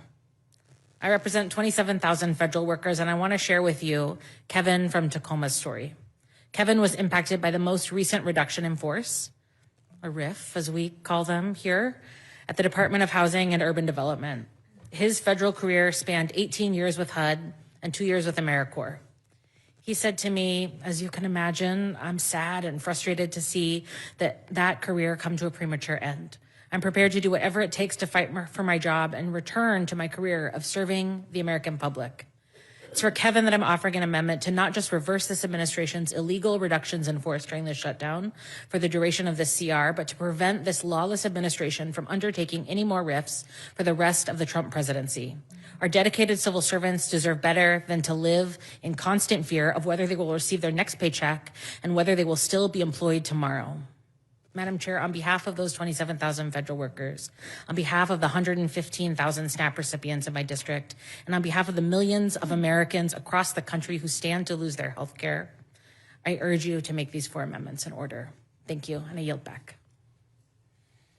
Thank you, Ms. Bonavici. You're recognized. Thank you, Chair Fox, Ranking Member McGovern, and members of the Rules Committee. I'm here to speak in favor of my very important amendment, which is very similar to the amendment introduced by Democratic leader Hakeem Jeffries and Whip Catherine Clark to extend the ACA premium tax credits for 3 years. It's an amendment I enthusiastically and strongly support. Right now in Oregon and across the country, costs are up. They're up for housing. Costs are up for groceries, for childcare if you can find it, for utilities, and costs are up for healthcare. And unfortunately, without this amendment, healthcare costs are about to skyrocket for thousands of Oregonians and for millions of Americans.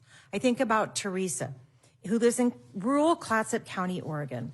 She's a small business owner of a wonderful produce and flower farm. I've been there. It's wonderful. Like many small business owners, Teresa purchases her coverage on the Oregon Healthcare Exchange. Because of Republicans' refusal to protect healthcare, her premium will soon be going from $230 a month to $1,077 a month. She doesn't have an extra almost $800 a month. This is unconscionable, it's unacceptable, and it's also unnecessary. Teresa's about to turn 60. She works a tough physical job. Running a small family farm is challenging, even in a strong economy. But she won't be able to afford her premium, but she can't afford to be without health care. One illness or one injury could threaten her health and her livelihood. Teresa could be forced to close her family business, a business that plays an important part of the North Coast economy in Oregon. And Teresa's not alone. Americans across the country are receiving similar letters about dramatic premium increases, forcing them to make impossible decisions. If they keep their coverage, how will they pay for food and housing and childcare? They can't. Continuing the tax credit is what the public overwhelmingly supports. I've been in this room for a bit this evening, and I've heard a lot of conversation about the Kaiser Family Foundation. They found that about 3/4, 74% of all U.S. adults say Congress should extend the enhanced tax credits for people who purchase their insurance through the ACA marketplace. At least half of adults across parties continue to support the extension of the tax credit. More than 9 in 10 Democrats, 3/4 of independents, and half of Republicans. Colleagues, we know that too many Americans are struggling to get by because of high costs. And Madam Chair, you were talking about pandemic. No, we're not suggesting that there's still a pandemic. What we're suggesting is that this president ran for office saying he was going to lower costs. Costs aren't lower. Costs are going up.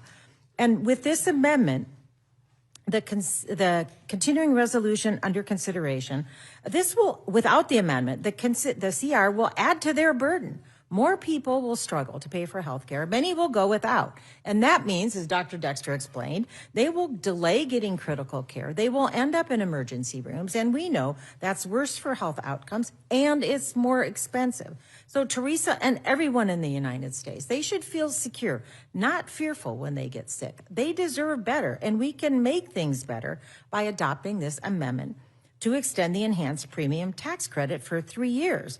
Now, I want to note that it's been interesting to listen to the conversation in this room about insurance companies. It's about time somebody was talking about insurance companies profiting. I think it's good that we have that conversation. But in the meantime, until we have a plan to address it, we cannot let these costs go up. And people are getting these costs right now. This is November. It's almost the middle of November. These increases are going into effect very soon. We don't have a plan. You don't have a plan to address that before. So let's increase and continue these credits so that people do not have to pay more.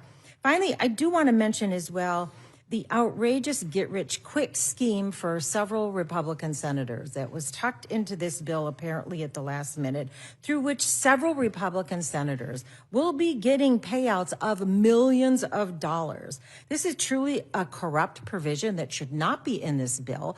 And when I think about the feeling that people have now about the government, this is going to do absolutely nothing to encourage people to trust in their lawmakers when a provision like this is put into a bill like this. So I encourage this committee, Madam Chair, to make this amendment in order to continue the provisions of the tax credits for the Affordable Care Act. But also, let's work together and find a way to get this ridiculous payola get-rich scheme provision out of this bill. It's not a partisan issue, Madam Chair and Rules Committee members. This is an issue of right and wrong and trust in government. I thank you, and I yield back the balance of my time. Thank you, Ms. Bonamici. Ms. Ansari, you're recognized. Thank you, Madam Chair. Welcome back from your 8 weeks of taxpayer-funded vacation. It's good to see you, and I hope I'm going to interrupt you. Republicans I'm going to enjoy- interrupt you, please. I am sick and tired of hearing you all say We had an 8-week vacation. That's exactly what happened. I worked every day. I don't know about you, but I don't I want to worked hear every single another day as soul well. We all say worked every that. single day, and that's exactly what happened with Speaker Mike Johnson. You're recognized. I hope that you all enjoyed yourselves while American families looked at their letters from their health insurance companies, terrified that their insurance premiums were going to double or triple while the House was out of session for 53 days. That is unacceptable, Madam Chair.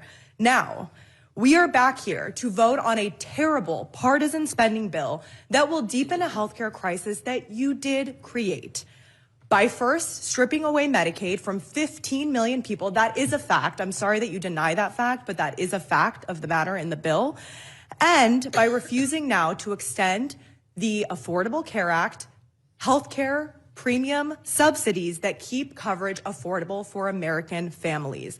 And you also did all of this while engineering the most unprecedented transfer of wealth from the working class and poor Americans to the wealthiest people in this country. That is another fact. The Republican shutdown lasted 41 days. It is the longest shutdown in American history. 41 days of unpaid federal workers and families losing access to food assistance. 41 days of families skipping meals and seniors delaying care because Donald Trump chose to use hunger and healthcare as leverage. The callousness and corruption is astounding. Donald Trump and Speaker Mike Johnson, throughout this entire time, did absolutely nothing. They did not lift a finger to try to negotiate a real solution on any of this. What was Donald Trump doing during this time? I know that he announced plans for his $350 million ballroom funded by billionaires and corporations. I know that he was traveling around the world to Asia. He hosted a huge Great Gatsby party. I don't know if anyone here was invited. The night before, 42 million Americans lost access to SNAP assistance. He is acting like a king while millions of people in this country are suffering. That is unacceptable. And Speaker Mike Johnson, throughout this time, he has not just enabled this corruption, he has actively participated in it. That's why I staked outside of his office last week, to be absolutely clear about what's been happening. Mike Johnson is starving Americans and gutting health care to cover up the Epstein files. And I want to explain exactly why and how he's doing so, because the public deserves to understand it very clearly. Congresswoman-elect Adelita Grijalva, who is from my state of Arizona, would be and will be the 218th signature on the discharge petition. 218 is the number needed to force a vote on the floor, whether the speaker wants one or not. And when Adelita is seated tomorrow, finally, after 49 days since she was elected to the U.S. House of Representatives, Speaker Johnson's going to lose control. Because then every single member of Congress on the Republican side and our side will have to go on the record and answer one very simple question. Do you want to support and protect the release of the Epstein files, or do you want to protect the names of the men who were involved in the crimes? That's the vote that Speaker Johnson has been running from. There's been plenty of reporting that the White House and Speaker Johnson have been actively working throughout this entire period to threaten the 4 Republican members of Congress who are on the discharge petition, to get one of them to come off of that discharge petition, because that is their number one priority. That's what's been happening. It is a cover-up, and Speaker Johnson must and should be investigated. Now Republicans want to move on as though none of this ever happened. We cannot rush through a funding bill that raises costs and leaves families worse off in the middle of Trump's affordability crisis. So I have amendments at the desk, first to guarantee that the American people are not forced to subsidize Donald Trump's $350 million ballroom, a private palace where his billionaire donors will be rewarded with access and influence.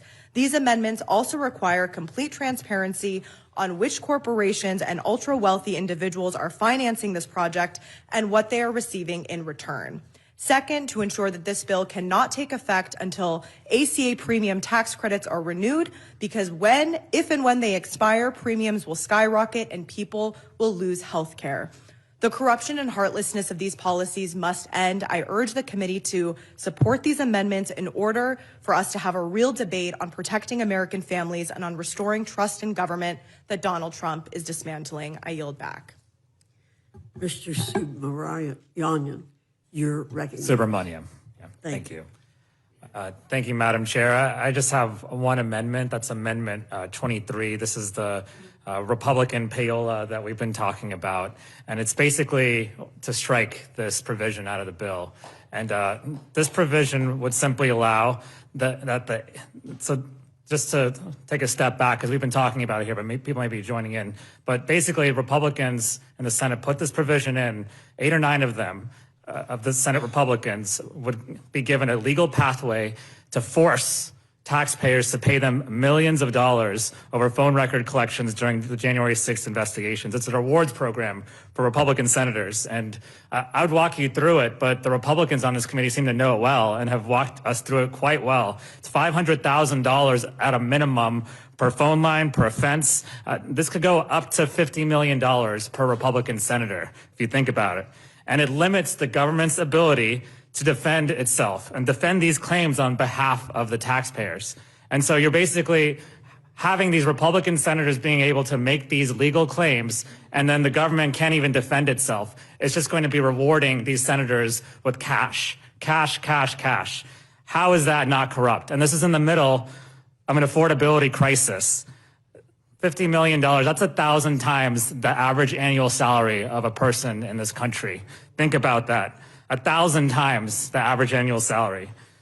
Forget Democrat versus Republican. This completely undermines this entire institution and everything about it.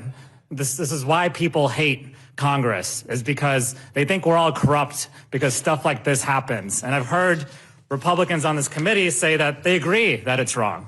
They agree that this is a wrong thing and that we'll fix it later. Well, you have the chance to fix it right now, and this is really the only chance to fix it right now. Because the reality is, the only way to right this wrong is to strip this bill of this amendment right now and send it back to the Senate and force them to vote on the bill without this provision. Because if you make them do it later on, they're never going to strip this amendment. They're not going to unenrich themselves. That's never going to happen. So this is our only chance to right this wrong. And this is corruption. It is theft in broad daylight, and anyone voting against this amendment to strip this bill, this corrupt provision, is complicit in that corruption. So I urge you to support Amendment 23 and not aid and abet corruption. I yield back.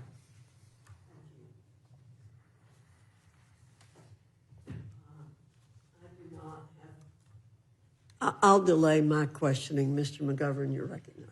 Well, first, I want to thank you all for being here at this hour, and I appreciate it. I support all your amendments, and I think people are tired of us saying that we can't fix problems. I mean, people want us to fix problems. They want us to clean up corruption. They want us to make sure people have health care. They want us to respect our veterans. They want the Epstein files released. And we, and what's happening around here is you got a lot of people who are trying to have the, do the double talk. Yeah, no, I'm with you, but we can't do it because of this, or we can't do it because of that. I mean, and so then nothing ever gets done. And I just want to say one thing about, there's been a lot of kind of negative talk about the Affordable Care Act, but I do want to point out, I mean, I believe we need a very different healthcare system in this country. But I do want to point out some of the good things about the Affordable Care Act. Again, it's polling at 64% favorability. Donald Trump is at 37% favorability. But just so people understand, the Affordable Care Act stops health insurance companies from charging sick people more in premiums than healthy people. It keeps those same health insurance companies from denying coverage to pregnant women, people with pre-existing medical conditions, or because of a person's medical history. It prohibits the health insurance industry from setting an annual or lifetime limit. It demands insurance companies cover most preventative services. It gives states the flexibility to expand their Medicaid programs, which 40 states have done. It provides financial assistance to working people to make health coverage more affordable. And it allows young adults to stay on their parents' insurance plans until they're 26. And those are just some of the provisions within the ACA that make it, quite frankly, popular with a lot of people. I wish the ACA went further. Some of us went during the debate, fought for a public option. We got frustrated by some of our colleagues in the Senate. But I just want people to understand that's what the ACA does. And again, I don't think, I would like to think that none of them are controversial. I don't know why my Republican friends don't like those things, but let me just say also, in addition, the last time Democrats were in control, we built on the progress made with the ACA. We allowed Medicare to negotiate prescription drug prices for the first time in history, saving both Medicare and the American people billions of dollars. Democrats capped the cost of insulin at $35 per month. We made signing up for healthcare coverage easier and more affordable. Democrats lowered premiums by an average of $800 per person per year. And over 4 years, nearly 12 million more Americans signed up for insurance on the ACA marketplace, bringing the total up to nearly 24 million in 2025. And so, I think my Republican colleagues have made this case as they've attacked us for these, for calling for the extension of the ACA, enhanced credits, is that we have always been a champion for providing additional assistance to help make healthcare more affordable for people. They have been on the other side. I want to thank them for reminding the American people that we're always on the side of trying to lower their costs and not reducing the quality of their care. And I just want to say one other thing, and I appreciate the chairwoman, getting animated over the fact that the Republicans were basically not around for 7 weeks. I mean, the Speaker of the House basically abolished the House of Representatives during a time when, quite frankly, people are frightened to death over losing their health care premiums. And it really bothers me that there's not much support. So if Republicans are going to screw people over, at least they should show up. And they haven't worked for 8 weeks, they should show up. I move to adjourn, Madam Chair.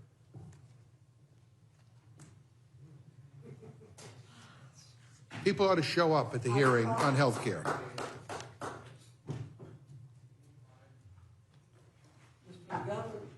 Has made a motion to adjourn.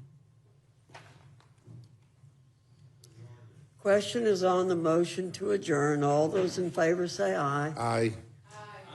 All those opposed, no. No. In the opinion of the chair, the noes have it. Mr. McGovern is going to request a recorded vote.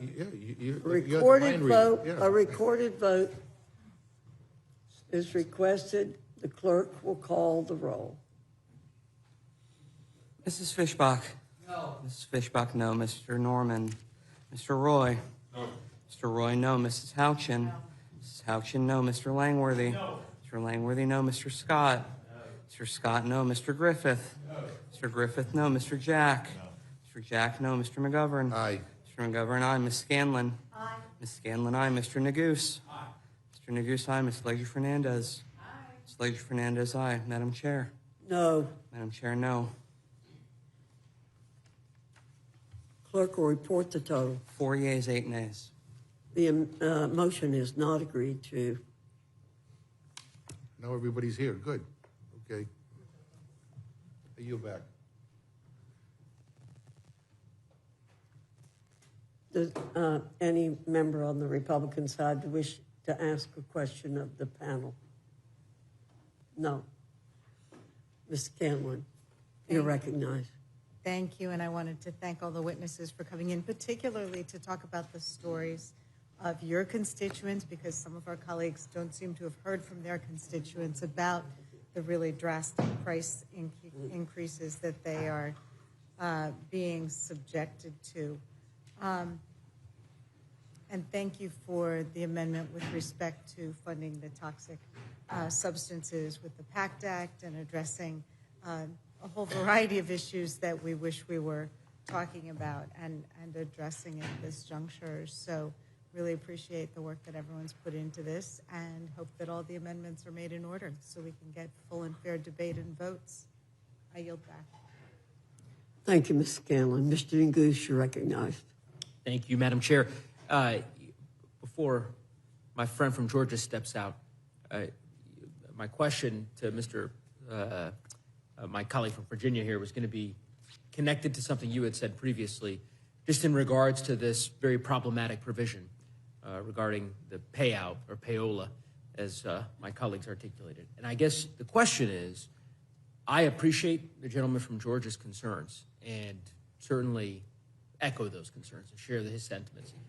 And I think I want to understand, and perhaps I'll direct the question to Representative Wasserman-Schultz, because she served the longest here on this particular panel. If we were to excise this particular provision from the bill, the Senate, I presume, could quickly hotline this bill, and the country could see what corrupt senator is willing to stand up and refuse unanimous consent to get this bill across. Is that my understanding of archaic Senate procedure accurate? Ms. Nagus, that is a correct understanding. It is Tuesday, and I feel quite certain, given how quickly the Senate seems to be able to pull their only 100 members back into session, and I will say, thankfully, remained in session for these last 8 weeks, unlike our colleagues who were on vacation. They seem ready, willing, and able to deal with the work necessary that was outside of the process of passing a CR, and certainly should be able to come back in, excise this grossly corrupt provision that will enrich and line the pockets of 8 senators, and breathtakingly, they have millions of dollars that they were willing and able to include in this bill to line the pockets and enrich senators, but they can't agree to advance fund vital healthcare funding to ensure that toxic, exposed, and poisoned veterans don't have a gap in our ability to keep that safety net underneath them. That shows you where their priorities are. If everyone is so concerned with reopening the government, which we all should be, they will get their tuchuses back to Washington, take that provision out, and pass. After we've taken it out, they can pass the bill and send it back to us. Well, I couldn't agree more. Send it to the president. I certainly agree with the gentlelady from Florida, and I appreciate the gentleman from Virginia proposing this particular amendment. One final note, I guess I would say, Madam Chair, I, like everyone here in the committee room, noticed with great interest your reaction to Ms. Ansari's statement regarding House Republicans being on paid vacation for the last 54 days, and I understand that you took great umbrage at her suggestion or her statement in that regard.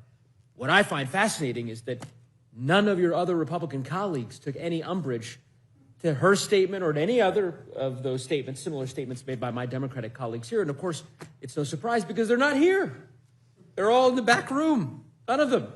I mean, hence Mr. McGovern's motion to adjourn, to somehow find a way, after 8 weeks of Republicans just completely skipping town, that perhaps they might grace this committee with their presence to hear the testimony from their colleagues. So in any event, I'm certainly glad that the chairwoman is here and has an opportunity to defend the propriety of how she accorded her time during the course of this 54-day sojourn that Speaker Johnson sent the House on. But I wish my colleagues might perhaps join us so that they could defend themselves as well. But I digress. I'll keep waiting for that. Maybe there'll be another motion to adjourn in the offing here. Anyway, I yield back to the chairwoman. Ms. Ledger-Fernandez, you're recognized. Thank you very much, Madam Chair. And it was sort of quite hilarious how they all rushed in here to vote. None of them came to work to actually sit through the committee. And in fact, most of them didn't even sit through the testimony of their own chairman of appropriations or through the ranking member. And, threw out speeches and then left. So there could be no dialogue. There could be no debate. And this is the only time that the House has to debate this bill. It feels like the Duma. It feels like the Duma. And you know what else it feels like? It feels like, back then when we were debating that big, beautiful bill that we all rushed back here to vote for.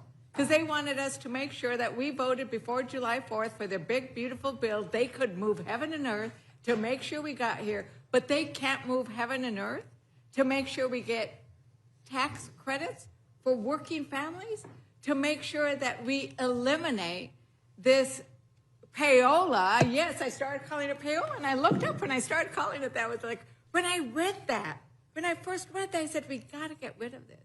Because what is a payola? Is it a bribe? Like, what did these senators get in return? Like, what were they giving up? And we keep saying 8 senators. I'm going to say their names.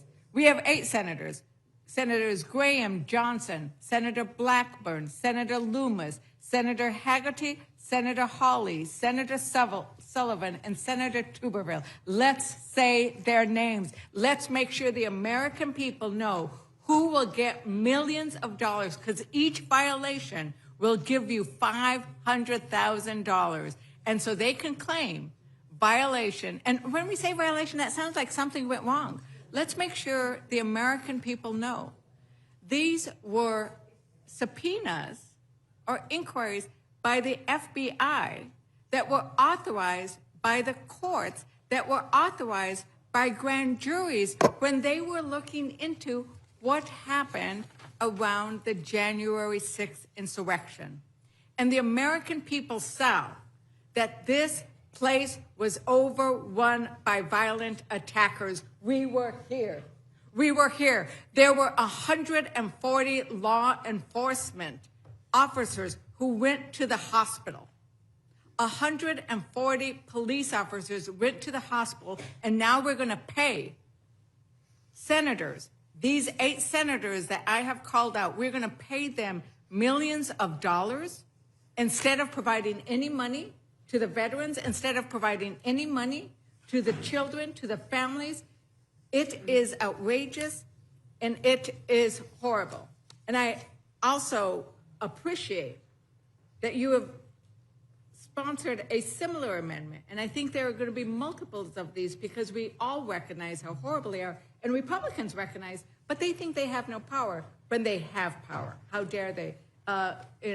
Representative Superman, why don't you say a little bit more about this concept that they can't do anything? Yeah, absolutely. And I'll just say there's 8 right now. There's been a couple others that have come forward and said, wait, what about my payout?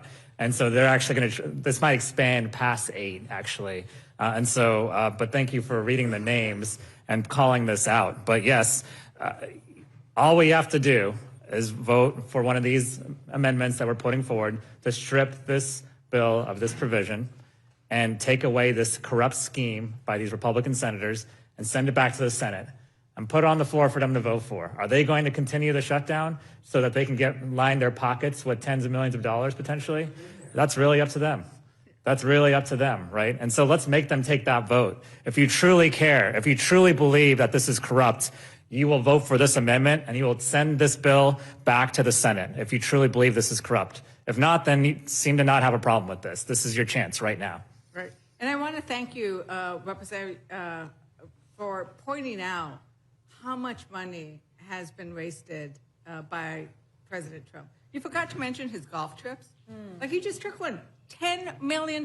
Like, the American taxpayers are paying $10 million every time he goes, decides to go and golf. We paid for his trip to Scotland.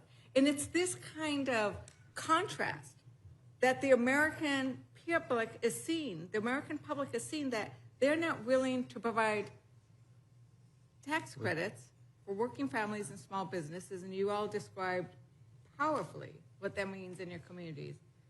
But they're willing to let him send $40 billion to Argentina. They're willing to let him spend taxpayer dollars on his golf trips. And you want to say something? I wanted to talk a little about your payola issue. I remember when Republicans raged against earmarks. I mean, some of us have been around here long enough.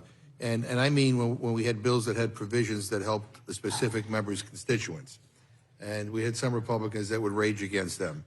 And what we have here is an earmark on steroids. I mean, forget about the constituents. This money, hundreds of thousands of dollars, possibly millions of dollars, goes directly to specific Republican senators. And most Republicans are just going to say, oh, well, what can we do? We just have to move on. Trump is trying to get hundreds of millions from the Department of Justice. So now I guess we have some senators who want their cut. And my Republican friends just seem to be all okay with it. I mean, this is corrupt, and it is disgusting. And at some point, people have to be willing to stand up, develop a backbone, and say, no, we're not going along with this. I thank the gentlelady. Yeah, it's about courage versus corruption. And what we are asking Republicans to do is to have the courage to vote against the corruption that's in this provision. We might disagree on, clearly, Madam Chairwoman, we disagree on the benefits of the Affordable Care Act. I've told you earlier, I think it's wonderful because I'm a cancer survivor and have pre-existing condition. I needed the Affordable Care Act. I love the fact that I could keep my kids. I'm also pretty much a single mom with regards to 3 kids, right, who are going to college now, getting their degrees, and I could keep them on the Affordable Care Act. As my kid was working in service industry, you don't get enough money to get health care. I could keep him on my health insurance.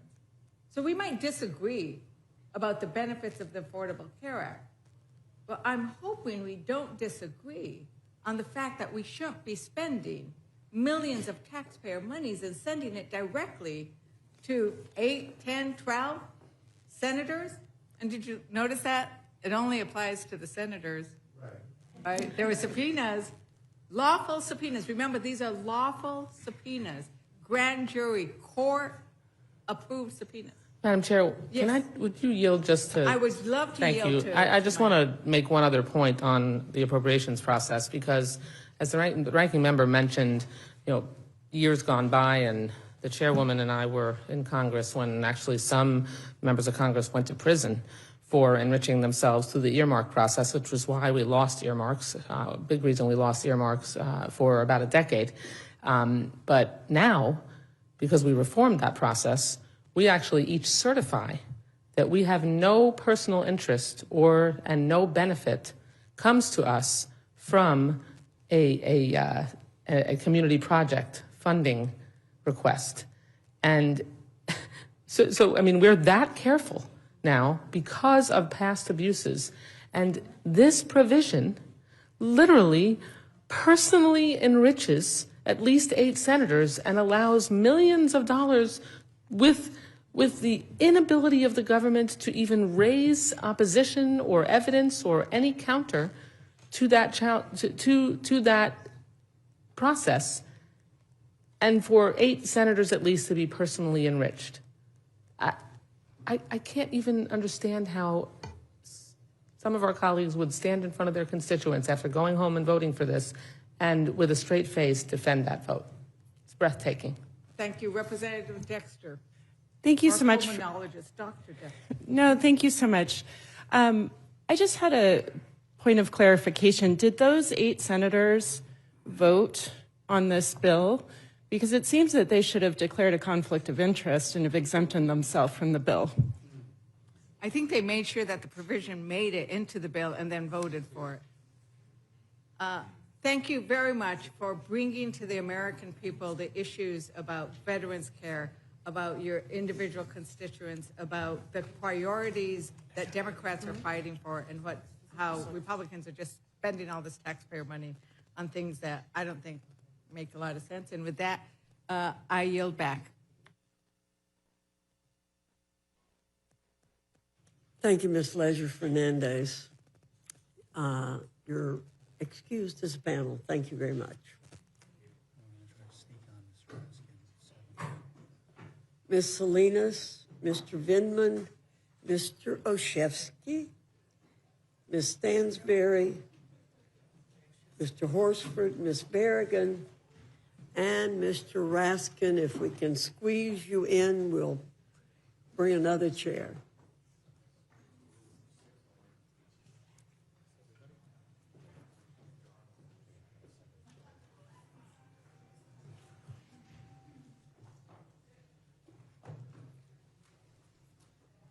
We'll do as we did on the other panel and just go in the way I called out the names before.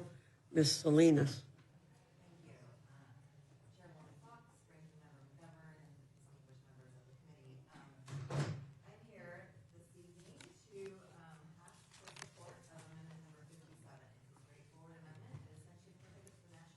being used for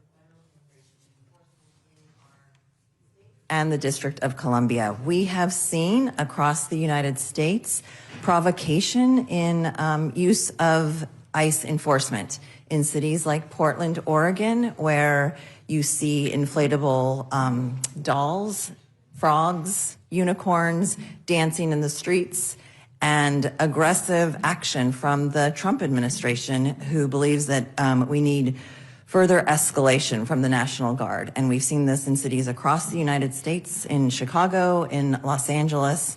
And instead, I know our National Guard is needed for things like wildfires, natural disasters across the United States. That's what they're trained to do, to protect civil society, not to enforce immigration. And so this, again, is a straightforward amendment to basically prohibit the use of federal enforcement of immigration purposes. I also am in support of Mr. Horsford's amendment that should be at the desk to basically direct $40 billion from Argentina to be used for healthcare purposes. This is a big issue in my district. I serve on the House Agriculture Committee, and I talk to my growers in my district all the time. And while they're very upset over the use of the $40 billion from the Trump administration to prop up soybean and cattle, it's something that they're very upset about. We should have had a farm bill in 2023. They're upset over that. And they've asked me, what could we be doing? What else is going to be happening in this current Congress? And I said, well, you should also be thinking about healthcare. We have about 4 different rural hospitals in the state of Oregon that are at risk of going under. And for us in Oregon, a lot of my rural communities actually use the Affordable Care Act, and they recognize that this is something that's really big and perilous for them. And we've had hospital closures where women from rural parts of my district, actually in Congressman Cliff Bence's district, where our labor and delivery units have closed and people have had to drive much farther than 2 hours to, as they're about to have a baby, and that's a long time to drive if you're in a snowstorm. So taking that $40 billion that President Trump has used to prop up soybean and cattle, and again, my growers and my farmers are apoplectic over this, but to use it for healthcare, especially for our rural communities who are some of the biggest users of the Affordable Care Act, would be a great way to make amends to our rural communities who are in a very difficult position right now. So I support that amendment as well. And with that, I yield back. Thank you, Ms. Salinas. Mr. Vindman. Thank you, Madam Chair. Thank you, Madam Chairwoman. So we're now living through the longest shutdown in this country's history. And I actually was in the Trump White House for the previously longest shutdown in this country's history. And what thing is in common between those two? Donald Trump is president. And so last week we just had elections in a very purple state here in Virginia, in the Commonwealth of Virginia. And the message was very clear that chaos and cruelty are not popular policies, okay? We're less than a year out from the midterms. And so I just want to remind my colleagues that I don't see anybody in the room right now, but that this shutdown, these policies to eliminate health care for millions of Americans, the corruption that we're seeing in the White House and now in the Senate is outrageous, and the American people are paying attention. So today's Veterans Day, and as I look around, I think I'm the only veteran member in the room, so I'm going to take a little bit of privilege here. I was at my VFW, and I was having a beer with some paratroopers and Marines and others, and I wanted to get a sense from them. What are they thinking about the shutdown? What are they thinking about the state of affairs? You know what?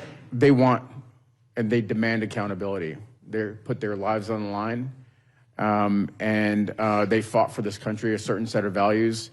And what we're seeing from this administration, from this Congress, is complete antithesis to those values. Many federal employees live in my district, and they're American patriots that see the lawlessness in this administration. A few weeks ago, I was at a food bank, and it was billed as giving fresh produce to federal employees that had been furloughed and that weren't sure when they would receive their next paycheck. And the line stretched around the building. It didn't get any shorter the entire time I was there. And every federal agency was represented. There was a guy in a TSA uniform that had come after work, DOJ, DOD, Department of Labor, everybody. And that was certainly something that was striking to me. But the thing that struck me, frankly, the most was the lady that was in the line next to me that was handing out food was a Customs and Border Protection employee that was essential. So she came after work to hand out food to her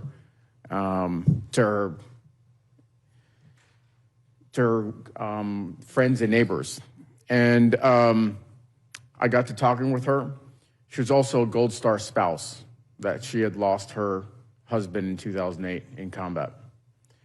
These are the people that are being impacted by these terrible policies. So look, we find ourselves at kind of like a pretty pivotal moment, right? We have obviously American healthcare that we're seized with. That's what the shutdown was about. But something really outrageous, in my opinion. This is my first time appearing before this committee, but I really couldn't sit on the sidelines. Spent 25 years in the Army, half of it as a lawyer, as a prosecutor. I was an ethics lawyer during the Trump White House, which I will tell you was not easy. And look, we have an opportunity to actually do what's right. I heard some of my colleagues, Mr. Scott, made a pretty sort of impassioned statement about having a problem with the payola scheme. It's a quid pro quo. The senators, the 8 senators, they want payback for having supported the president. And it's only senators. And what do? The Senate had an opportunity to make a decision. We are an independent, separate, co-equal part of Congress. We have an obligation to do what's right. My colleague in the previous panel was right. People hate Congress. They have a low opinion of Congress. I mean, this reflects poorly on all of us. So how about we actually do the right thing? Let's not worry about what the Senate's going to do. The Senate can get back and vote on this thing this week in the next 48 hours if they wanted to. Let's take this terrible provision, this payola, this quid pro quo that the Senate put in to enrich itself out of this bill. It's simple as that. And I'm just going to read an extract from the New York Times article that came out about this. It says, it was published yesterday. A spending package expected to be approved as part of a deal to reopen the government would create a wide legal avenue for senators to sue for as much as $500,000 each per offense when federal investigators search their phone records without notifying them. These are extracts. The provision tucked into a measure to fund the legislative branch appears to immediately allow for 8 GOP senators to sue the government over their phone records being seized in the course of an investigation by Jack Smith, the former special counsel, into a riot. I'll call it an insurrection on January 6th because that's what it was. Each violation would be worth at least $500,000 in any legal claim. I think I'm getting the signal here, so I'm going to wrap up. So, Can we just give a little leeway to a veteran on Veterans Day? I'm almost done. So each violation is $500,000 according to the bill language, which we know can stretch into the millions. And it waives sovereign immunity, other defenses for the government. So, I mean, this is just a straight up payout. So how about this? I'm gonna make an offer, even though I don't see any of my colleagues here. And my offer is this, is that we know that the Republican majority is only a couple of seats. You can only stand to lose a couple of votes. If you can strip out this provision from this bill, even though I don't like many aspects of it, I will hold my breath and vote for it if you will strip out this provision. That is my offer. Mr. Olszewski, you're recognized. Thank you, Madam Chair. Members, it is good to see you. Thank you, as always, for powering through, Madam Chair. I will say it is hard to see so many empty seats to your left. I really know this is an important debate and discussion that we're having for the American people, and there's no other business being conducted. There's no other reason that members who are serving on this very important committee aren't in this room, because for millions... Well, I hope that they are listening, Madam Chair. I hope they are listening, because I have very important things from my heart that I want to share. And I'm speaking not just on behalf of the people I represent from Maryland 2nd, but for all Americans, because millions of families are being affected by this shutdown. It is the longest in our nation's history. It has been a real hardship. The unnecessary suffering must end, and the continuing resolution is a step forward. But it falls far too short of providing the relief that all Americans deserve. We can do better, and we can do better right now in this committee and in this House. We can pay our workers, feed hungry families, provide reliable public services while also protecting working families from exploding healthcare premiums and copays and what amounts to a massive tax increase. We can do that by reopening the government and preserving those ACA credits that we've heard so much about. We've already heard Republicans in Congress recently passed $1 trillion in tax cuts that disproportionately affects the ultra-wealthy. President Trump, we've heard already, has marshaled $40 billion in resources to bail out his buddy in Argentina, another $1 billion to retrofit a new jet. Surely we can find the resources to extend healthcare subsidies for 1 year, as several House Republicans have already proposed in a bipartisan framework released last week to help end the shutdown. As I mentioned, there are nearly 24 Republicans who have, one way or another, endorsed some extension of the ACAs. But I'm here before you, Madam Chair, because I'm also deeply concerned in what Ranking Member DeLauro brought forward, that this so-called deal does absolutely nothing about cuts that are unilaterally being enacted by the executive branch. President Trump and this Congress have already slashed more than $9 billion from the last bipartisan budget that was passed. He's halted energy-creating jobs and jobs potential by explicitly targeting Democratic-led states and Democratic-led districts in Maryland and across the country. He's explicitly threatened funding for the Francis Scott Key Bridge in Baltimore, a project that is so important. It is probably the largest infrastructure project in the mid-Atlantic. So important. So any path forward should include one simple guarantee. The commitments we make to the American people and the commitments we make to each other should not be allowed to unilaterally be undone by the administration tomorrow. If we shake hands, that deal should stick. Without that protection, no deal is worth the paper it's written on. But I'm not just asking you to believe in me, Madam Chair. I'm asking you to agree with our Republican colleagues. Congressman Womack questioned why any Democrat would support a deal if, and I quote, "You know that whatever you negotiate is going to be subject to the knife pulled out by Russ Vought." Senator Murkowski told reporters that Democrats should be asking themselves, why am I going to be helpful if Mr. Vought and OMB are just going to do a backdoor move and rescind what we've been working on? We are an important institution. We are a co-equal branch. We should be vigorously guarding our power of the purse, not giving it away. I offer 2 straightforward amendments to do that, Madam Chair.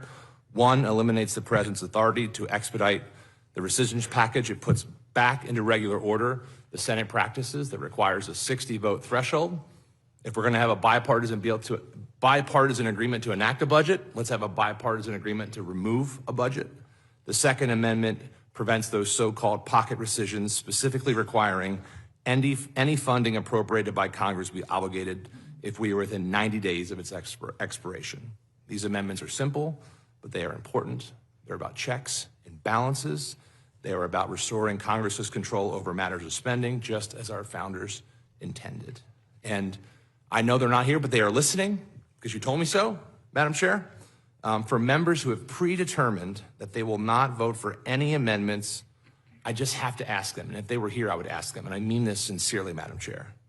How egregious do the provisions have to be to change their mind? Is there a point?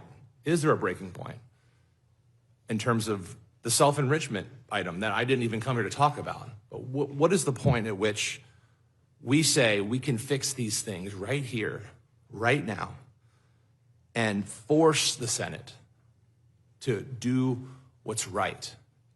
Do the things that stop having Americans have no trust in these institutions. This is why Americans hate Congress. This is why people are so frustrated with our politics today. So, and it's why I'm here asking you to support these amendments in the spirit with which they are presented, in bipartisanship and with respect for the Constitution. I thank you for the time, and I yield back. Thank you, Mr. Olszewski. Ms. Stansberry, you're recognized. Thank you, Madam Chair. With the 15 minutes remaining, I'd like to wish everyone a happy Veterans Day. I represent a very humble set of communities in New Mexico's 1st Congressional District, and like others on this panel, I had the opportunity to celebrate and to honor our veterans in New Mexico today.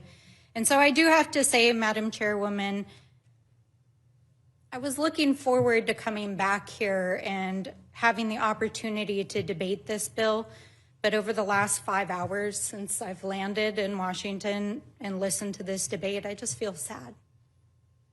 I just feel sad. The people I represent are humble people. People who struggle to put food on the table, who struggle to put a roof over their head. Tens of thousands of federal workers who for the last how many ever weeks it's been, haven't known whether or not their jobs are going to be there at the end of the shutdown. People who literally didn't know how they were going to feed their children this weekend. They literally didn't know how they were going to feed their children this weekend. And so I find it heartbreaking, to be honest, to come here and sit in this committee. And literally, Madam Chair, I do appreciate that you are here doing your duty, but all other 8 members of the Republican Party who sit on this panel are not even in this room.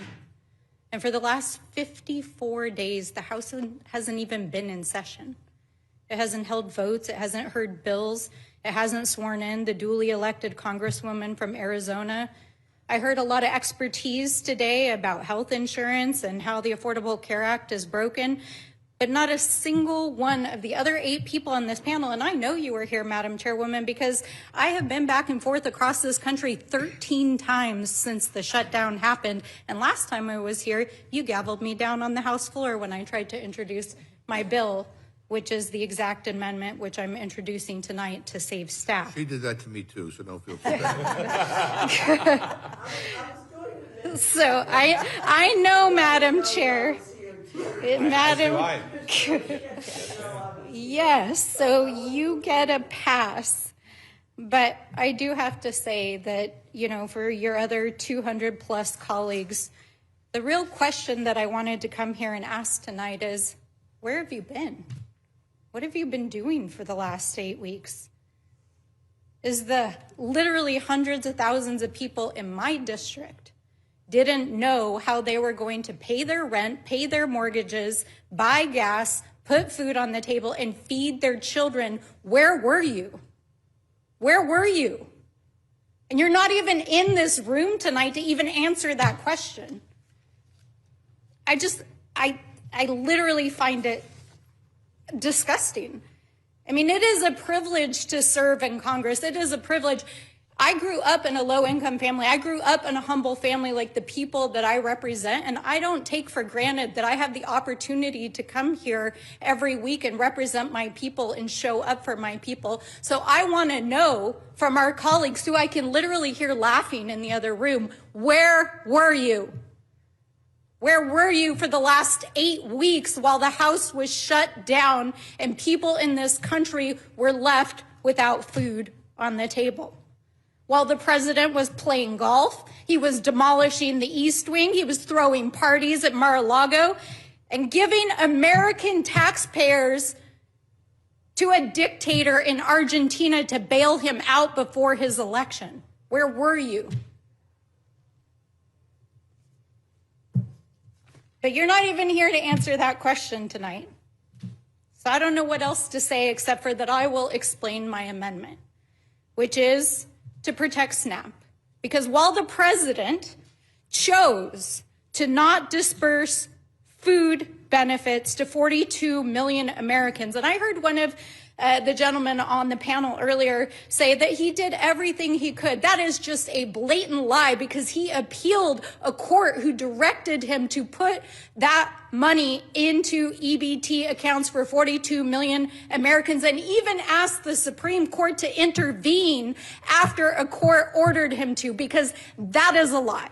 That is a lie.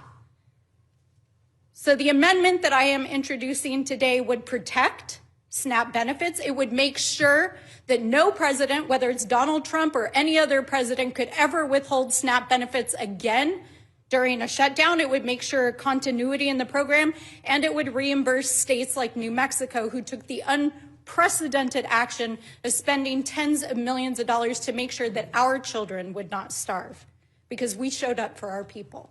Unlike, I'm sorry to say, Madam Chairwoman, your colleagues who are not here tonight. I yield back.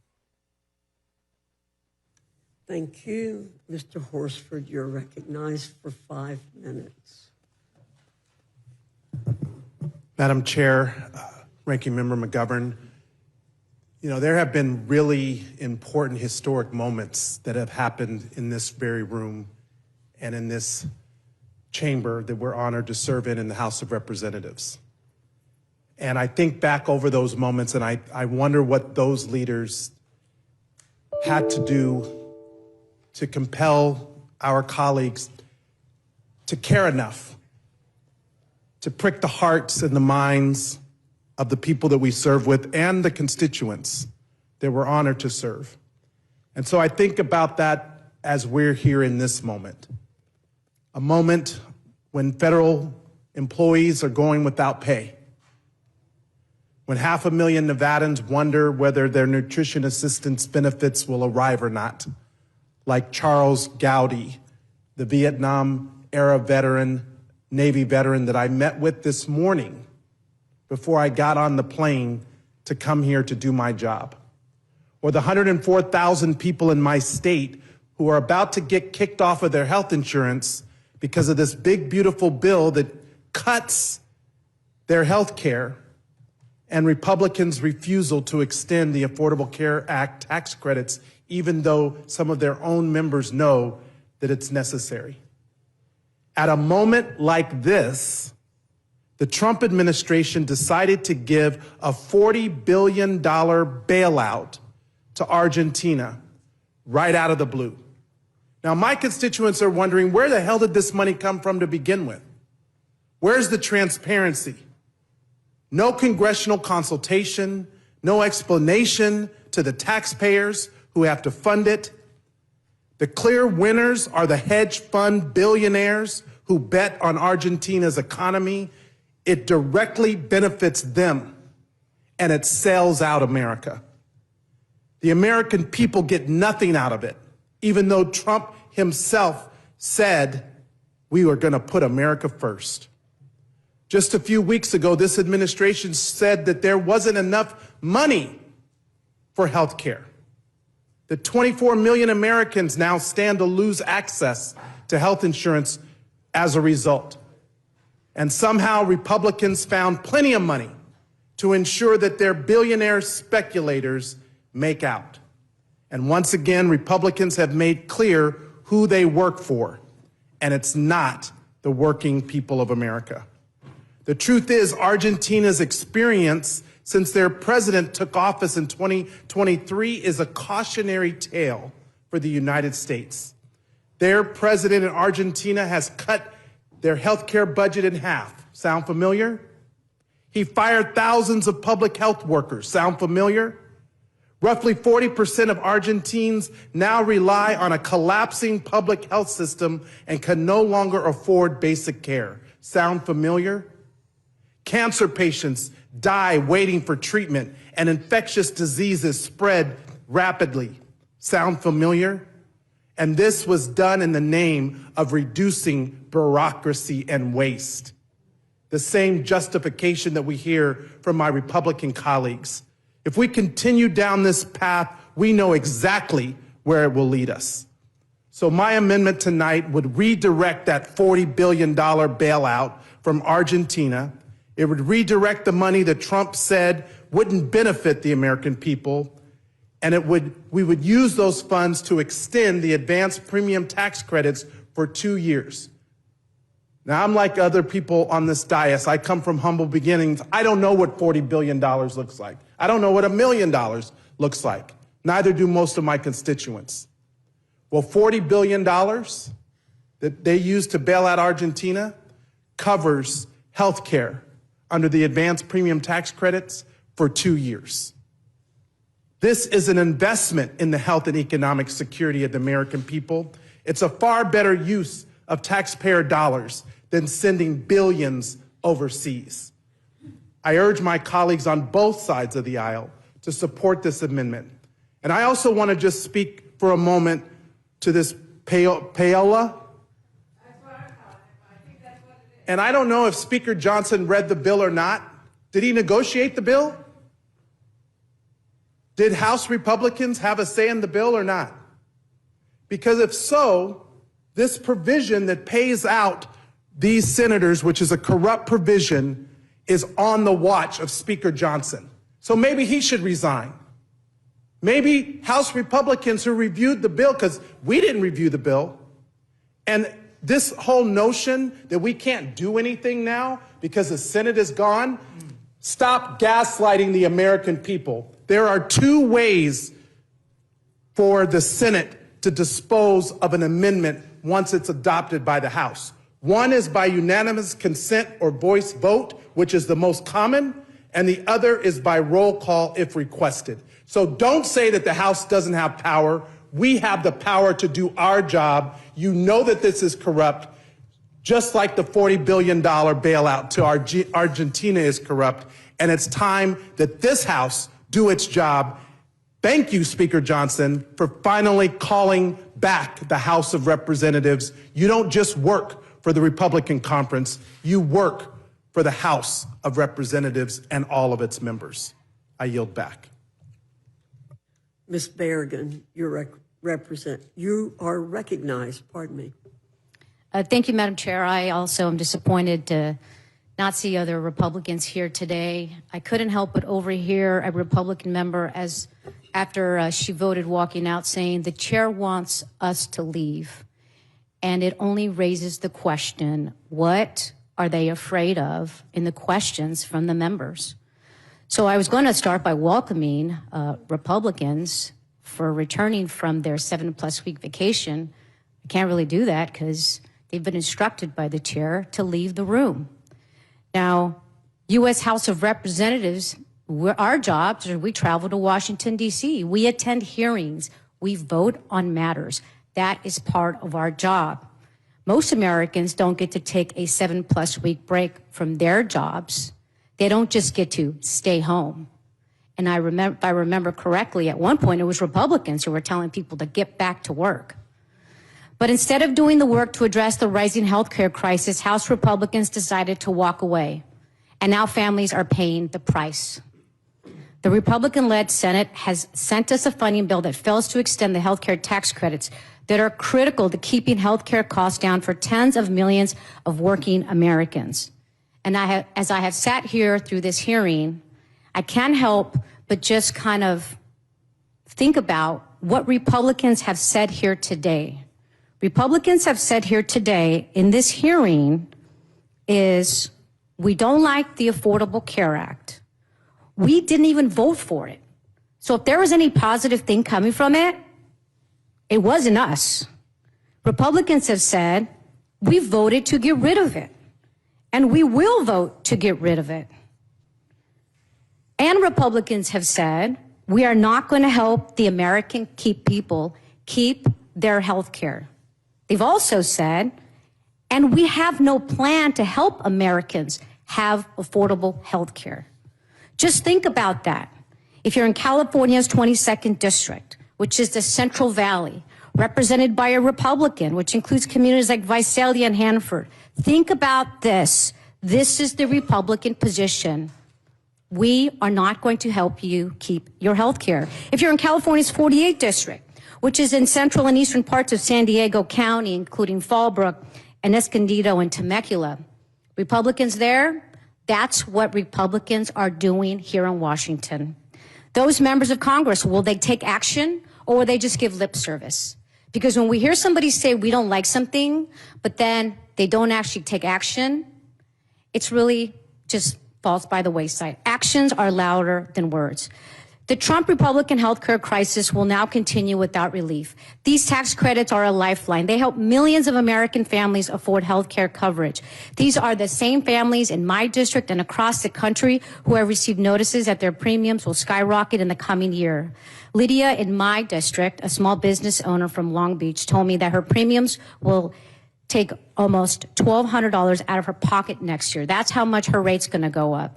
And an educator from Long Beach I spoke with over the phone was hit with an increase that went from $383 a month to almost $1,000 a month, over 260% increase. I find it hard to believe that Republicans don't have constituents in their district who haven't received these notices. We know at least one Republican House member has said even her family member has been hit. It's clear that people in my district cannot afford these increases. The tax credits ensure that people can see a doctor when their child has a fever. They allow Americans to fill prescriptions. They provide the stability families need when medical emergencies arise. Without the tax credits, some will delay treatment. Many more people will choose to go without coverage, and we know what that means. People will get sicker, and people will die. We are in the middle of open enrollment, when Americans need to make budget decisions about what their health care coverage will look like next year. Families need relief now. They cannot wait. The crisis is entirely of Republicans' making. President Trump and Republicans can find billions of dollars to bail out Argentina.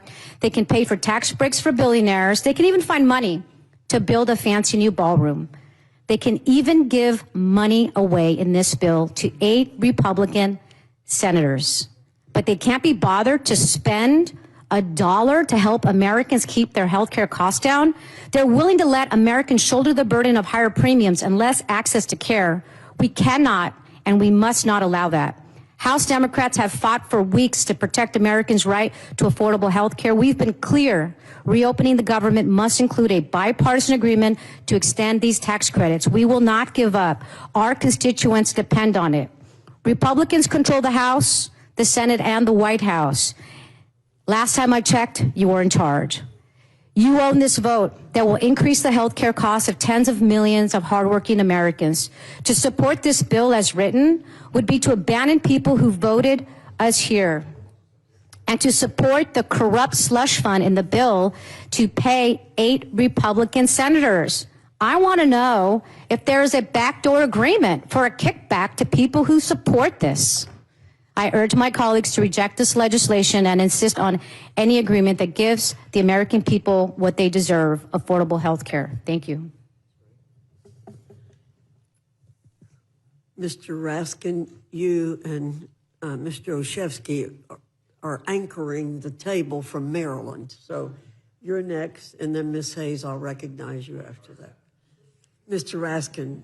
The Free State will stand in the breach, Madam Chair. Thank you for your indulgence, and Mr. McGovern, thank you as well. Like Ms. Leisure Fernandez, whom I woke up this morning, I think at 7:30 when I learned of this provision. I've got an amendment to delete Section 213. This $1 million jackpot provision is one of the most blatantly corrupt provisions for political self-dealing and plunder of public resources ever proposed in the United States Congress. And we're watching it happen in real time. You know, it was said that the Roman Senate was so corrupt, so drenched in bribery and private self-enrichment, that the senators were actually as corrupt as Julius Caesar and as Caligula, the tyrannical maniac. I don't know if the Republicans in the Senate today are as corrupt as Donald Trump, but they're on the path. And they're right behind him. If this were to pass, this astounding provision would give 8 Republican senators a personal payday of at least $1 million each, paid for directly by the U.S. taxpayers at a time when we're throwing millions of people off of their health care. I want to associate myself with the eloquent remarks of Mr. Vindman, but I want to make one dissenting remark. Section 213 is actually about $1 million, not $500,000, and I'll tell you why. It's retroactive to 2022, which is extraordinary. It's an ex post facto civil law. It allows, quote, any United States senator, not any U.S. citizen, mind you, not even any lowly member of Congress, mind you, but any senator to receive $500,000 from the taxpayers if the Department of Justice subpoenas their phone bill without giving them notice. That's $500,000, and then an extra $500,000 if the Department of Justice seeks a lawful non-disclosure order from a federal judge. That's a cool $1 million they're handing to each of these senators. Case closed. It's over. They want this pirate's treasure simply for having their call records turned over by the phone company in response to a lawful grand jury subpoena. That happens tens of thousands, if not hundreds of thousands of times a year. So are our MAGA colleagues dealing themselves $1 million payout, suddenly civil libertarians saying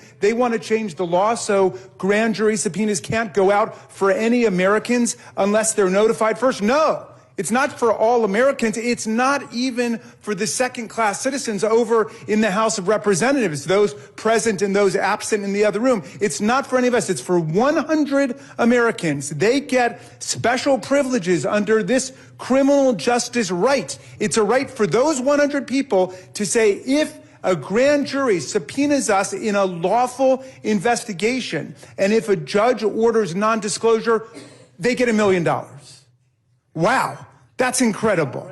Now, why are they doing it? Well, this multi-million-dollar self-care package is designed to soothe the feelings and feather the nests of senators who Donald Trump, Rudy Giuliani, and the other 77 people they pardoned yesterday, or maybe it was the day before yesterday, worked to enlist in their criminal efforts to overturn the 2020 presidential election, which I don't need to tell you, Joe Biden won by more than 7 million votes, 306 to 232 in the Electoral College, as determined not just by the House and the Senate, but also by 60 federal and state courts that rejected every fraudulent claim of electoral corruption and fraud. Well, following this evidence, including many calls made by Giuliani and the president to U.S. senators who were on the floor on January 6th, they said, well, the grand jury looked and saw the evidence. The president was in touch with all these senators. They wanted the pen register for them. It's not a phone tap, which is what they're lying about over there.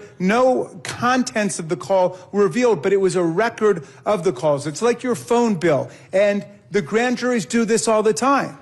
But now they're saying that really hurt their feelings. They don't think U.S. senators uniquely should be subject to such treatment. They want $1 million payout because of that now. It's extraordinary. Now, I doubt it even is consistent with equal protection. I think it violates equal protection. It does not pass the lowest level of equal protection scrutiny, which is rational basis. On what rational basis could we say that the grand jury and a federal judge could send out precisely these orders for the pen register to all Americans, members of the House, members of state legislatures, governors, mayors, but not the U.S. Senate?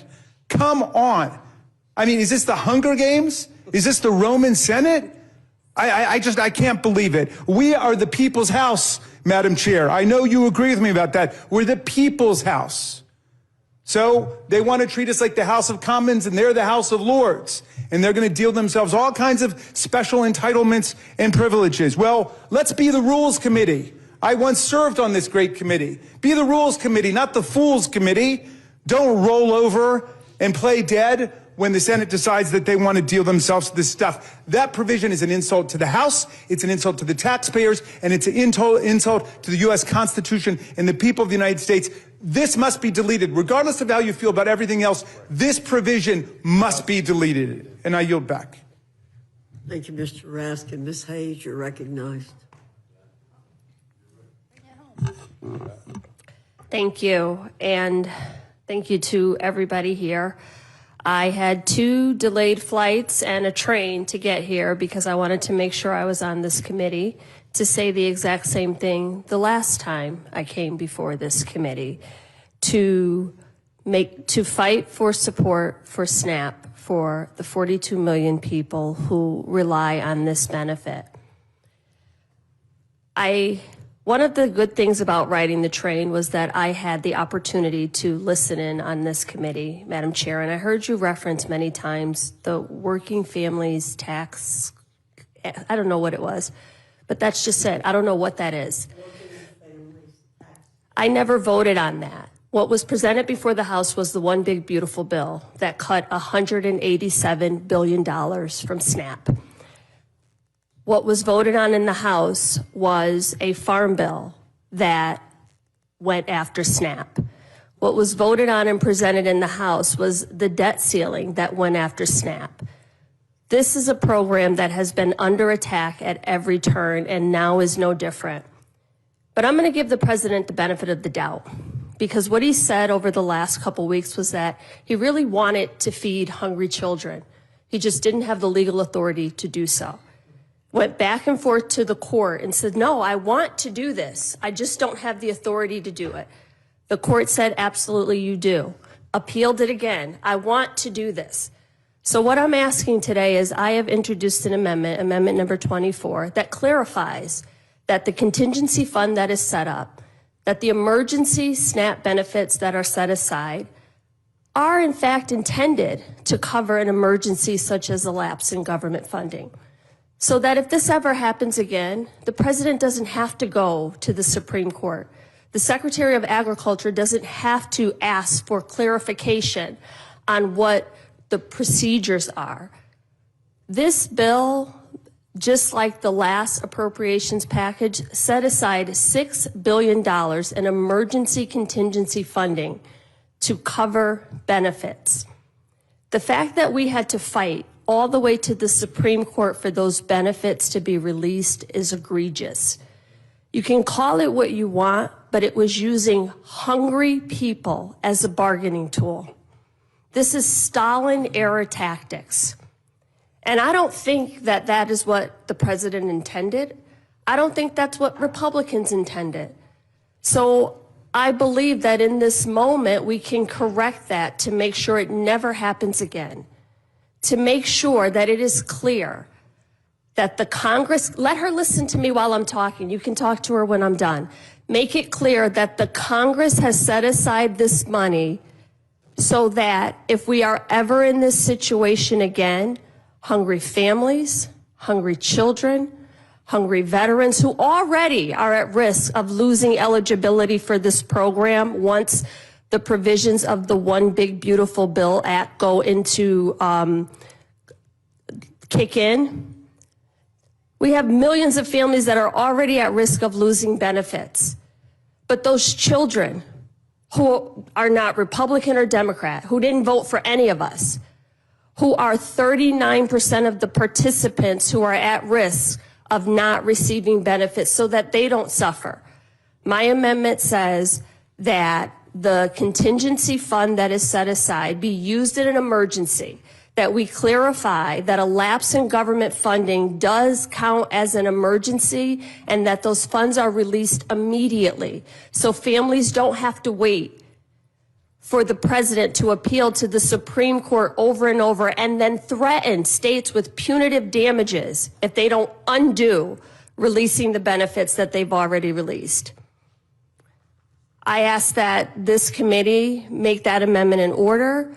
I mean, of all the egregious things that are a part of this, the fact that hunger was used as a political cudgel in this moment is unconscionable. We can talk about healthcare, we can talk about so many other things, but the fact that starving children was used in order to, and I guess I hope what the American public took away from that is the people who were affected by that, the people who care deeply about that are the Democrats, because the Republicans didn't give a damn about it. I yield back. Thank you. I have no questions. Mr. McGovern? Yeah, well, I want to thank this entire panel for being here. look, I was raised to believe that government should be a force of good to help people, not to hurt people. And I think of late government has become, everything that I believe it shouldn't be. And so many of my constituents have been hurt. They're being negatively impacted by the ACA premium, the ACA tax benefit not being extended. They've been hurt by the SNAP, withholding of SNAP. I mean, and here's the deal. And I appreciate Ms. Hayes being very diplomatic, saying that she didn't think the president intended it to be this way. But I just, you know what? I think he did. And that's what really bothers me. I mean, because he had the authority before the federal courts intervened. And not one ruling, but two rulings. And then he decided he would appeal. And I was trying to think, like, who would do that? I mean, all the ICE agents got paid, right? Right, yeah. Right. I mean, yeah. I mean, all the ICE agents get paid, and, no questions asked. But, he's withholding SNAP benefits. I mean, look, we just heard about the corruption going on in the Senate where where senators can get up to $1 million if they say that a court looked at their phone records, who they called. I mean, that's it. And yet we can't extend the ACA tax credits so that 24 million people can afford their health insurance, so that they don't have to live through a nightmare of not having insurance and they have kids, or is somebody who's sick and, is afraid to go to the hospital because they had to give up their insurance because they couldn't afford it. And so they're putting off getting seen by a doctor, and all of a sudden something gets much, much worse. I mean, like, what's going on in this country? I mean, $40 billion to this right-wing cuckoo clock in Argentina, but the administration can't find it within their heart to make sure that 40 million Americans get the SNAP benefits that they're entitled to. I mean, I think, I say this all the time. The more I hear Republicans, the more I hear the speaker talk about this issue, the more I come to the conclusion that we just don't share the same values. I mean, I believe that food ought to be viewed as a fundamental human right. I think you do too. I think healthcare ought to be viewed as a fundamental human right, and I think you do too. And for whatever reason, we're having these arguments over whether just regular people, struggling people, can get benefits, quite frankly, that they should be entitled to.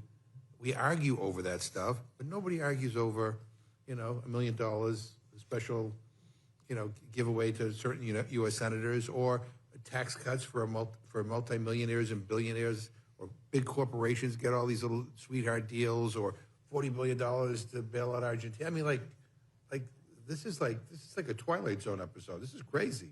This is nuts. And I think people have had it.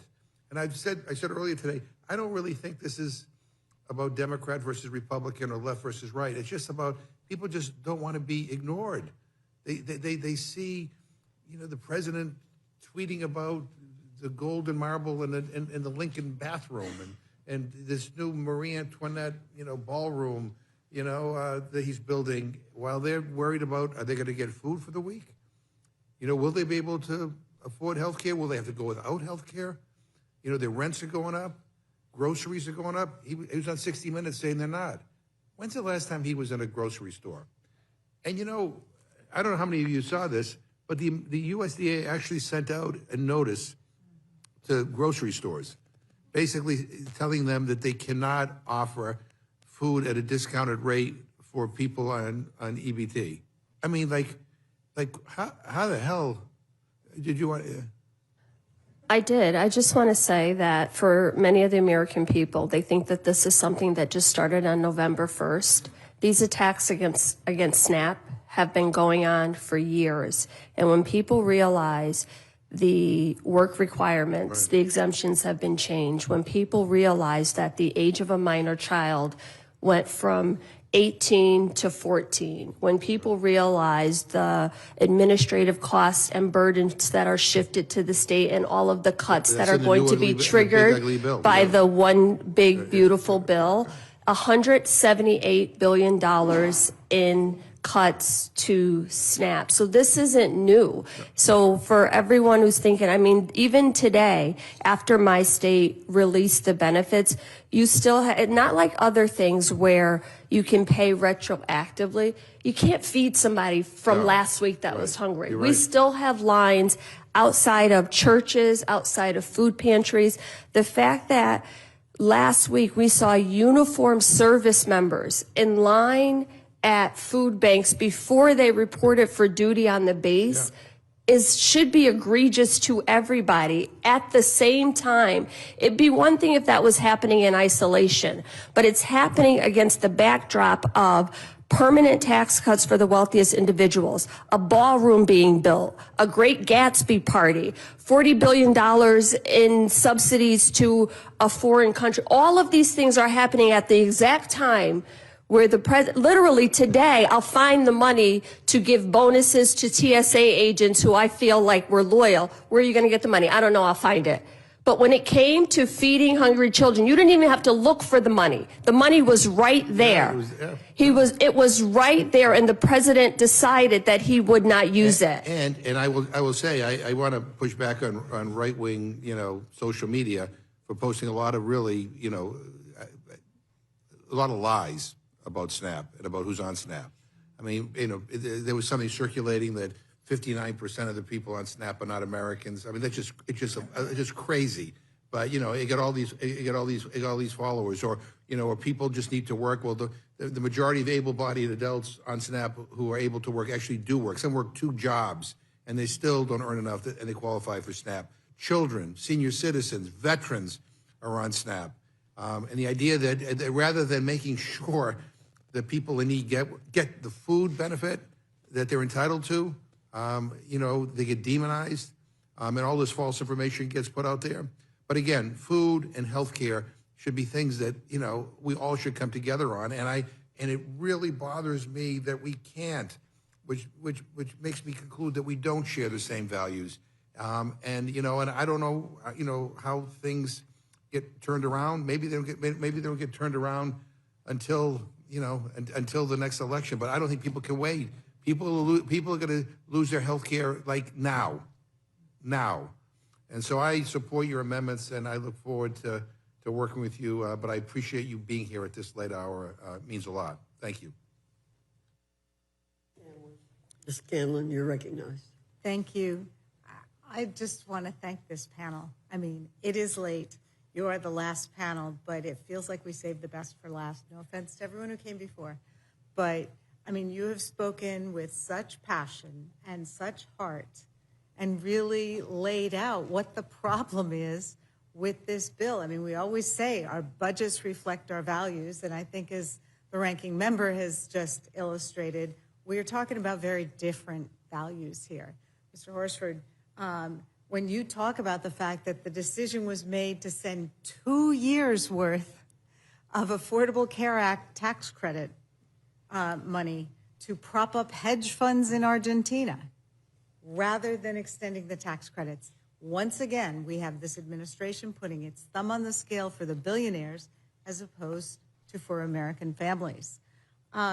Representative Vindman, I really appreciated you talking about what you have heard from veterans and from federal employees in your district, because I've been hearing the same thing in my district, that they do not like the country, the direction this country is going under this administration, and they want accountability. They don't want corruption and chaos.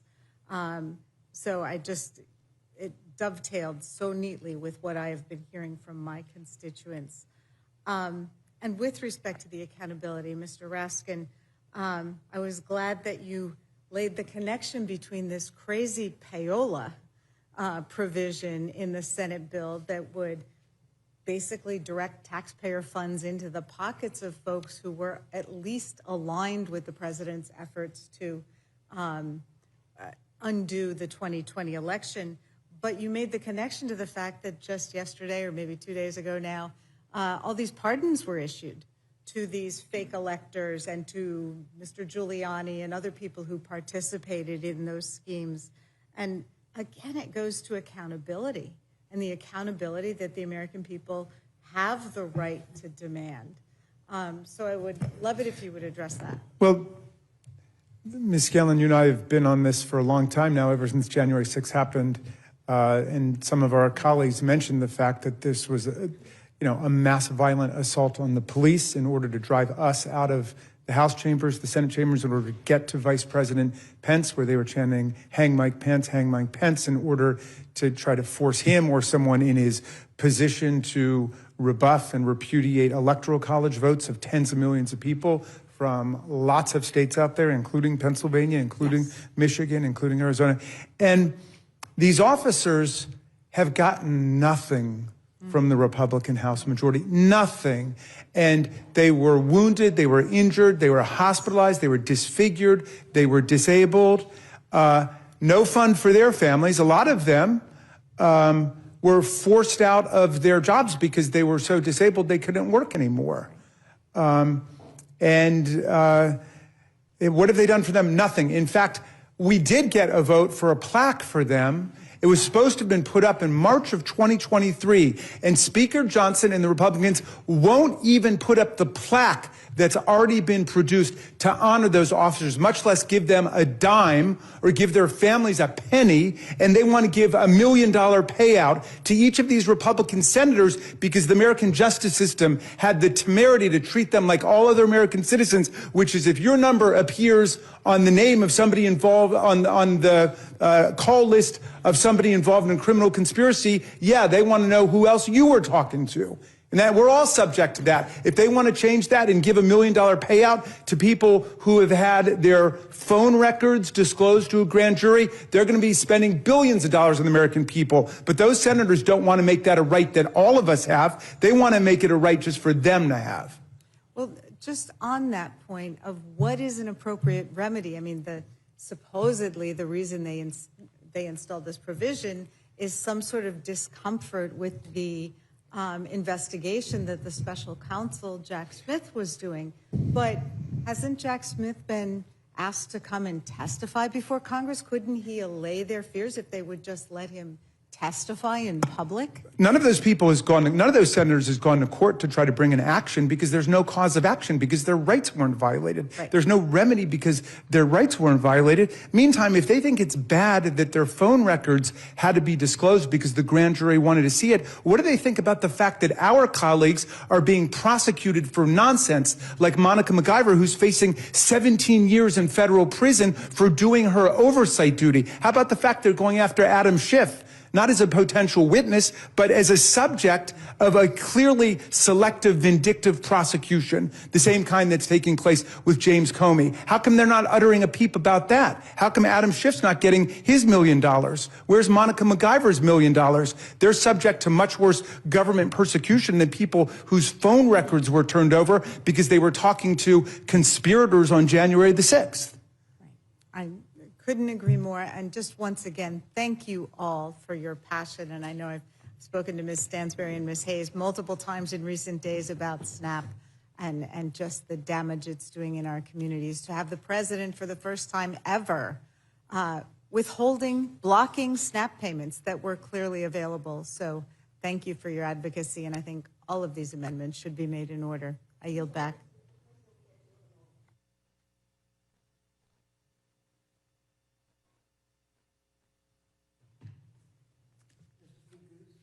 Thank you, Madam Speaker. I would echo the sentiments of Ranking Member McGovern and the gentleman from Pennsylvania in terms of my gratitude to all of the witnesses for your testimony and for your efforts to fight on behalf of your constituents and the American people as valiantly as you have. I want to ask you, Ranking Member Raskin, a couple of questions regarding this corrupt, January 6th kickback provision that has been the subject of much discussion this evening. I have no doubt, notwithstanding the the feigned indignation of some of my Republican colleagues on this committee earlier about this provision, that they will undoubtedly support this provision, support this bill, and do nothing to address it. And I welcome them to come back into the room. I know they're back there if they'd like to perhaps challenge that proposition. So given that, I want to make sure the record is crystal clear because, as you know, the legislative history and the intent behind this particular provision, I suspect, will become the subject of whatever future litigation unfolds as a result of this provision. I think this provision is plainly unconstitutional. Ranking Member Raskin, I am sure you are very familiar with the 27th Amendment. How does this not violate the framers' proposition embedded in the 27th Amendment that precludes the very kind of corrupt, sort of self-dealing that this legislation provides for, right? As you know, we're not allowed to, members of Congress, the Congress as an institution cannot increase the salary of members of Congress, senators or members of the House, before an intervening election. And this provision clearly, I assume, is an attempt to subvert that, if not the plain text of the 27th Amendment, at least the spirit of it. Yeah, I mean, my first instinct when I read this was, if they want to vote a it on the table and we should move it forward, but this is a hell of a way to do it. But I'll tell you, the 27th Amendment is parallel to a number of other provisions in the Constitution. We've talked a lot about the Foreign Government Emoluments Clause. The Domestic Emoluments Clause in Article 1, Section 9 says that the salary of the president shall be fixed. It shall not be increased by $1 by him deriving other revenue from the federal government or state governments, and it shall not be decreased either. That's the president's salary, and the 27th Amendment adopts very much that same approach to our salaries, which we should not be increasing our own salaries, even if it's for a tiny subset of the overall Congress. So I would say between that and the Equal Protection Clause, this thing's a constitutional loser. I mean, the Equal Protection Clause, you know, there is strict scrutiny and heightened scrutiny when you're discriminating on the basis of race and gender and so on. But every law has to pass some minimal rational basis scrutiny. There's got to be some rational end and means adopted to it that makes sense. What is the rational end of giving 100 people a right not to be subpoenaed by a grand jury that the rest of the population doesn't have? And, you know, I don't think the House of Representatives should have anything to do with this self-dealing, but if you thought for some reason members of Congress should be treated differently than everybody else in the country, why just the members of the Senate? I mean, that's why I invoke the Roman Senate. I mean, we're at a state of tremendous decadence and corruption right now when the senators think that that's okay in order to get their vote for this terrible legislation that's been described so beautifully by our colleagues. I couldn't agree with you more. And I do think ultimately this provision will be ruled unconstitutional for the reasons that you described. I want to read you just a short snippet here of a provision from the Senate rules.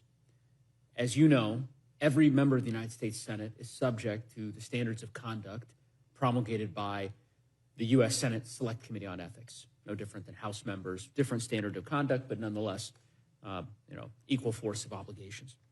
Senate Rule 37.4 states very plainly, no member, officer, or employee shall knowingly use his or her official position to introduce or aid the progress or passage of legislation, a principal purpose of which is to further the official's or immediate family member's financial interest, or the financial interest of a limited class to which such individuals belong.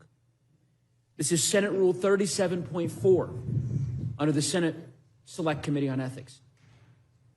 That financial, Help me understand this, Ranking Member Raskin. You know, Senate Rule 37.4 restates the basic premise of our whole system of government. And Madison said that no man shall be a judge in his own case, right? That's why every legislature in the country has a provision just like the Senate rule you just cited. You can't vote on legislation that is going to narrowly benefit you or a small group of people like you. Well, that seems to me to be custom made for this situation. You've got 8 U.S. senators who get together to say, hey, there could be a payday for us. Why did they stop at $1 million?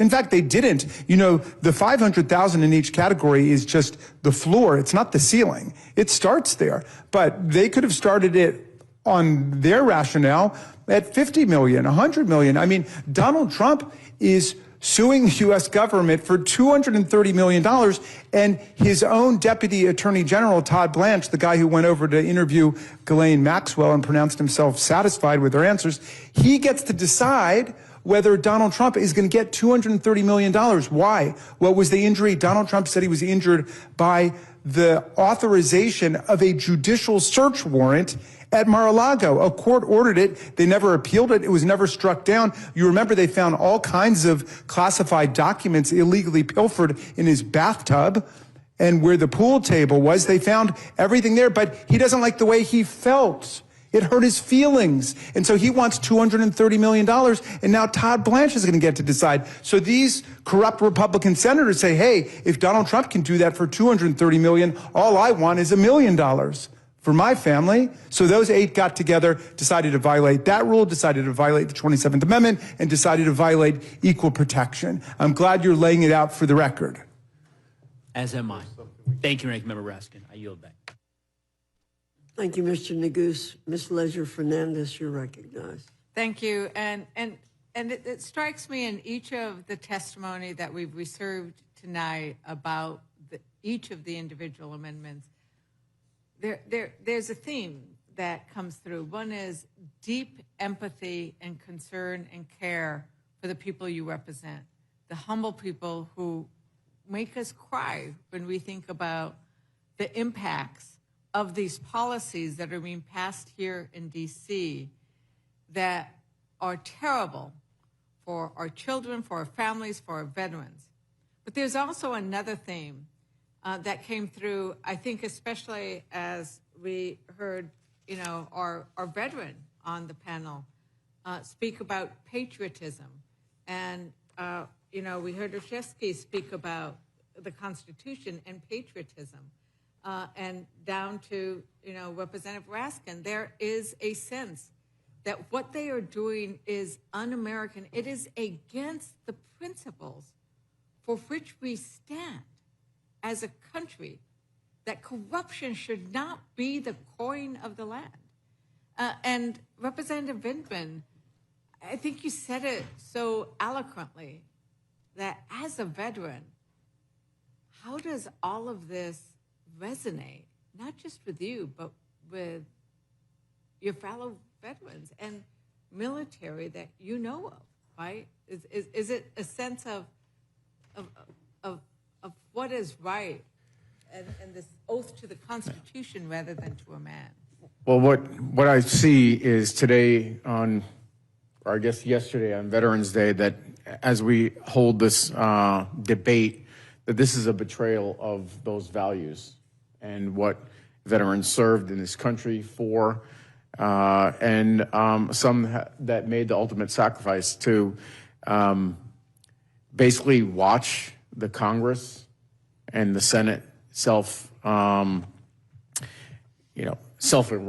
to watch this president and this administration self-enrich themselves. It is un-American, it's unacceptable, and I will tell you that the veterans that I know, that I interact with, they see that plain as day, and the American people see that. And look, we may not be satisfied today or in the next few days, but we have seen that the American people have already said and made very clear that chaos and cruelty and, frankly, corruption are not popular policies. But this is the history of our America. Our America has always been about struggle to make that more perfect union, and working in that struggle for that more perfect union is never about one vote, and it's never about one moment, but it is about continuing to push and to organize and to raise the issues that you all have, because we did not eliminate slavery and abolish slavery quickly. It took us years. We did not get women the right to vote for over a century. We didn't give Native Americans the right to vote. The last case was in New Mexico in the 1960s, right? And so this concept of what we are involved in, of working towards a more perfect union is not something that we give up on in one vote. And this vote that we're going to be taking tonight is incredibly sad and worrisome about who we are as a nation when we're going to have probably 9 votes against the amendment that when we move it, right? But we're going to have 9 votes against the amendments to protect those who are hungry. We're going to have 9 votes against the amendments to protect the Affordable Care Act and to protect Medicare and Medicaid and everything else. But that's not the end of our struggle, right? And I think that that's something that you've all done. I am going to yield to my ranking member. No, I appreciate that because I wanted, something's been on my mind here, and I wanted to be able to say it before all of our time is out.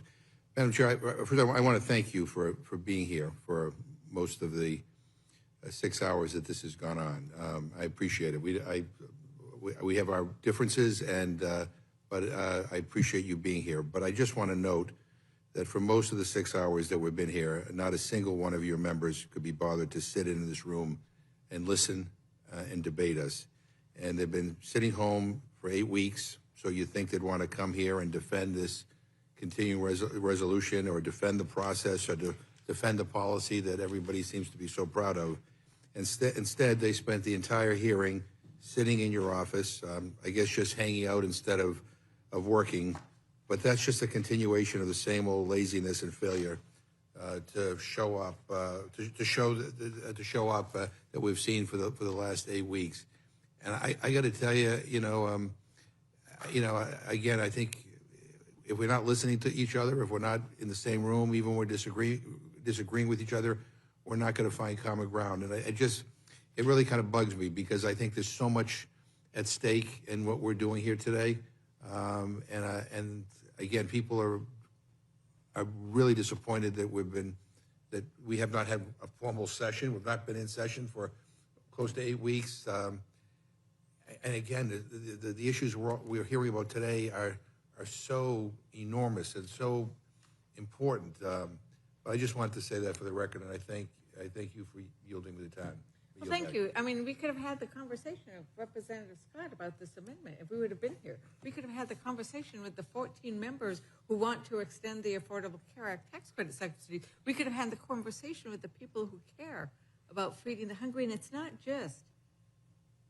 just those who receive the SNAP benefits. It's the grocery stores. It's the farmers. It's the others. And I'll give you some time to address that.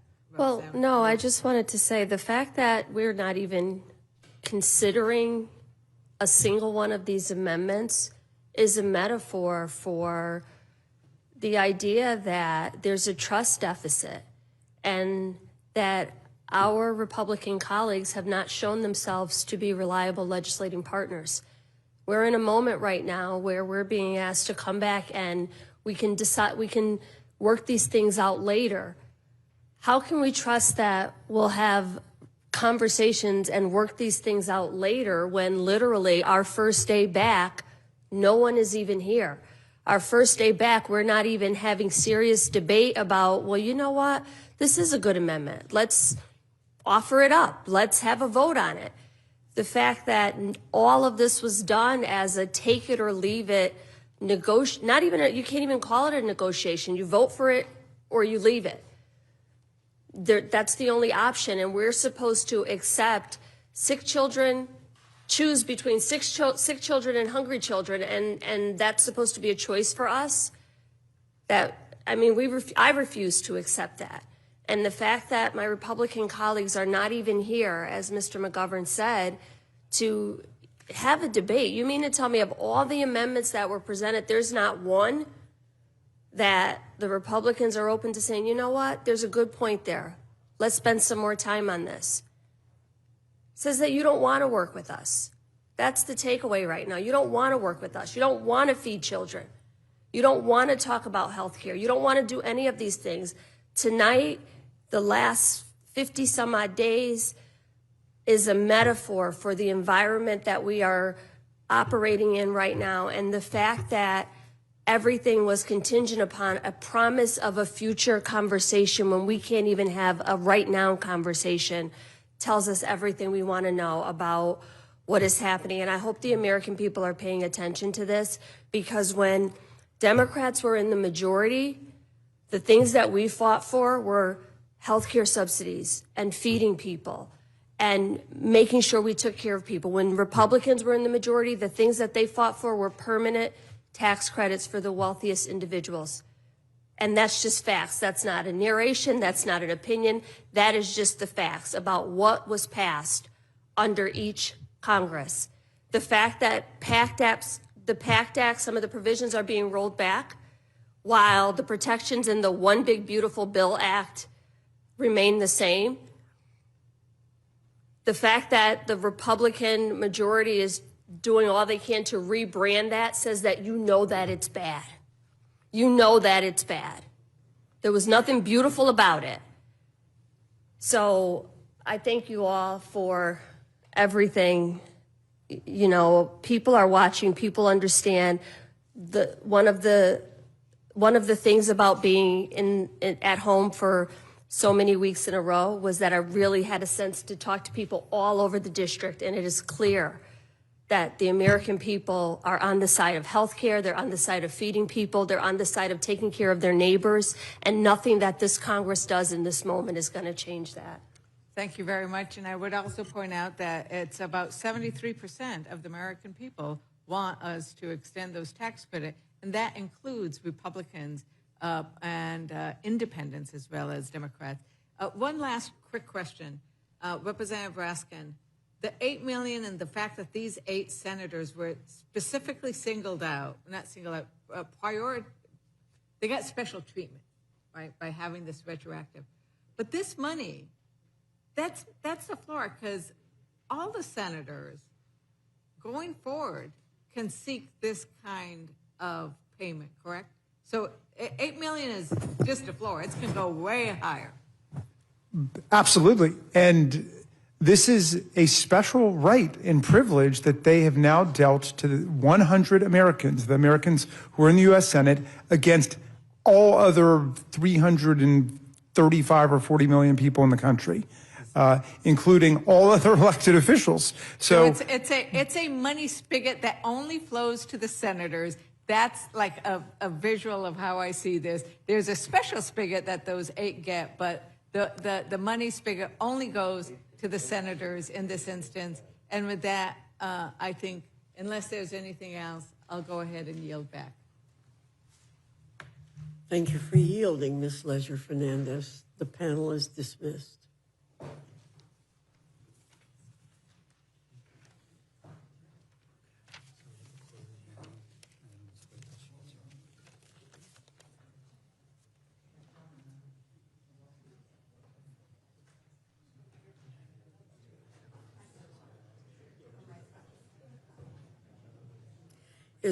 Is there anyone else seeking to testify on the Senate amendment to H.R. 5371? Seeing none, this closes the hearing portion of our meeting.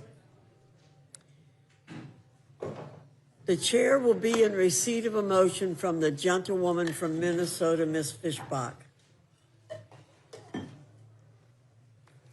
Thank you, Madam Chair. Madam Chair, I move the committee grant a rule providing for the consideration of the Senate amendment to H.R. 5371, the Continuing Appropriations, Agriculture, Legislative Branch, Military Construction, and Veterans Affairs and Extensions Act of 2026. The rule makes an order, a motion offered by the chair of the Committee on Appropriations or his designee that the House concur in the Senate amendment to H.R. 5371. The rule waives all points of order against consideration of the motion and the Senate amendment. The rule provides that the Senate amendment and the motion shall be considered as read.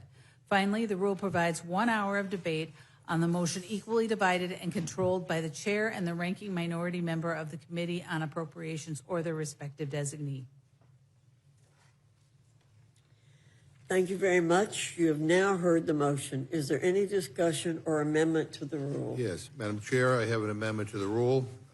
I move the committee add a section to the rule providing expedited procedures in the House for consideration of a Senate-passed measure extending the Affordable Care Act enhanced premium tax credits. Speaker Johnson has not committed to holding a House vote on a Senate deal to preserve 4 million people's health care and prevent premiums from skyrocketing for over 20 million Americans. I certainly hope he'll change his mind if the Senate sends us a bipartisan health care fix, but hope won't get you far in the 118th Congress. So let's ensure that we have the chance for an up or down vote. Expedited procedures would allow any member to bring the Senate-passed measures straight to the floor for a debate and a vote.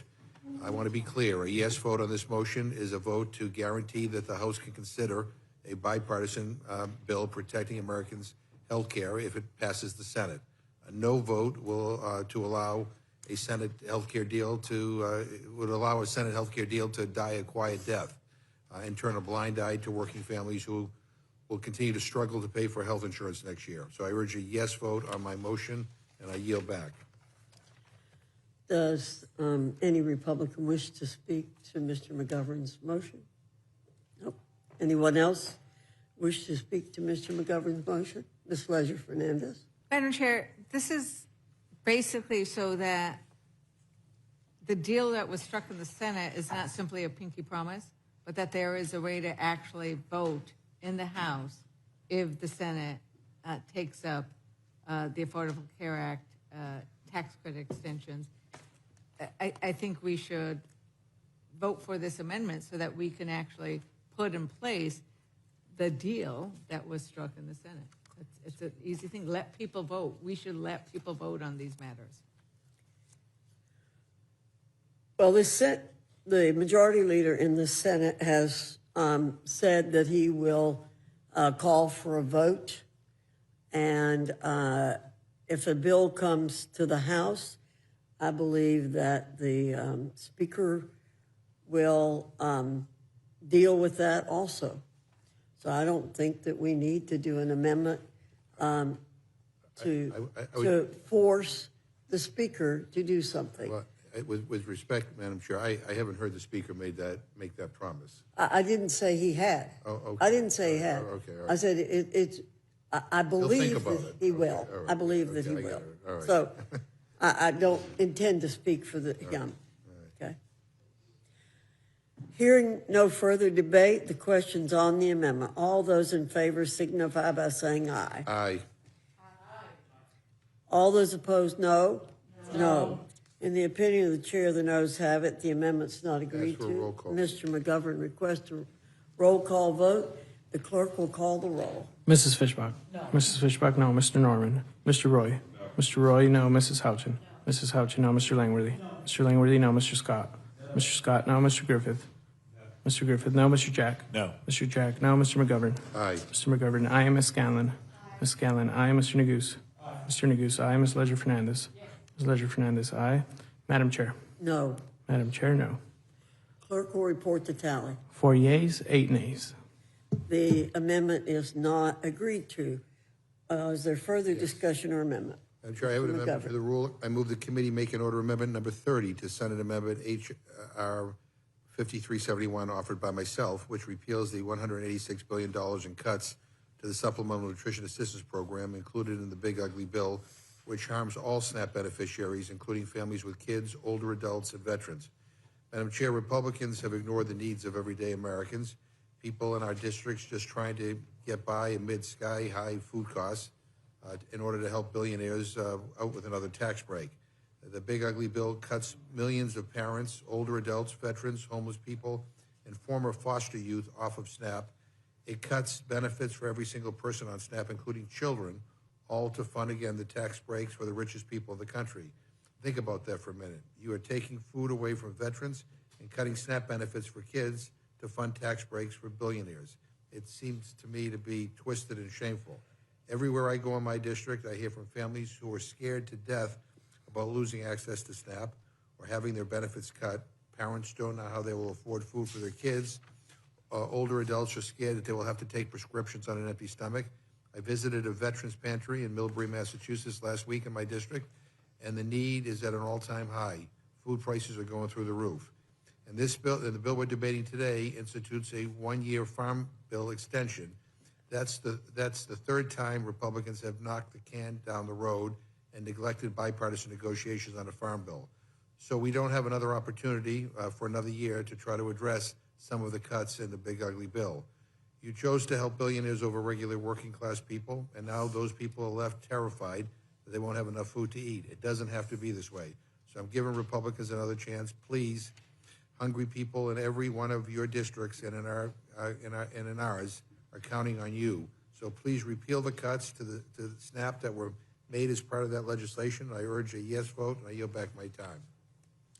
Is there further discussion on the amendment? Hearing none, the question's on the amendment. All those in favor signify by saying aye. Aye. All those opposed say no. No. In the opinion of the chair, the noes have it. The amendment is not agreed to. Mr. McGovern asks for a roll call. Clerk will call the roll. Mrs. Fishbach? No. Mrs. Fishbach, no. Mr. Norman? Mr. Roy? No. Mr. Roy, no. Mrs. Houchin? No. Mrs. Houchin, no. Mr. Langworthy? No. Mr. Langworthy, no. Mr. Scott? No. Mr. Scott, no. Mr. Griffith? No. Mr. Griffith, no. Mr. Jack? No. Mr. Jack, no. Mr. McGovern? Aye. Mr. McGovern, aye. Ms. Scanlon? Aye. Ms. Scanlon, aye. Mr. Neguse? Mr. Neguse, aye. Ms. Ledger Fernandez? Ms. Ledger Fernandez, aye. Madam Chair? No. Madam Chair, no. The clerk will report the total. 4 yeas, 8 nays. The noes have it. The amendment is not agreed to. Mr. McGovern, you recognize. I have an amendment to the rule. I urge the committee to make an order amendment number 24 to send an amendment to HR 5371 offered by Representative Hayes, who we just heard from, which ensures uninterrupted benefits for supplemental nutrition assistance program during a lapse in government funding. Is there further discussion on the amendment? Hearing none, the question is on the amendment. All those in favor signify by saying aye. Aye. Those opposed say no. No. In the opinion of the chair, the noes have it. The amendment is not agreed to. I ask for a roll call. Mr. McGovern requests a roll call. The clerk will call the roll. Mrs. Fishbach? No. Mrs. Fishbach, no. Mr. Norman? Mr. Roy? No. Mr. Roy, no. Mrs. Houchin? No. Mrs. Houchin, no. Mr. Langworthy? Mr. Langworthy, no. Mr. Scott? Mr. Scott, no. Mr. Griffith? No. Mr. Griffith, no. Mr. Jack? No. Mr. Jack, no. Mr. McGovern? Aye. Mr. McGovern, aye. Ms. Scanlon? Ms. Scanlon, aye. Mr. Neguse? Mr. Neguse, aye. Ms. Ledger Fernandez? Ms. Ledger Fernandez, aye. Madam Chair? No. Madam Chair, no. Clerk will report the total. 4 yeas, 8 nays. The noes have it. The amendment is not agreed to. Madam Chair, Mr. McGovern. I have an amendment to the rule. I move the committee make an order amendment number 20 to the Senate amendment to HR 5371 offered by Representative Wasserman Schultz, which restores $51.7 billion in advance funding for the Toxic Exposures Fund. Today is Veterans Day, but this bill still cuts health care for veterans who were exposed to toxic substances while defending our country. The amendment is simple. It honors the commitment we made to the veterans who served this country with distinction and honor in the PACT Act. Advancing funding for VA medical care is nothing new, and it should not be controversial. However, this bill appears to undo a bipartisan compromise reached in the House that would have fully funded over $50 billion in advanced spending for the Toxic Exposures Fund. Toxic exposed veterans shouldn't have to wonder whether Congress will decide to fund the expanded medical care and benefits they've earned. A vote for this amendment will restore the bipartisan compromise reached in the House to advance appropriations for the Toxic Exposures Fund. A vote against this amendment is a vote against ensuring access to medical care for veterans. Is there further discussion on the amendment? Hearing none, the question's on the amendment. All those in favor signify by saying aye. Aye. Those opposed say no. No. In the opinion, chair, the noes have it. Ask for a roll call. Mr. McGovern requests a roll call. The clerk will call the roll. Mrs. Fishbach? No. Mrs. Fishbach, no. Mr. Norman? Mr. Roy? No. Mr. Roy, no. Mrs. Houchin? Mrs. Houchin, no. Mr. Langworthy? No. Mr. Langworthy, no. Mr. Scott? No. Mr. Scott, no. Mr. Griffith? No. Mr. Griffith, no. Mr. Jack? No. Mr. Jack, no. Mr. McGovern? Aye. Mr. McGovern, aye. Ms. Scanlon? Ms. Scanlon, aye. Mr. Neguse? Mr. Neguse, aye. Ms. Ledger Fernandez? Ms. Ledger Fernandez, aye. Madam Chair? No. Madam Chair, no. Clerk will report the total. 4 yeas, 8 nays. The noes have it. The amendment's not agreed to. Madam Chair, I have another amendment to the rule. I move the committee make an order amendment number 70 to the Senate amendment to H.R. 5371 offered by the Democratic leader, Mr. Jeffries, which extends the enhanced premium tax credits for 3 years. Right now, tens of millions of Americans are experiencing skyrocketing healthcare costs. Due to Republican inaction, the 24 million people on the Affordable Care Act will experience an average premium increase of 114% next year. This will bankrupt families, take away people's access to see a doctor or receive treatment. This inaction will cost lives. This amendment would provide the certainty that Americans need and deserve by cleanly extending the enhanced premium tax credits for 3 years. By adopting this simple amendment, Republicans could join us and avert the most significant premium hike in history and protect health care for over 4 million Americans. With this simple amendment, Republicans could join us in protecting access to doctor and the ability to afford prescription drugs. With this simple amendment, Republicans could join us in standing up for working class Americans. With this simple amendment, Republicans could join us in saving lives. I urge a yes vote on this amendment. And I yield back the balance of my time.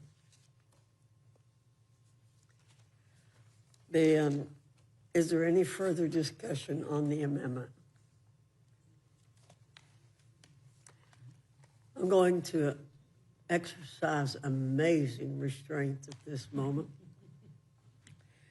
Hearing none, the question is on the amendment.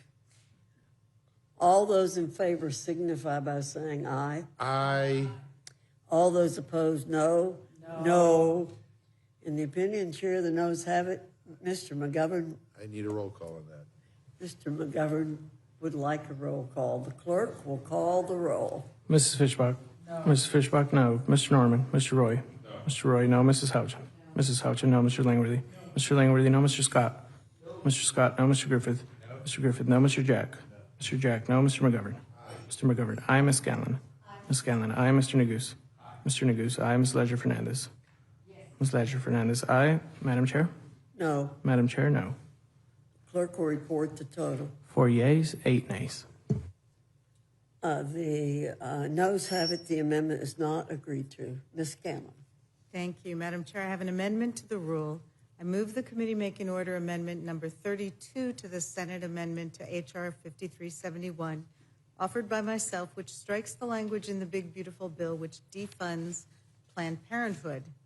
The CBO numbers don't lie. By defunding Planned Parenthood, the big, ugly bill increases the deficit. So this isn't about saving money. It's about punishing Planned Parenthood and the 1 million people who rely on its health centers every year for cancer screenings, STI testing, birth control, and safe, legal abortion. Republicans are willing to gut public health, cut off care to millions, and take away essential services, all to get a win for their most extreme base and to secure tax cuts for billionaires.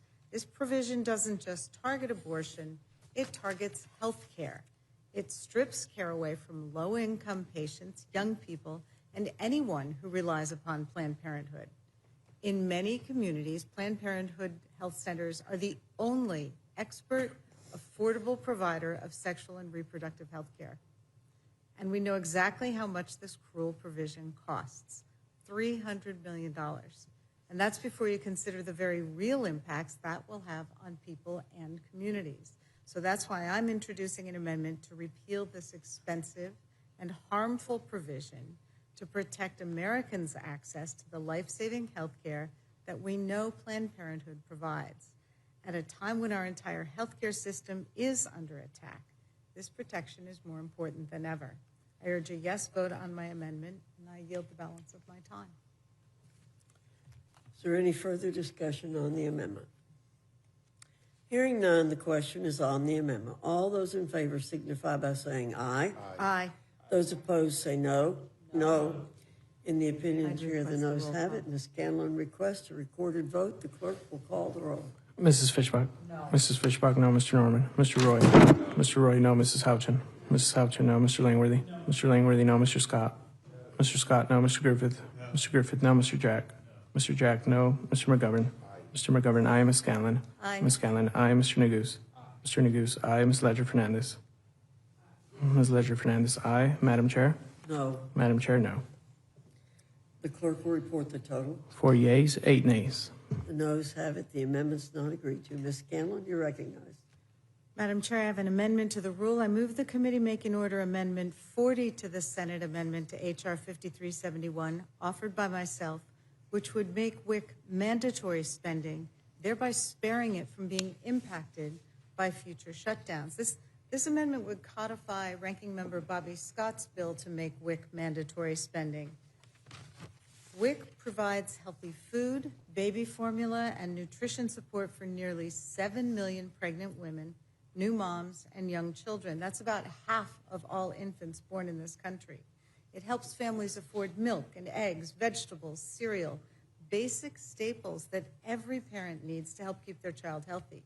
It provides breastfeeding counseling, health screenings, and referrals for prenatal care. And it's one of the most effective public health programs ever created. But every time there's a shutdown, this program gets put at risk. WIC is classified as discretionary spending, which means its funding can stop the second a shutdown begins. I'm sorry, but babies don't believe that food is discretionary, and I don't either. This isn't a question of whether we can afford WIC. It's whether we have the moral decency to guarantee that no baby in America goes hungry when politicians in Washington can't come to a timely resolution to an issue. The solution is simple. WIC should be made a mandatory funding program, just like Social Security and Medicare. It should be shielded from shutdowns and partisan games. That's why I'm introducing this amendment to make WIC a mandatory program and guarantee parents and children can rely on this life-saving benefit. So I would urge a yes vote on this and yield the remainder of my time. Thank you, Ms. Scanlon. Is there further discussion on the amendment? Hearing none, the question is on the amendment. All those in favor signify by saying aye. Aye. Those opposed say no. No. In the opinion of the chair, the noes have it. The amendment is not agreed to. I'd request a roll call vote.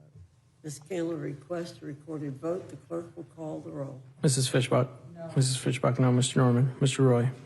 Mr. Roy, no. Mrs. Houchin? Mrs. Houchin, no. Mr. Langworthy? No. Mr. Langworthy, no. Mr. Scott? Mr. Scott, no. Mr. Griffith? No. Mr. Griffith, no. Mr. Jack? Mr. Jack, no. Mr. McGovern? Aye. Mr. McGovern, aye. Ms. Scanlon? Aye. Ms. Scanlon, aye. Mr. Neguse? Aye. Mr. Neguse, aye. Ms. Ledger Fernandez? Aye. Ms. Ledger Fernandez, aye. Madam Chair? No. Madam Chair, no. The clerk will report the total. 4 yeas, 8 nays.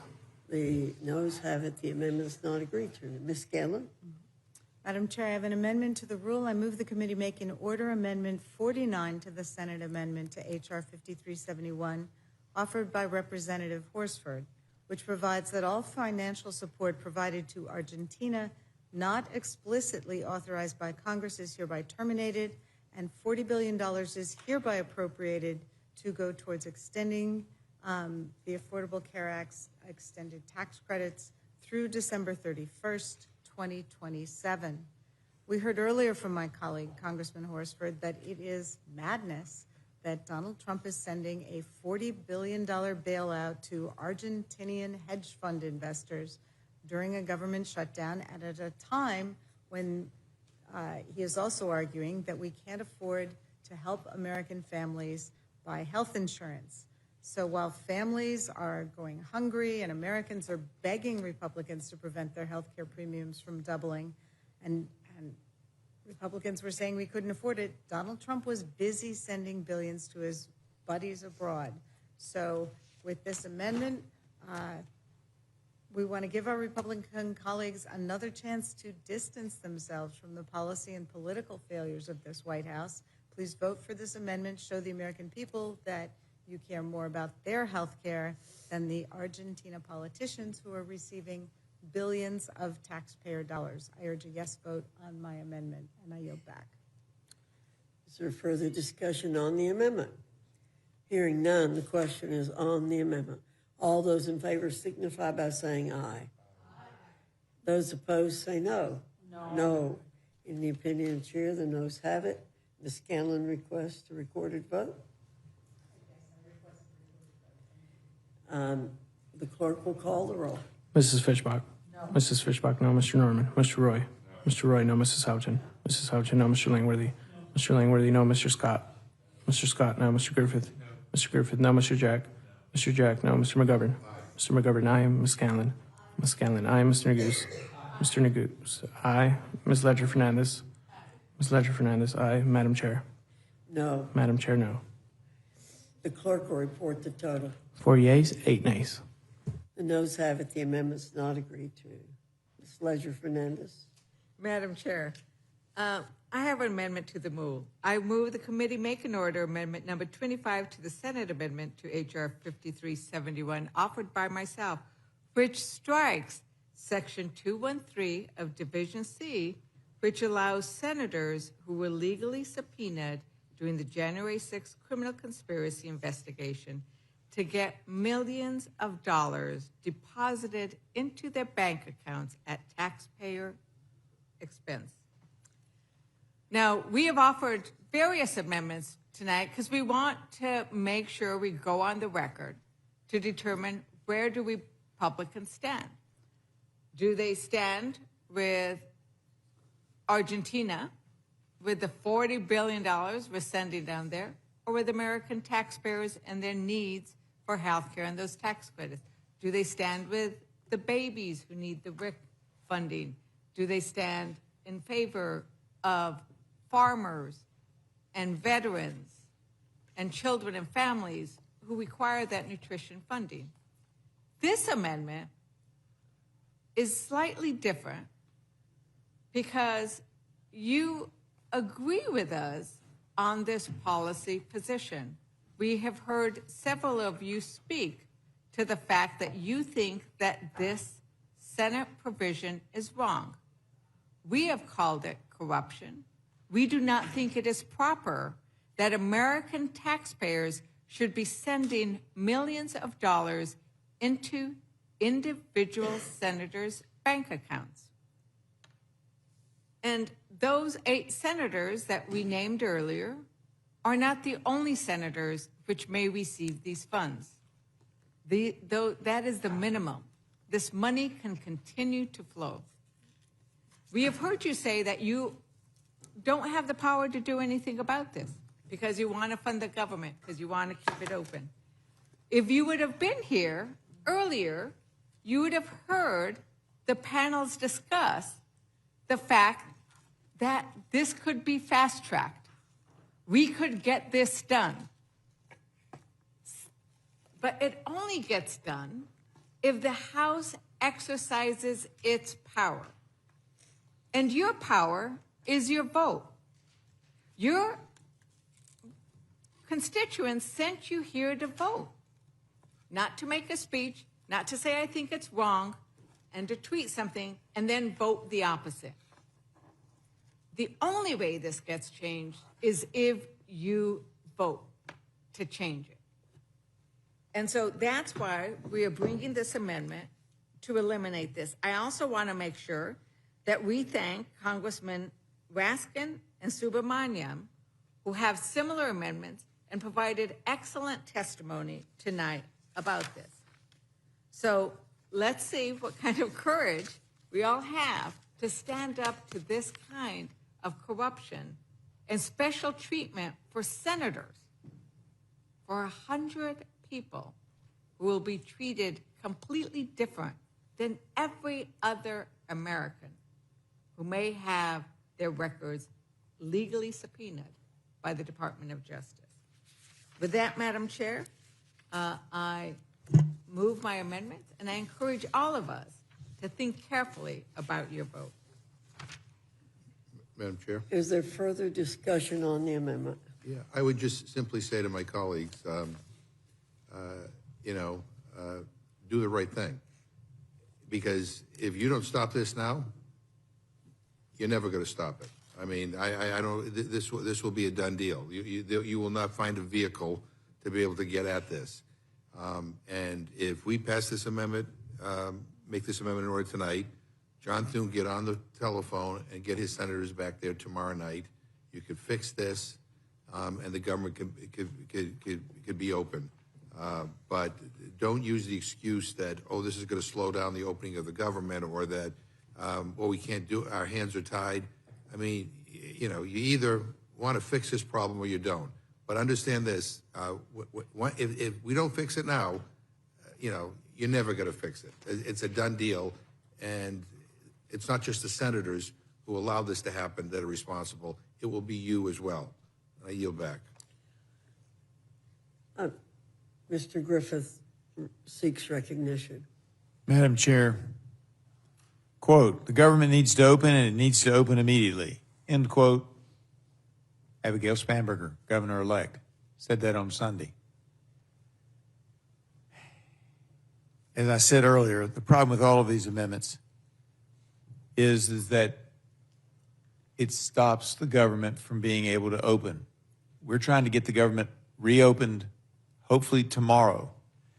And I heard the debate earlier about you can fast track it, you can go, there's two ways to do it. You can do it on unanimous consent, or you can have a roll call. I heard the gentleman say that. The problem is that a majority of the Democrats in the Senate have opposed this all the way.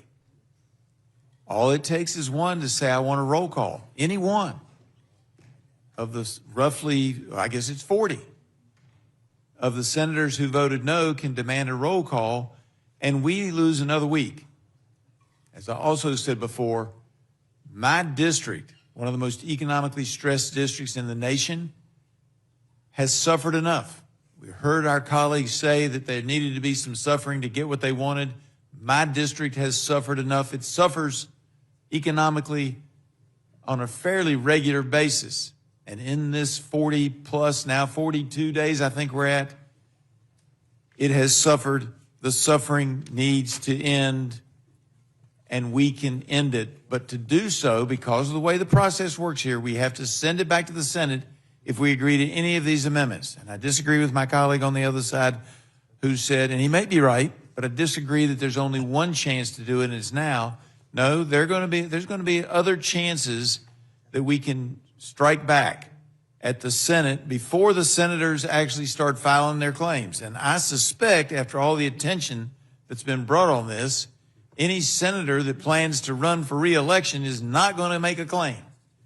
So I think that this is going to resolve itself. But if not, I'm prepared to vote later. But I'm not prepared to keep the government shut an additional day. And I said earlier we want to vote on Wednesday. It is Wednesday.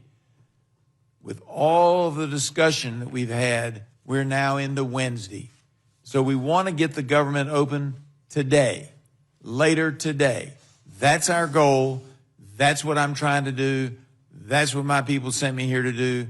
That's what the governor-elect of Virginia has asked us to do. And I am going to do it by voting no, even though the intent of the amendment is justified. I yield back.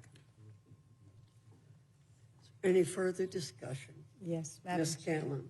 I would first yield briefly to Mr. McGovern. And I'll tell you, people watching this, if people are still up, are rolling their eyes. Because when you want to, this institution can move with the speed of light. To pass tax cuts for multimillionaires and billionaires, corporate bailouts, I mean, it would do it in a nanosecond. But when it comes to this, corruption, oh no, we can't, oh no, we can't compel the Senate to come back. You know, I mean, you tried to jam the Senate by sending over your flawed continuing resolution. Now they jammed you back. And you're just going to accept it.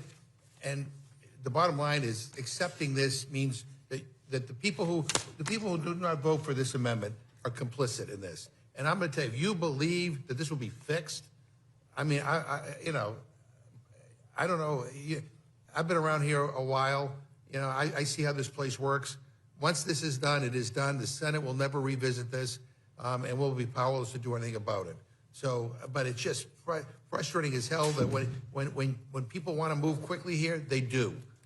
But when people just want to talk about things, you know, and not see any changes, we see how this plays out. It really is frustrating. I understand why people are frustrated with this institution. I yield back to my colleague. Yeah.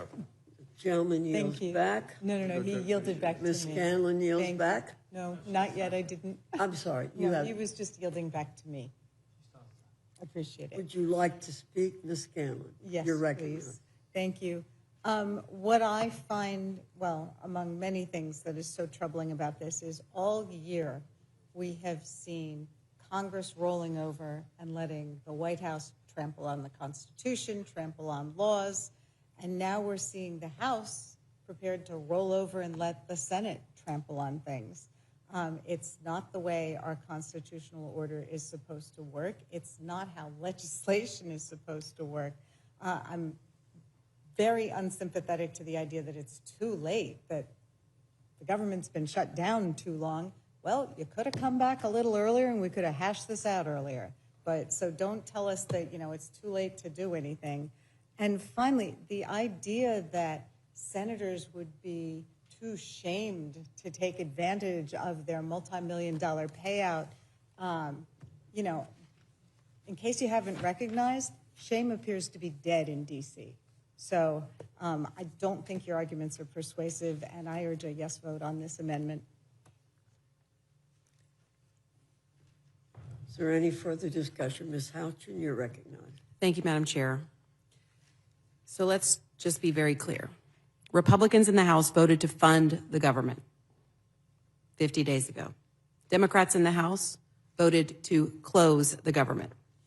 Republicans in the Senate voted 14 times to fund the government.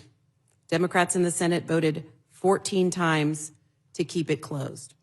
All of the suffering that the American people have been enduring, discussed here tonight, fall only on one party, the Democrats. Democrats thought this political stunt would give them leverage. They used the American people as leverage, and for what?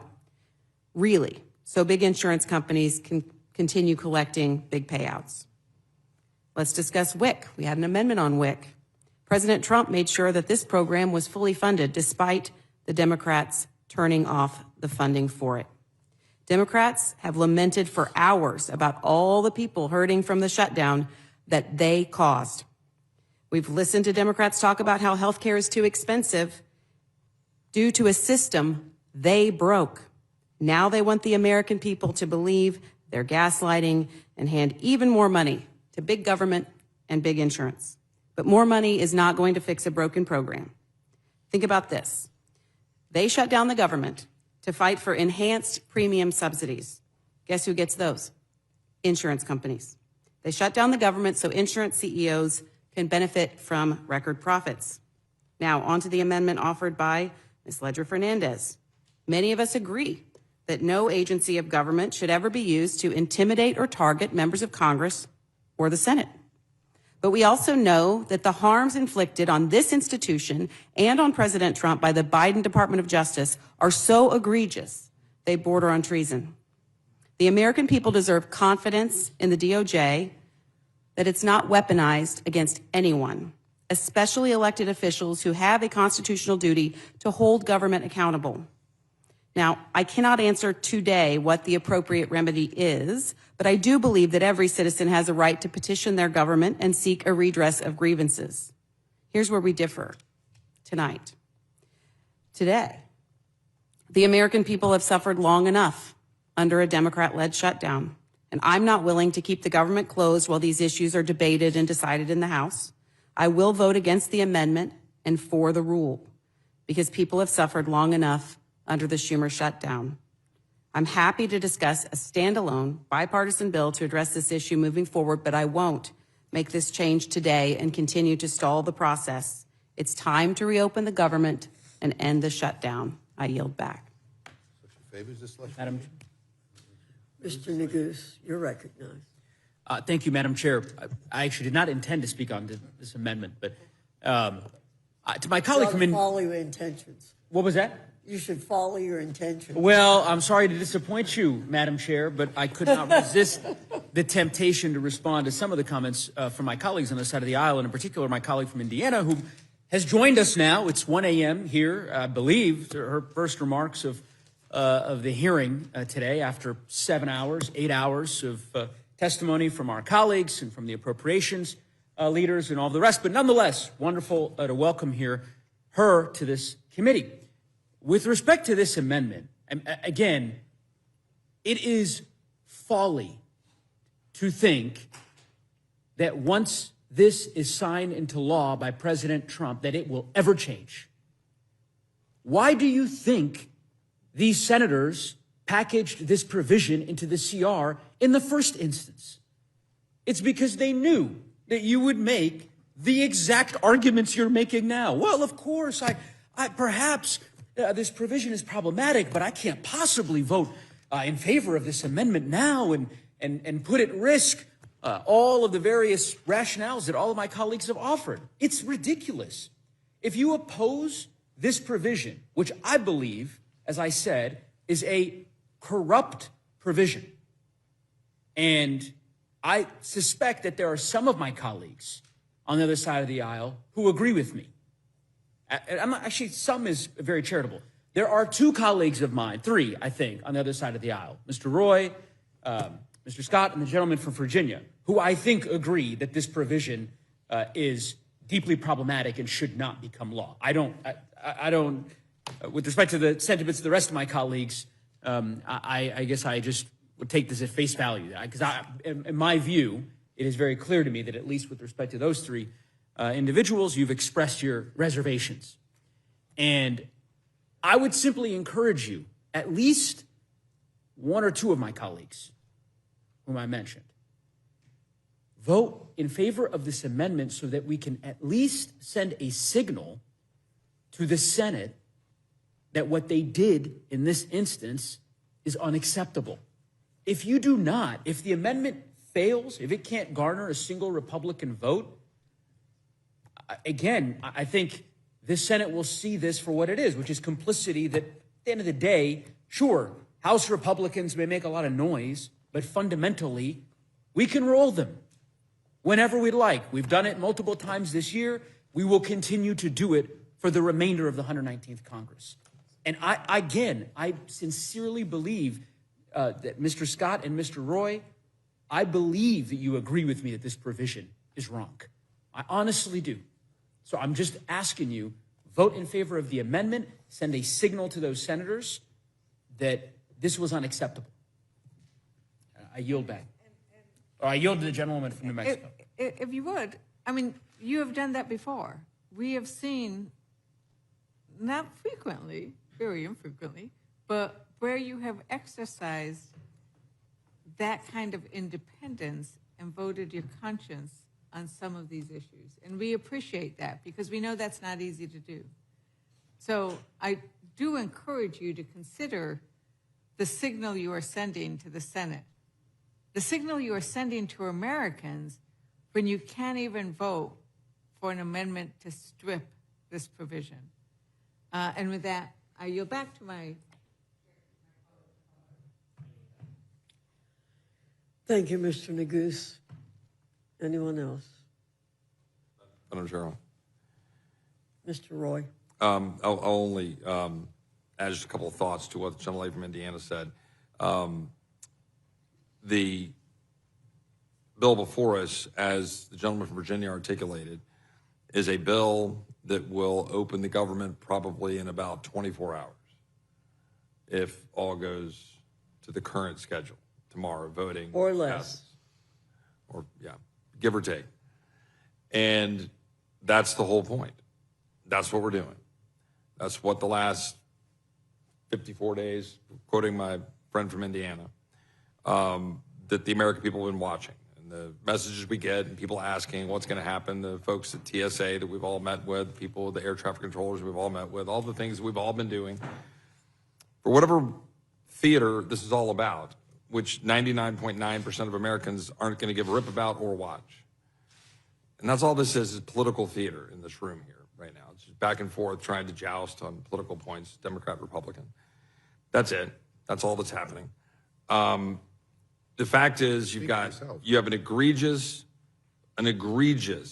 violation, an abuse of power by the FBI, the Department of Justice, that was carried out against United States senators. Just an egregious abuse of power in coordination with a federal judge that comes in and says that AT&T can't provide the records to a sitting United States senator.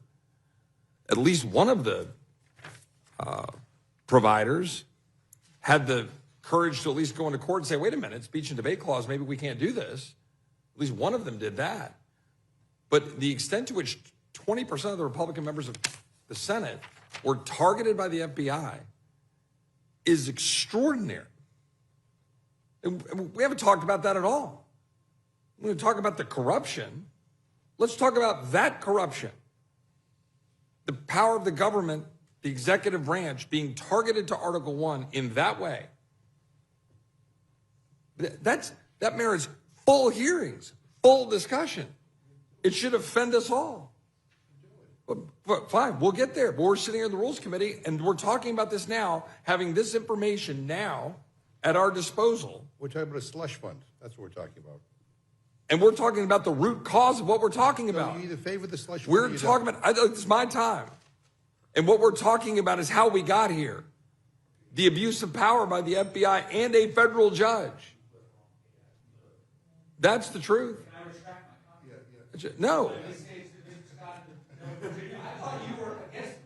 I don't like the provision, but this is my time. Come on. The fact of the matter Mr. is, Nicosia. the fact of the matter is, that's the corruption that should be alarming to any member of Congress. The dismissal by my colleagues on the other side of the aisle tells you everything you need to know. It tells you everything you need to know. A complete lack of regard for what the executive branch did to target members of the United States Senate and members of Congress and our colleagues.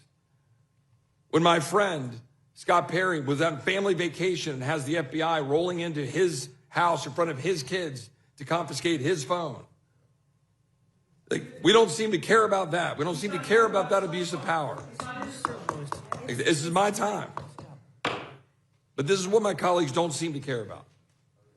And what we're here now talking about is an amendment that, yes, I expressed early and share and continue to share the concern. Well, you can say whatever you want.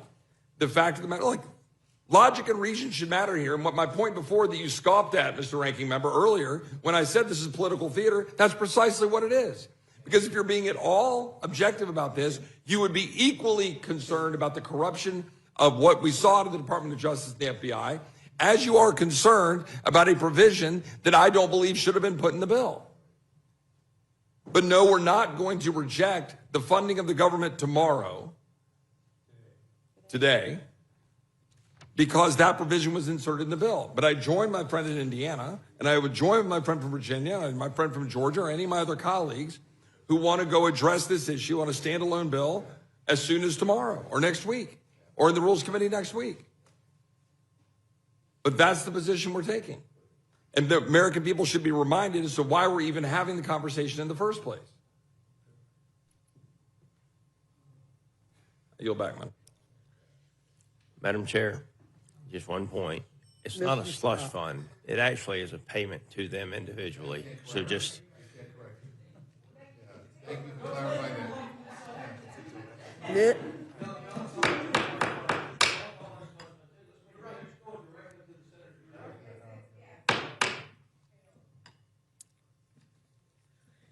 The question is on the amendment. All those in favor signify by saying aye. Aye. All those opposed say no. No. In the opinion of the chair, the noes have it. Ms. Leisure-Fernandez requests a recorded vote. The clerk will call the roll. Mrs. Fishbach. No. Mrs. Fishbach, no. Mr. Norman. Mr. Roy. No. Mr. Roy, no. Mrs. Houchin. Mrs. Houchin, no. Mr. Langworthy. Mr. Langworthy, no. Mr. Scott. Mr. Scott, no. Mr. Griffith. Mr. Griffith, no. Mr. Jack. Mr. Jack, no. Mr. McGovern. Aye. Mr. McGovern, aye. Ms. Scanlon. Ms. Scanlon, aye. Mr. Neguse. Mr. Neguse, aye. Ms. Leisure-Fernandez. Ms. Leisure-Fernandez, aye. Madam Chair. No. Madam Chair, no. The clerk will report the total. 4 yeas, 8 nays. The noes have it. The amendment is not agreed to. So Madam... Ms. Leisure-Fernandez. Madam Chair, I had a couple of more, and I don't think they'll get as much debate, even though I wish they would. But I will just add this one. Madam Chair, I have an amendment to the rule. I move the committee make an order amendment number 29 to the Senate Amendment H.R. 5371, offered by myself, which reaffirms USDA's authority to reimburse states for SNAP and NAP under Section 118, and require state reimbursements for other nutrition programs. And the reason I need to bring this amendment, even though we are at this late hour and we had such a great conversation about my earlier amendment, is because there were certain states that stepped up to make sure their families, their veterans, their children, their elderly did not go hungry when the USDA refused to disperse the money that was sitting there, basically sitting there in the bank, available to fund SNAP. In every other shutdown, that contingency fund that sits at USDA precisely for purposes like this has been used so that people don't go hungry. And in this instance, sadly, President Trump and USDA Secretary Brooke Rollins decided that they weren't going to send it out. So Democratic states like New Mexico and Vermont and others, but also Republican states like Virginia and Louisiana and others did what the federal government was refusing to do.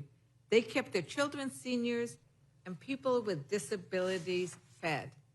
And I think it is only proper, and it was left out of this bill, that we show the same leadership that they did, and we reimburse them. This is what has been done in the past, too. I mean, that's the thing, is like we have never used hunger. A president has never used hunger before as a cudgel. And this time, this president did, even though the money was there. And so I think that we need to make sure that all states, including those Republican states who stepped up to make sure their people did not go hungry, receive the reimbursements that is normally done. And this administration shouldn't have needed a court order to care about Americans' hunger. All it needed was a conscience.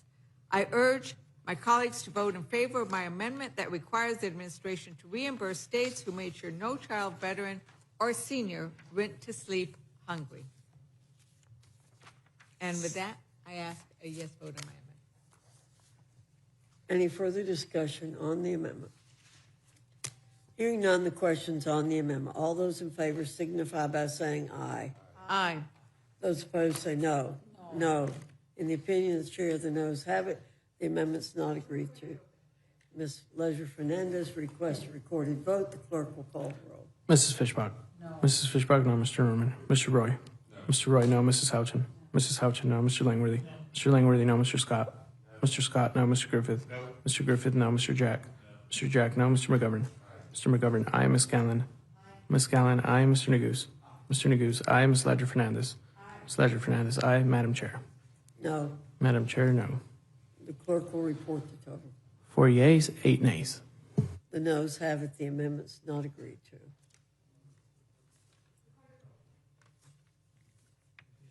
We just did that. We just did that. Okay.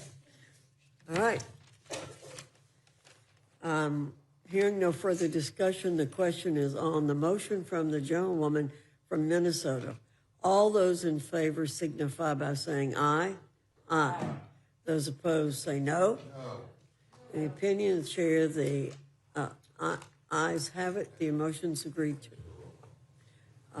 Mr. McGovern requests a recorded vote. The clerk will call the roll. Mrs. Fishbach? Yes. Mrs. Fishbach, aye. Mr. Norman? Mr. Roy? Mr. Roy, aye. Mrs. Houchin? Mrs. Houchin, aye. Mr. Langworthy? Mr. Langworthy, aye. Mr. Scott? Mr. Scott, aye. Mr. Griffith?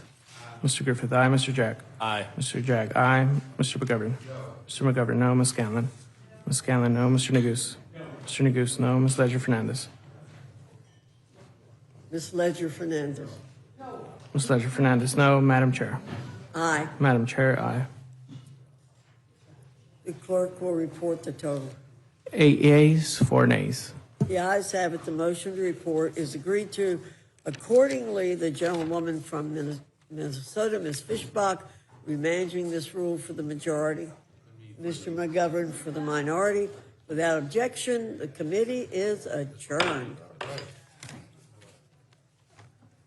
Good morning, everybody.